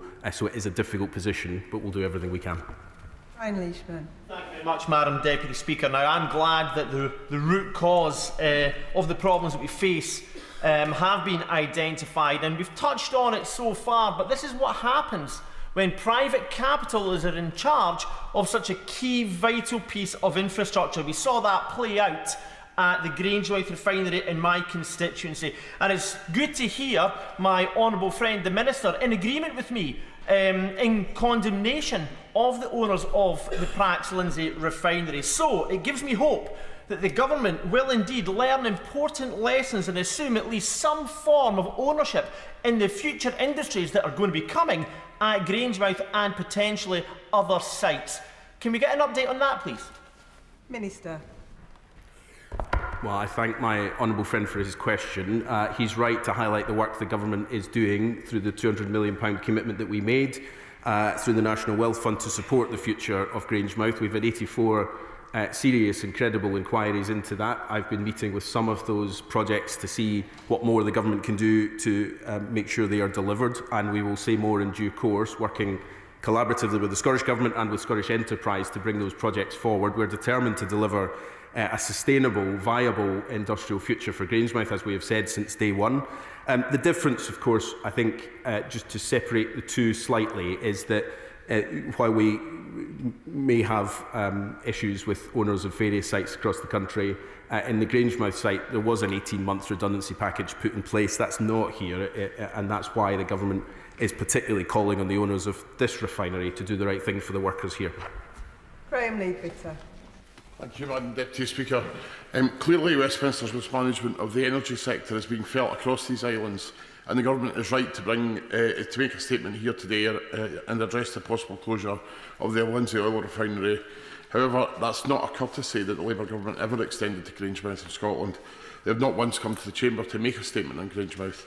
We have seen Labour pull out all the stops for Scunthorpe and now begin that process for Lindsay. Will they now think again and do the same for Grangemouth? And on the Shetland gas plant, which is also owned by Prax and also a significant employer, what steps is the government taking to secure the future of the site, and why was this plant not featured in the statement, even if it was just by means of assurance? Well, on two fronts. First of all, we have repeatedly come to this House to talk about Grangemouth, and I've had meetings with a number of MPs over the past year, in fact probably more than on any issue whatsoever, and I have weekly meetings with Scottish Government ministers or businesses or others to discuss the future of Grangemouth. I don't think no one wanted the outcome that we got from Grangemouth, but we have done everything in our power to turn that around and to deliver a viable economic future for that site. And so I don't quite take that criticism, which I think is misplaced. On the question of other parts of the business, I think there is a process here, and I apologise to the House that I can't give explicit details on every part of the business. Part of the issue is we haven't been able to get clarity from the company on all the interdependencies within their own business group. We will, in the coming days, as we engage with the official receiver, discuss more of this, but it is important to separate out the insolvency for the refinery, which is a specific issue we're discussing today, from the wider group issues, but we will come back to some of those, I have no doubt, in due course. Snell. Thank you very much, Madam Deputy Speaker. Madam Deputy Speaker, the Shadow Secretary of State referenced Moorcroft and Stoke in his comments. A small glimmer of light in what is otherwise a rather gloomy story is that company has been rescued by Will Moorcroft, the grandson of the original founder, and those jobs are potentially coming back. But those jobs were put at risk, Madam Deputy Speaker, much like the jobs at the Prax Lindsay oil refinery, because of the eye-watering industrial energy costs that we face in this country. And although the government has announced the British Industrial Competitive Scheme, that will not come online for industrial energy price until 2027, potentially 2 years away. I thought I heard the Minister say that they're going to look at the potential for changing the criteria for the energy-intensive industry compensation scheme to bring in new sectors to offer some immediate help and the respite between now and when that scheme comes in. If that's the case, could he be clearer at the dispatch box? And if he's able to look at the EIIC criteria, could he also look at the existing energy supercharger scheme that would allow ceramics companies in my constituency to access the help and support they need to continue to thrive? Minister. Well, my honourable friend is right, of course, to raise the impact that high costs of electricity have right across industry. That's why we have been doing everything possible since we came into government.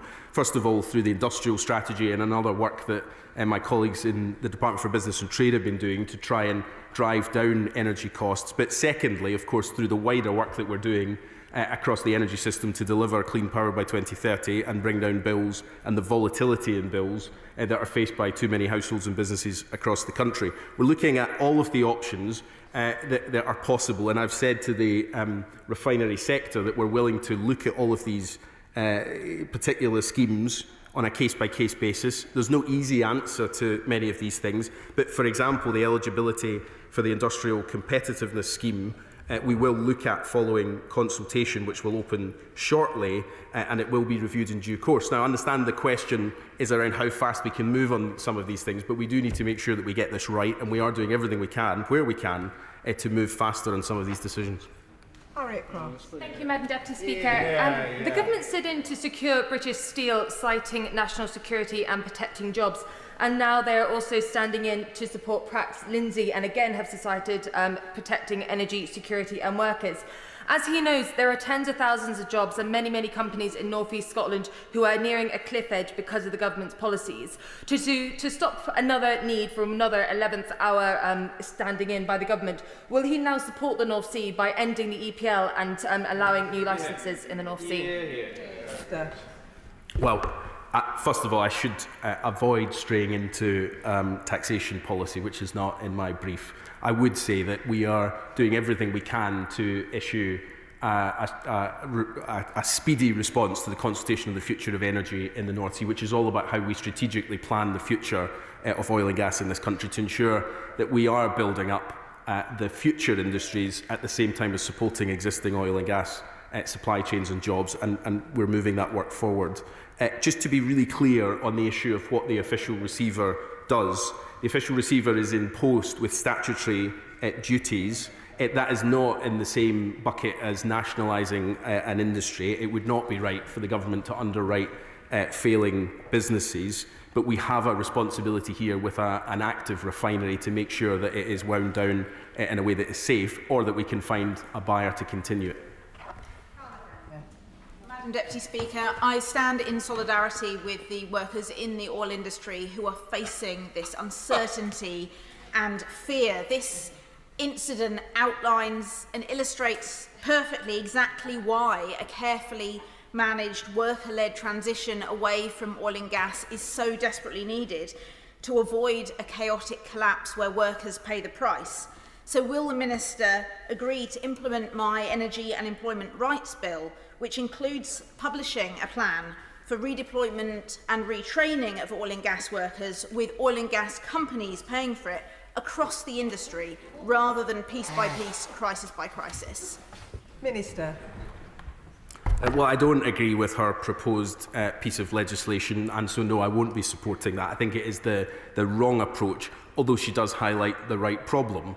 And that is why we are moving as quickly as possible to plan that transition properly. The truth is we should have been doing this when the transition started many years ago, and as a result we've lost a third of the workforce in the past 10 years, more than 70,000 people losing their jobs because we've failed to plan for this. So I recognise the problem that she outlines, but I think the answer to that is for us to do two things. It's first of all to manage the existing fields and to support that industry for the lifetime of those fields, but secondly to build up at speed the investment in the industries that come next, and that's why the government supported in the spending review industries around carbon capture and storage, hydrogen, and of course significant investments in the supply chain through Great British Energy to make sure that we are building infrastructure in this country again and getting the jobs that come with it. The transition is important, and we're doing everything we can to make sure that workers are at the heart of that. Charlie Maynard. Thank you, Madam Deputy Speaker. I appreciate your words of support for the workers and the horror that they are facing now and the shock. And certainly as Liberal Democrats, we will work hard to hold you to those words. Two questions for you. The Carbon Border Adjustment Mechanism leaves UK refineries at a disadvantage in the trade of international fuel. Will the government now consider including the trade in international fuel to be included inside CBAM to get our UK refineries on a level pegging with the rest of the world? One. Second, we now only have one refinery left facing the North Sea. How many refineries is okay for the UK to have in terms of maintaining fuel security? Could you be precise in terms of giving how many more can fall after Grangemouth and this one here? Thank you. Minister. Okay. I thank the honourable gentleman for his questions and his promise of holding us to account, which I look forward to. He's right to reiterate the point that I made at the beginning, that support for the workers is incredibly important, and we are calling for the company's owners to do the right thing. On the question of the carbon budget adjustment mechanism, we've looked at three factors in this question: the UK ETS scheme, carbon leakage risk, and the feasibility and effectiveness of including. The refining sector doesn't currently meet all of the above criteria and therefore isn't included in scope at the moment, but we are looking at this both beyond 2027 and whether there's more we can do in the short term. But clearly there are questions around carbon leakage and other things that we need to work through, and that's partly why I got the sector together for the first time in 13 years, it turns out, to talk about some of those issues and what the refining sector's views themselves are on this. I'm not going to answer his second question with a specific number, because I don't think that is the right way to look at anything around business planning in the country. What I can say is that refineries are incredibly important in this country. They're crucial parts of our energy infrastructure. They're important businesses, but businesses do also have to operate as successful businesses, and while there are some refineries that are absolutely doing that, clearly this one is an example of where that's not happened, and so we will do everything we can to support the sector, but I'm not going to put a specific number on how many refineries we should have in the future. Sammy Wilson. Speaker. Whatever the specific reasons of this particular company are concerned, the fact of the matter is that the refining industry has been squeezed for decades now as a result of government policy. And it's hardly surprising when the Secretary of State for Net Zero stands up and demonises fossil fuels, that there's not investment in the refining sector. And then you add on top of that the energy costs, the carbon taxes, and all of the other impediments there are in the business, then of course we're going to see businesses disappear. Given the fact that we have now seen aluminium, steel, oil, and now oil refinery disappearing off the scene in the UK, does the Secretary of State not understand that as long as we pursue this demented net zero policy, we're going to have regular announcements of job losses, greater insecurity in our fuel supplies, and the loss of heavy industry? Yeah. Well, I don't agree with the Honourable Gentleman on any of his assessment of that. It won't come as a huge shock to him or the House for me to say that. First of all, I would say aluminium and steel have not disappeared from our industrial landscape in this country, but he is right to read out a number of things that this government inherited and has had to fix. It has been 14 years of failure of industrial policy, and that's why we announced an industrial policy recently, which I'm sure the Honourable Gentleman has read and supports, because we're not agnostic about our industrial future. It matters that we build things in this country again, and we need a credible plan to do that, and that's what we've outlined in that industrial strategy. But I would also make this wider point. He is against all of the investment in the clean power that will give us the energy security that he talks about, that will take us off the volatility of fossil fuels. And I just sort of repeat this point again to him, as I have done before.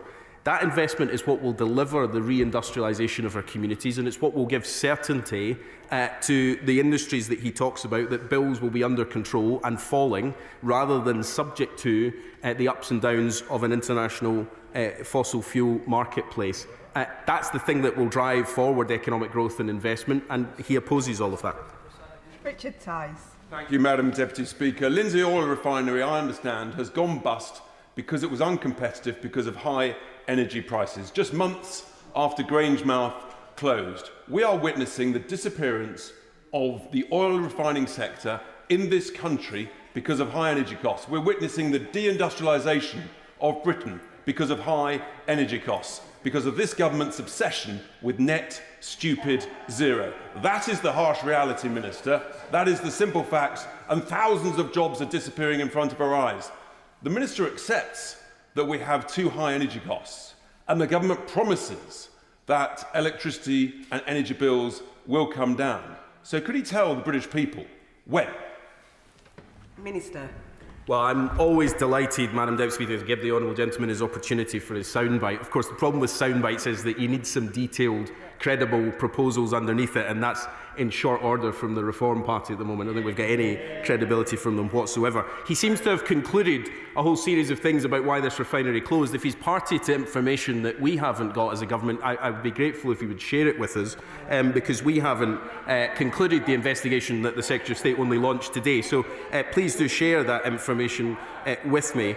But I would just also say this, the refinery hasn't made a profit since 2021, so for him to say that this is the responsibility of this government's energy policy, I think is quite misguided. The truth is that while the Reform Party chooses to oppose the investment that will drive forward jobs and opportunities across the country, including in his own constituency, we are determined to do that because it is the right plan for reindustrialisation, for economic growth, for bringing down bills, for energy security and for tackling the climate crisis, which he might not care about, but children all across this country who have to face this planet in the future do care about. And the final question on the statement, Sorcher Eastwood. Thank you, Madam Deputy Speaker. Minister, thank you for your response so far. I too stand in solidarity with workers at Prax Lindsay site.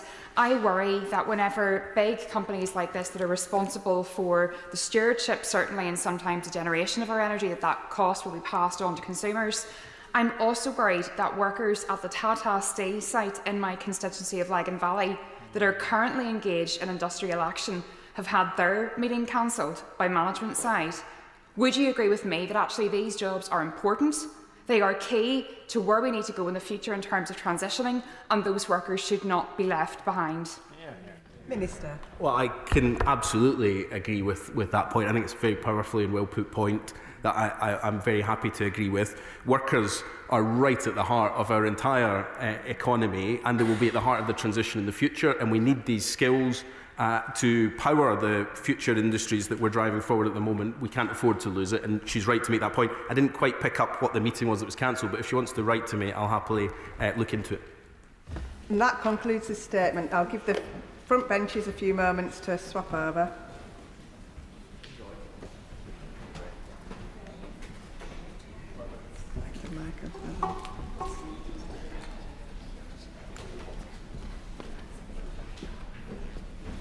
And we now come to the business of the day. The clerk will proceed to read the orders of the day.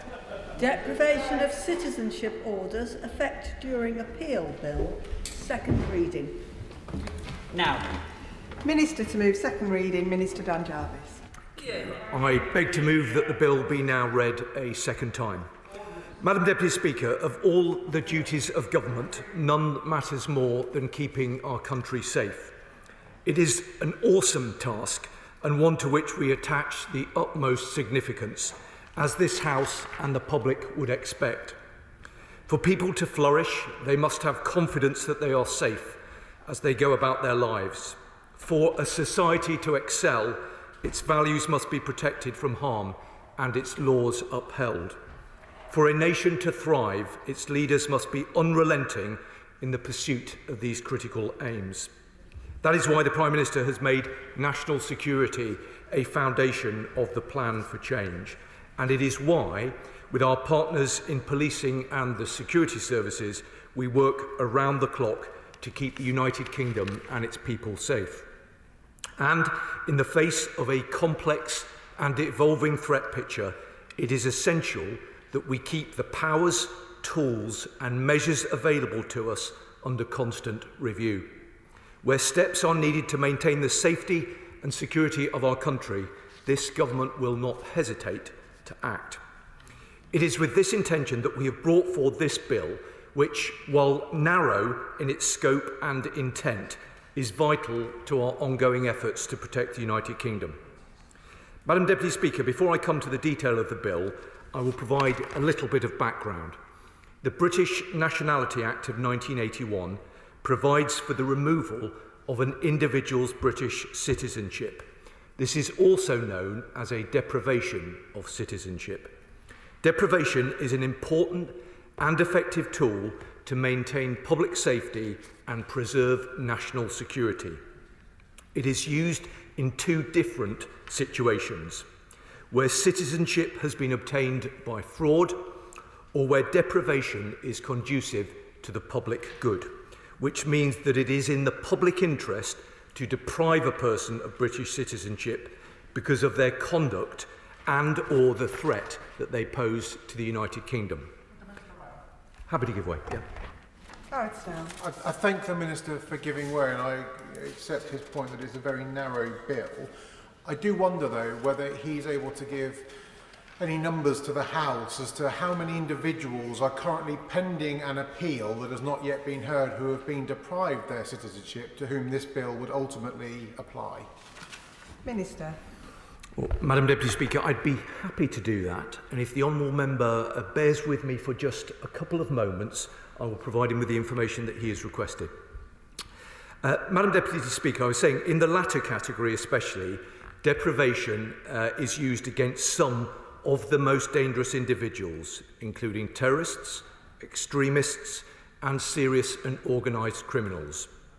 To summarise the main effects of deprivation, someone in the UK who has been deprived of their British citizenship no longer has any immigration status. Steps may be taken to remove them from the UK, and they may be held in an immigration detention in the interim. And if they are overseas, they cannot re-enter the UK using a British passport. In both circumstances, this is clearly an effective way to disrupt the threat posed by dangerous individuals. Happy to give way. I commend first of all the Minister and Government for bringing this forward. There's absolutely no doubt that it's absolutely necessary. National security is paramount when considering revoking citizenship, as the Minister has outlined. This bill is necessary to close that loophole, and that which allows and ensures that that no person can bypass that. In Northern Ireland, Madam Deputy Speaker, there are many people who claim both citizenships as they're able to, Irish and UK. While this bill, I understand, will make sure that the UK citizenship can be revoked, they still have a right as an Irish passport holder to travel to Northern Ireland. So it's a very peculiar case. I'm quite happy if the Minister wants to come back to me on this, but I want to make sure that no one can get round it by any other, whatever it may be, an alternative passport like an Irish passport or whatever it may be, and to ensure that Northern Ireland will be under the same laws as the rest of the United Kingdom. Thank you so much. Well, I'm grateful to the Honourable Member, as I always am, for his intervention, and he's absolutely right. It is necessary to close this particular loophole, and that is the purpose of this bill. He's raised, I think, a very interesting example, and I'm grateful to him saying that he's happy for me to come back to him. Let me reflect on it further, and I will respond to him when I make my concluding remarks at the end of this debate. Yes, I will give way. The Minister keeps referring to it as a loophole, but in fact it has been an important principle of British justice that successful appeal equals vindication. What this bill is trying to do is to remove that presumption. That's not a loophole, that's a basic judicial right on which we all rely. If the Right Honourable Gentleman will just bear with me for just a moment, I will come to the specific points that he makes in just a moment. But if he's not satisfied that I've responded adequately in a moment, I'm happy to give way again. Madam Deputy Speaker, I think I'll just make some progress. Deprivation decisions are made following careful consideration of advice from officials and lawyers and in accordance with international law. Each case is assessed individually. Decisions to deprive where it is conducive to the public good are personally taken by the Home Secretary. Now, the power is used sparingly. It complies with the UN Convention on the Reduction of Statelessness and always comes with the right of appeal. Turning to the question from the Honourable Member just a moment ago, let me give the House a sense of the frequency with which deprivation powers are used. From 2018 to 2023, on average 12 people a year were deprived of their citizenship where it was conducive to the public good.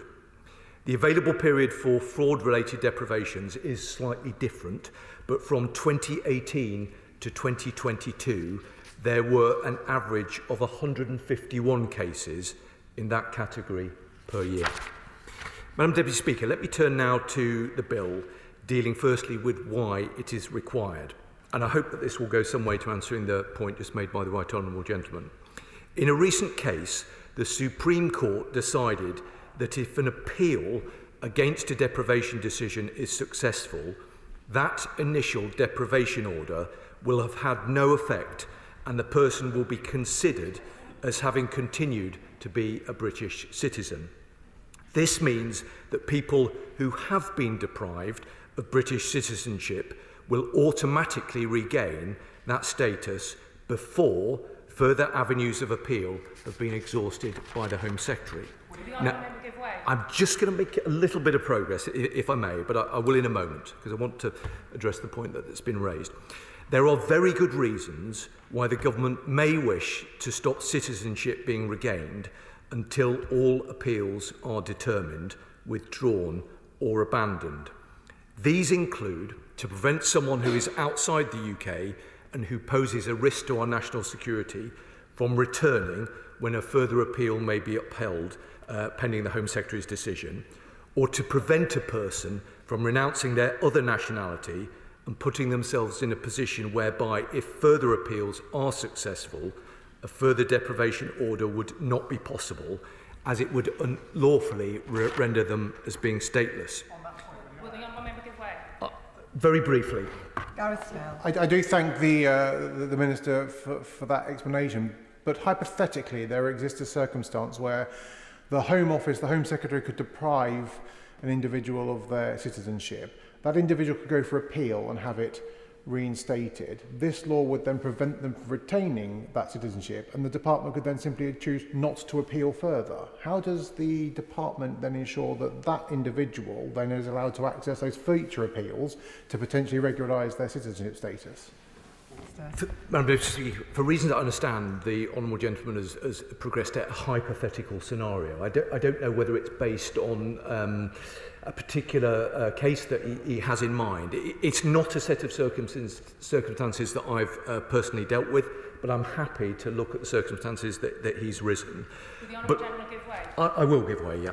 I thank the Minister for giving way.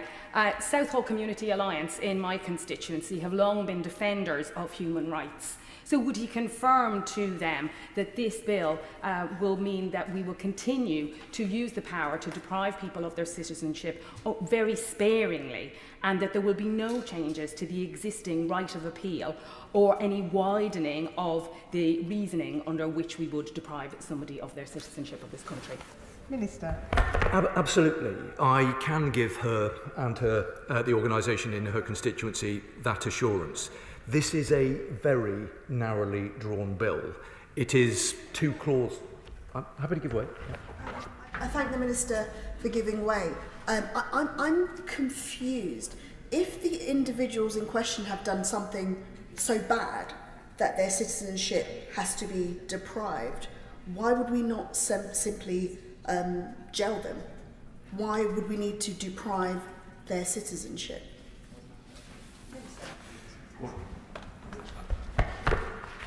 I hope the Honourable Lady heard the point that I was making just a moment ago, that the reason that the government has brought forward this legislation is in response to a recent Supreme Court decision where an appeal against deprivation essentially resulted in a requirement to bring forward this clarification of the law. In response to her and the point just made by my honourable friend, this does not represent any widening of the existing arrangements. The right of appeal is completely unaffected by this legislation, which is incredibly narrowly drawn. I will give way, yes. And I'm sure he understands and appreciates that due process is important and the appeal process must be respected fully. What he's intending is to make people temporarily stateless. So can he guarantee that the appeals process will be speeded up and people will have an opportunity to have their case heard in a timely manner so they can have this resolved and not hanging over them for a long time? The Honourable Member is absolutely right about the point of due process, and I can say to him and the Honourable Lady whose point I was responding to is that these are powers that are used very sparingly. So each and every individual case is decided upon by the Home Secretary.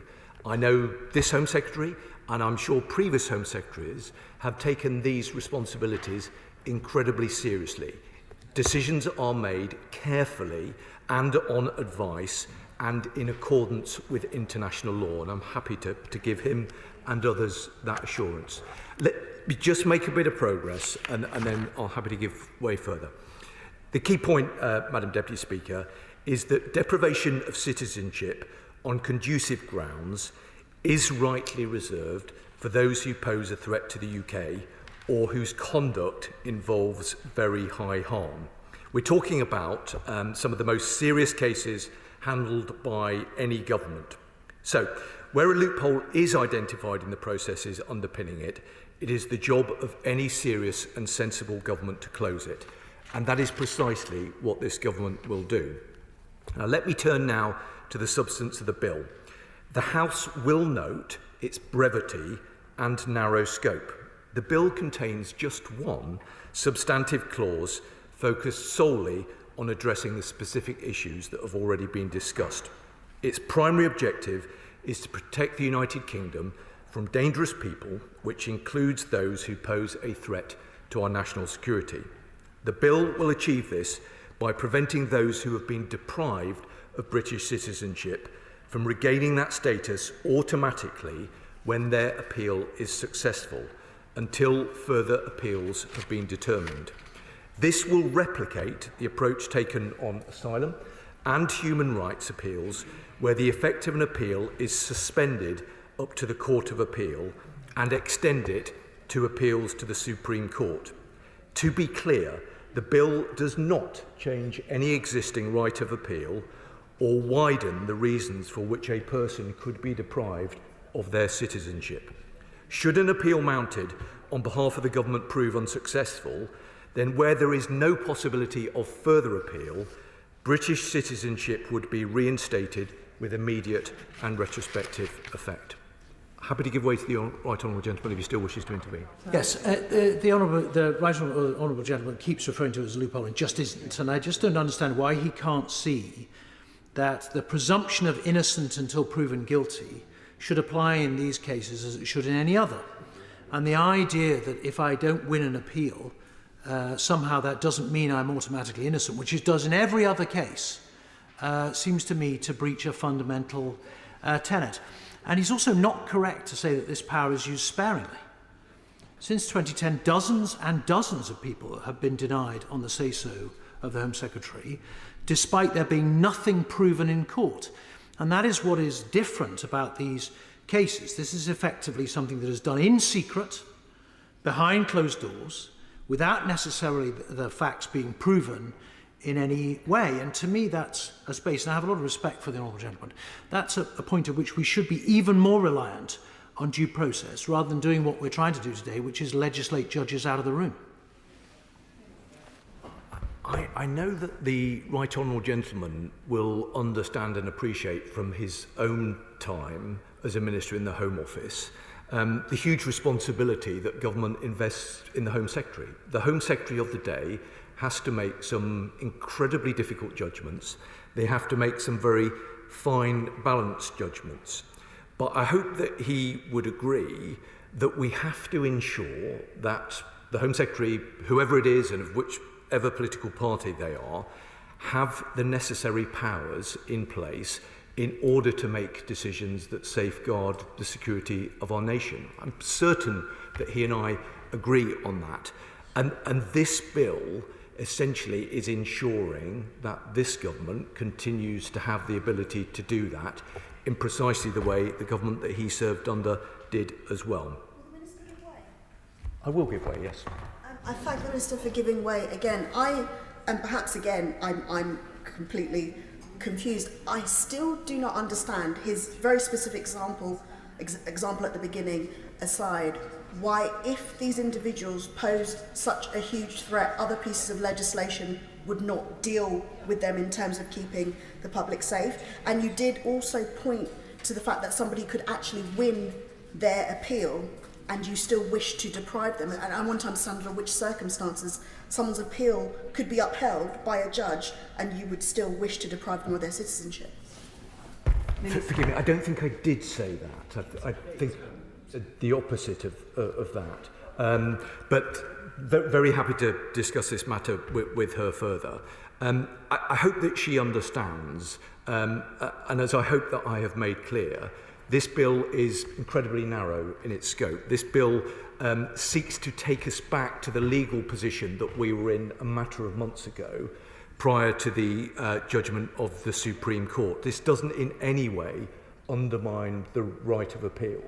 If she has further concerns about it, I'm very happy to speak to her further, but I can give her an assurance, and she's very welcome to look at the bill. It won't take her very long to read it. It is 2 clauses, a single substantive clause, specifically designed to take us back to the legal position that we were in just a few months ago. So I hope that she will be reassured by that. Madam, I will, yes. I've come into this debate without any prior knowledge of what is proposed, so I'm making this point as a result of what I've heard so far. Am I right in thinking that what the Minister particularly has in mind is people who might, for example, have gone abroad to fight for a terrorist organisation like ISIS, and who have got dual citizenship, and that there is therefore no requirement that forbids us from removing their British citizenship, and that if they came back, even if they could be convicted of anything at all, they would be imprisoned only for a relatively short time, if at all, and then the security services would probably have to spend many years monitoring them. Is that the sort of scenario that the Minister has in mind? Minister. Well, I'm always grateful to the right honourable gentleman. It is, and perhaps he didn't hear me make that point earlier, but specifically I said that amongst other reasons that this would include to prevent someone who is outside of the UK and who poses a risk to our national security from returning when a further appeal may be upheld by the Home Secretary's decision. So he's right, that is a potential scenario that we have to guard against. And this bill will enable us to do that in the way that governments previously would have been able to do that prior to the ruling of the Supreme Court. I hope he finds that reassuring. Madam Deputy Speaker, as I've set out, deprivation is one of the most powerful tools we have in our ongoing efforts to protect the United Kingdom and its citizens from harm. For it to remain an effective part of our armoury, we do need to legislate. But before I finish, I do want to take the opportunity to pay tribute to our world-class law enforcement and intelligence agencies. In turbulent and uncertain times, their tireless work to maintain stability and security here at home has never been more crucial. They must be supported at every turn, because, Madam Deputy Speaker, the safety of our country stands apart from everything else that we do. It is the cornerstone of our society and the primary purpose for everyone involved in public service, including in this House. It is a responsibility not just borne by those of us on the government benches, but by parliamentarians of all particular parties. It is in that spirit, therefore, that I urge members to support this bill, which is required to preserve our national security, and I commend it wholeheartedly to the House. The question is that the bill be now read a second time. I call Shadow Minister Katie Lamb. Harriet. Thank you, Madam Deputy Speaker. Keeping our country safe is and must be the first duty of any government. That comes with decisions and choices that governments must take to keep their citizens safe, our country safe, and our way of life safe. That is why we on these benches support this bill. It is much needed to close the recently created loophole that should be agreed across the House, and it must be addressed. The issue tackled by this bill arises from the Supreme Court's decision in N3 versus Secretary of State for the Home Department 2025. The court held that if a person successfully appeals against a deprivation order, or if the order is withdrawn, they are considered never to have lost their British citizenship. That means that even where the Secretary of State intends to challenge such a decision through further appeals, the person's citizenship is automatically restored in the interim. In practice, this could allow individuals to return to the UK or announce another citizenship or nationality before the Home Office has exhausted the appeals process. The Supreme Court judgment created two vulnerabilities: an unlocked door through which dangerous individuals can return, and an escape route allowing terrorists to regain citizenship, fly back to Britain, then renounce other nationalities to become untouchable. The government's own assessment identifies specific risks. Firstly, the immediate re-entry attempts. Second, terrorists becoming stateless to block future action. And thirdly, foreign states interfering in our security measures. Madam Deputy Speaker, the Supreme Court's interpretation has created a situation which is unprecedented amongst our allies. The United States, Canada, Australia, France, the Netherlands all maintain revocation of citizenship throughout appeals. Until this February's ruling, Britain's framework worked effectively. But now, because of this judgment, we face a unique vulnerability that no other comparable democracy tolerates. Removing citizenship is, quite rightly, considered as a serious step and one that is not taken lightly and without thorough consideration. The seriousness of such decisions is reflected in the fact that it is the Secretary of State who personally decides if, based on public good and safety, an individual should be deprived of their British citizenship. The Conservative Party absolutely agrees with the importance of depriving citizenship in order to preserve national security. It is a power that has been used sparingly but necessarily, with previous Home Secretaries rightly depriving over 200 individuals of citizenship for being non-conducive to public good. These individuals risk undermining not only our security but our society at large. British citizenship is a privilege, not an unconditional right. Those who choose to shatter their bonds of loyalty through terrorism or heinous organised crime forfeit their right to carry a British passport. That is why successive Conservative governments never shrank away from these powers against terrorists plotting to kill our citizens, or members of, for example, Rochdale grooming gangs for their sickening abuse of vulnerable children. And that is why we are happy to support the government in their attempts to close this loophole today. I call Josh Simons. Thank you, Madam Deputy Speaker. In this island, citizenship is an idea still in its infancy. When Great Britain was forged in the Act of Union in 1707, British people were not citizens, but subjects, equals with each other by virtue of their relationship to the monarch. Only with the British Nationals Act of 1948 was the concept of citizenship introduced into our laws. I say that because, to my mind, we live in an age when political imagination is needed more than ever. The recent experiment with politics as bureaucratic management is over, and now we're returning to a politics with a longer history in this country, forging the future through imagination and creativity, exercising the collective power to change the values and systems by which we are ruled. In a moment like this, the relative infancy of citizenship in Britain should encourage us to pause to examine an idea we too often glide over. So, Madam Deputy Speaker, I hope you'll forgive me for doing just that. Because citizenship is connected, as is the motivation behind this bill, to one of the great challenges of our time: controlling our borders and establishing systems of legal migration and asylum that are orderly, managed, humane, and in our national interest. So let me start with what my constituents in Makerfield tell me. They want to feel that they and their family belong in the community they live in, that their neighbours feel they belong there too. That's why high streets full of vape shops, dog muck and smashed glass matter so much. They're a visible and constant reminder that others seem not to feel they belong. To treat your community with respect and love is to show that you feel you belong. Citizenship is belonging on a bigger scale, a larger us.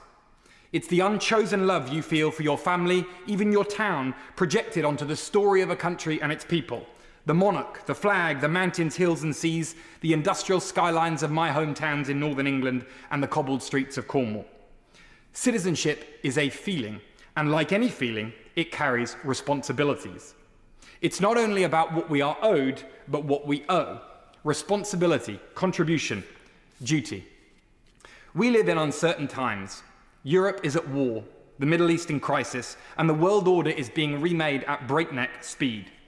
In such times, I believe we should celebrate and nurture citizenship far more than we do.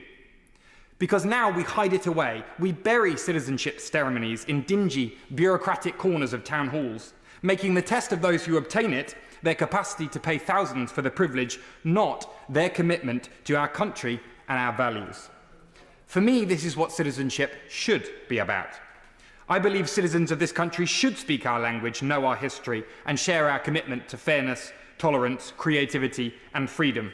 Those who wish to become citizens must in the end be willing to stand shoulder to shoulder with their fellow citizens to defend that freedom in a world where it really is threatened. That takes me to the specific measures in this bill.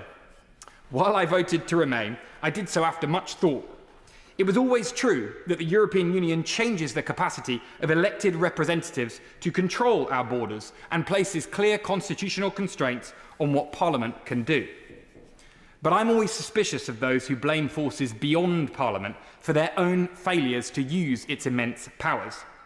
My constituents understand a simple truth about this country's constitution. Our politicians can enact almost any laws they please, and governments with strong majorities can do almost whatever they want. If they choose not to use that power, rarely is it because of some external force, Strasbourg or an arm's-length body. It's because they are frightened to use their own power or lack the imagination to use it well. And that is why I strongly support the measures in this bill. It is not about making people stateless or subverting judges. It's about what this place is supposed to do. Assert the view of this place as Parliament on what citizenship means and how it should be enacted. Because to value citizenship requires being clear about when and under what circumstances it should be taken away. To be an equal, full part of our society means to share our values.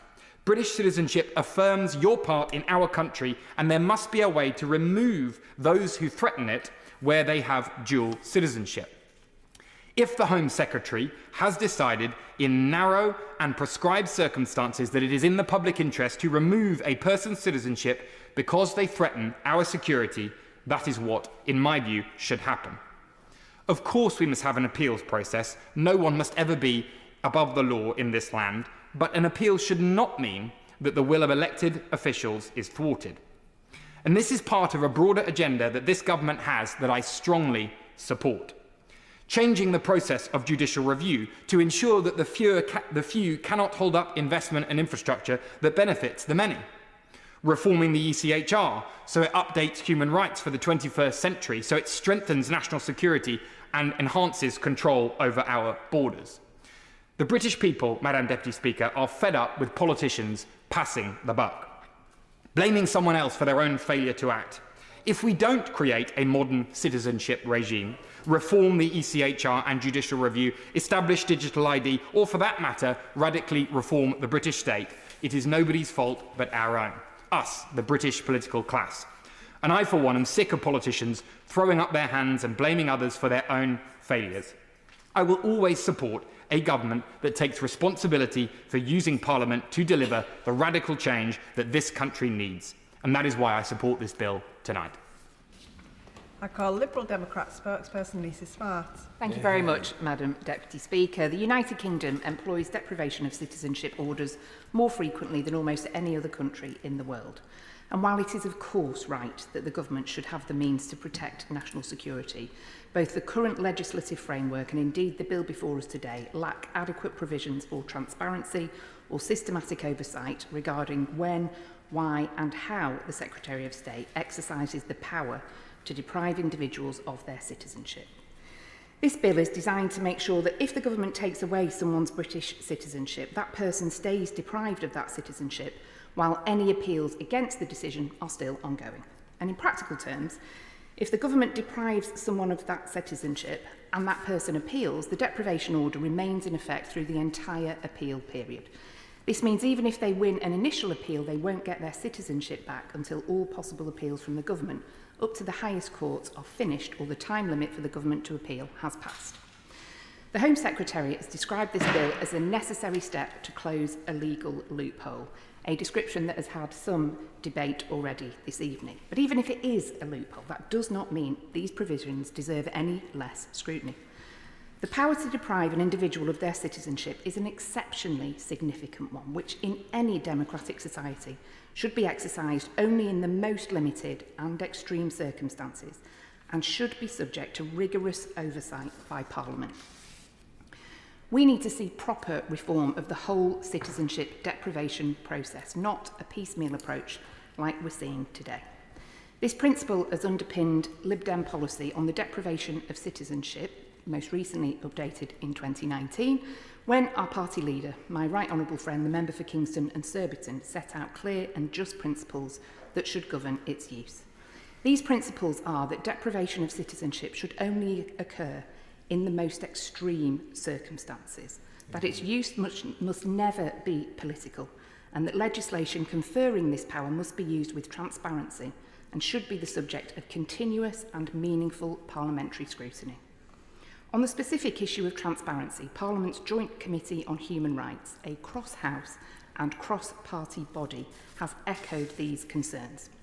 Earlier this year, it informed the government that its current approach to the deprivation of citizenship falls short of the UK's human rights obligations.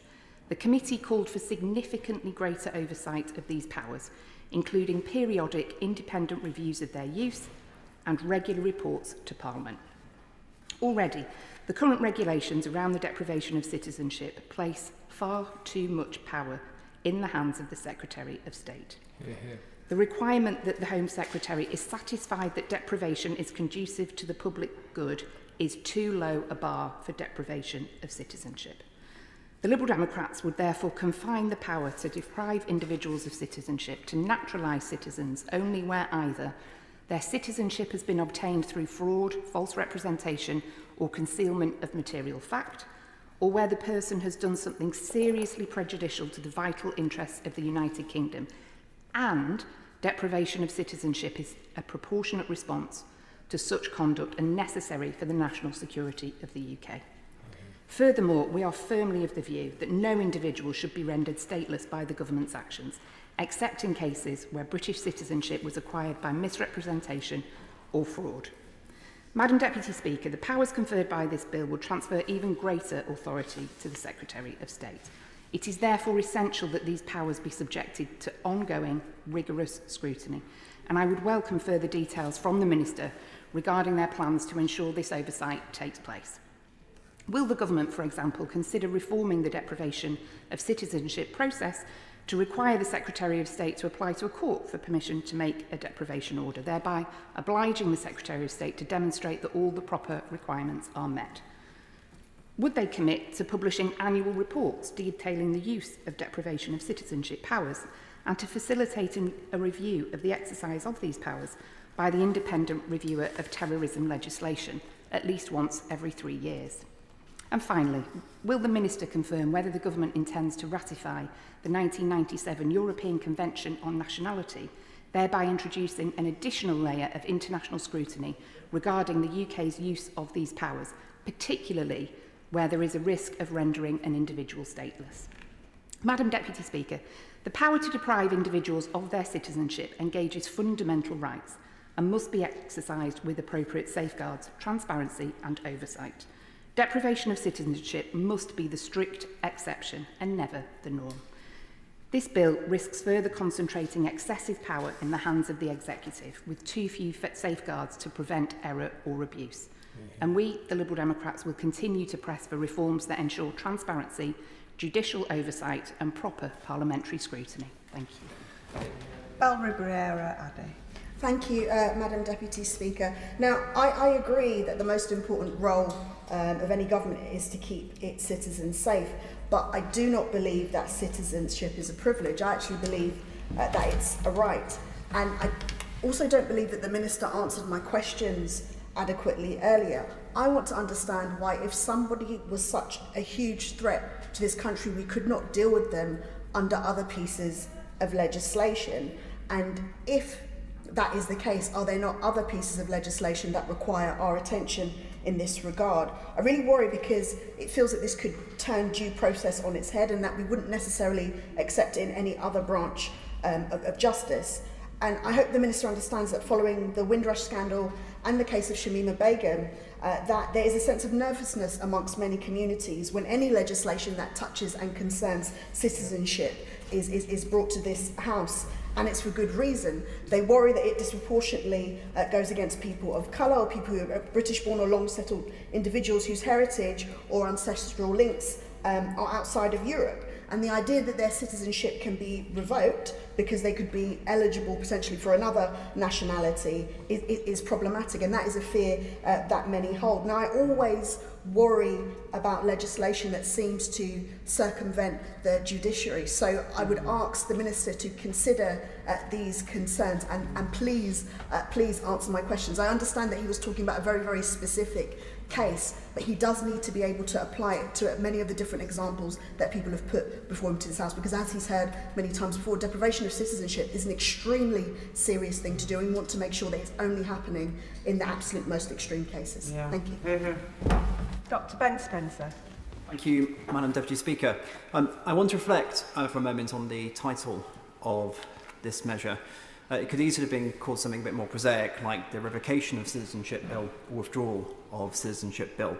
But the notion of deprivation is far more evocative. When we talk about deprivation, it's often in the sense of going about something that's fundamental to our existence. Food, shelter, water, liberty, the very things that we rely on for life itself. And if I may, Madam Deputy Speaker, I believe the notion of deprivation is flawed terminology here, as it seems to equate citizenship to an essential right. But I very much agree with the comments that are made for the member for Macclesfield, and I apologise for probably damaging his future career in saying so, but I agree with him. It's very much not a right, it's a privilege. Those who receive this privilege through our immigration system or otherwise, we must be clear that it comes with duties and responsibilities. We welcome those who come to the UK lawfully, both ready to participate in the freedoms we offer and equally ready to take on the obligations that go in hand with them. But when an individual who has the privilege of citizenship bestowed on them uses this to threaten our national security, that privilege should be rightly revoked until the Secretary of State has exhausted all avenues of appeal in regards to his or her decision. And this is because citizenship of our country is to be prized, not abused, not reduced to some sort of transactional process or tick box citizenship test or life in the UK test. And those who haven't seen it, it's well worth looking at the life in the UK test and in terms of just the poverty of knowledge that's required in terms of its scrutinising and what it's asking for people. And we shouldn't just be defending the importance of citizenship at the point that the person has it removed. Every person, whether a citizen through birth or through our immigration system, should receive an education on how precious this covenant between country and individual is, promoting understanding and appreciation of our value system and the fundamental principles that underpin it: tolerance and respect, the right to equality before the law, the duty of loyalty to the United Kingdom, or as an absolute minimum, a deep and abiding respect and commitment to the conventions and values that make up the British way of life. And of course, the right to freedom of enterprise and aspiration. But not only to create wealth and opportunity, but also to look at how our talents can be harnessed by making a contribution within our families and our communities, whether this is through performing care obligations for young children, moulding them as the citizens of the future, or caring for elderly independent family members, or leading local charities, communities, or faith groups.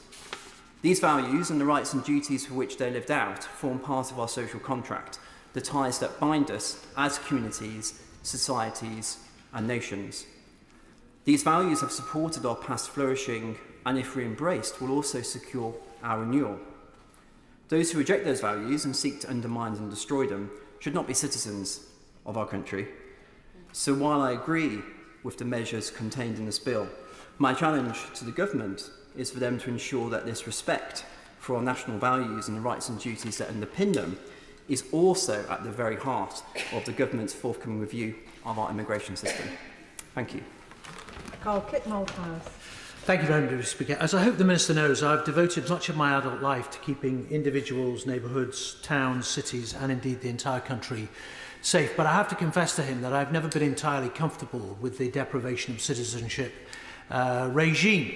And unfortunately, his bill, which he's trying to pass off as an innocuous correction, has sparked, I'm afraid, that sense of unease. And the reason I'm uneasy is because I think while the objectives that he's proposing are obviously laudable, I believe the cost to our sense of self and the corrosiveness to our citizenship or sense of citizenship and to the judicial process are perhaps too high. And while I don't want to detain the House too long, I just did want to raise 3 points in particular that we've covered to a certain extent but are worth reiterating.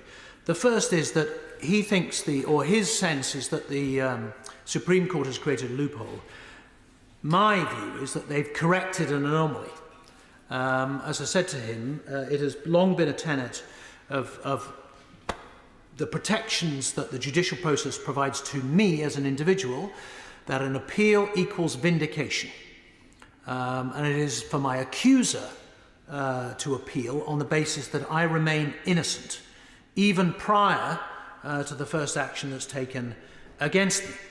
And this regime reverses that.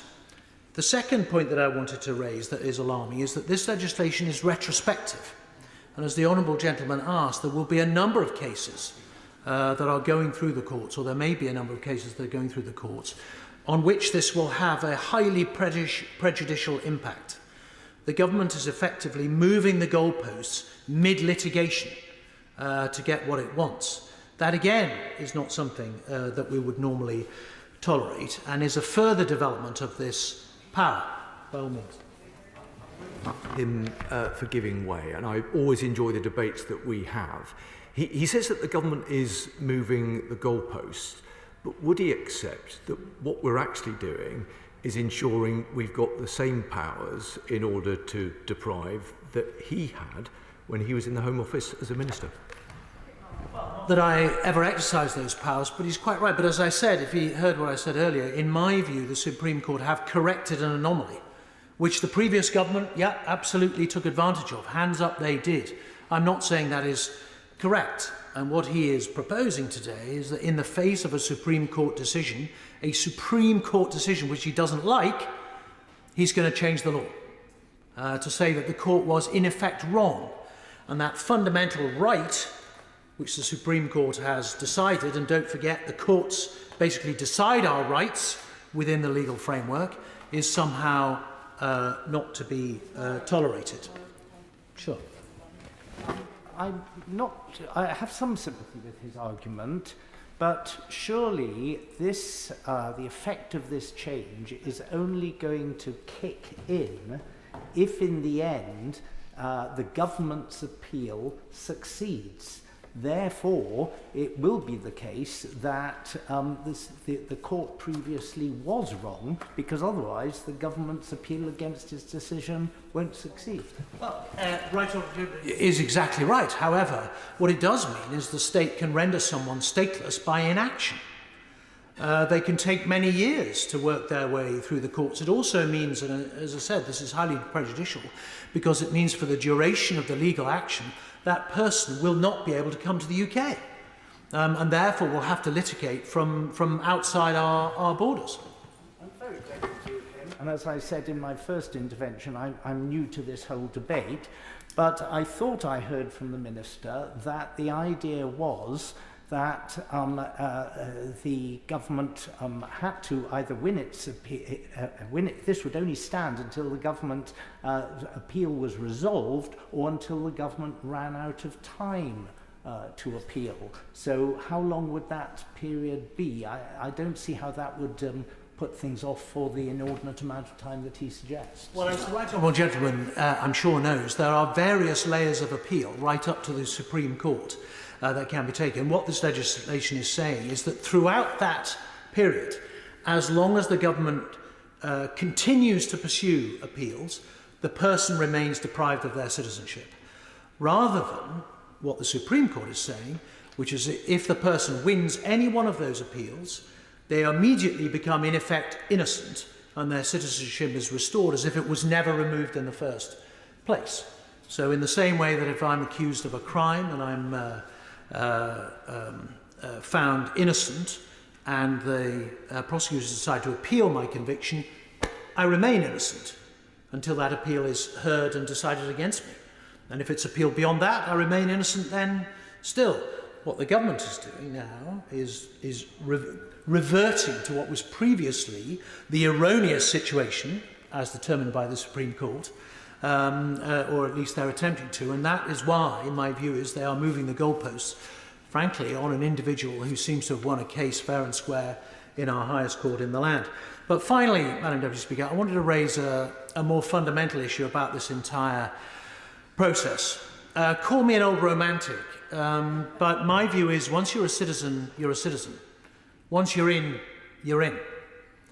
And unfortunately, the development of this power over the last, whatever it is, years since the 1981 Act that brought it in the first place, has created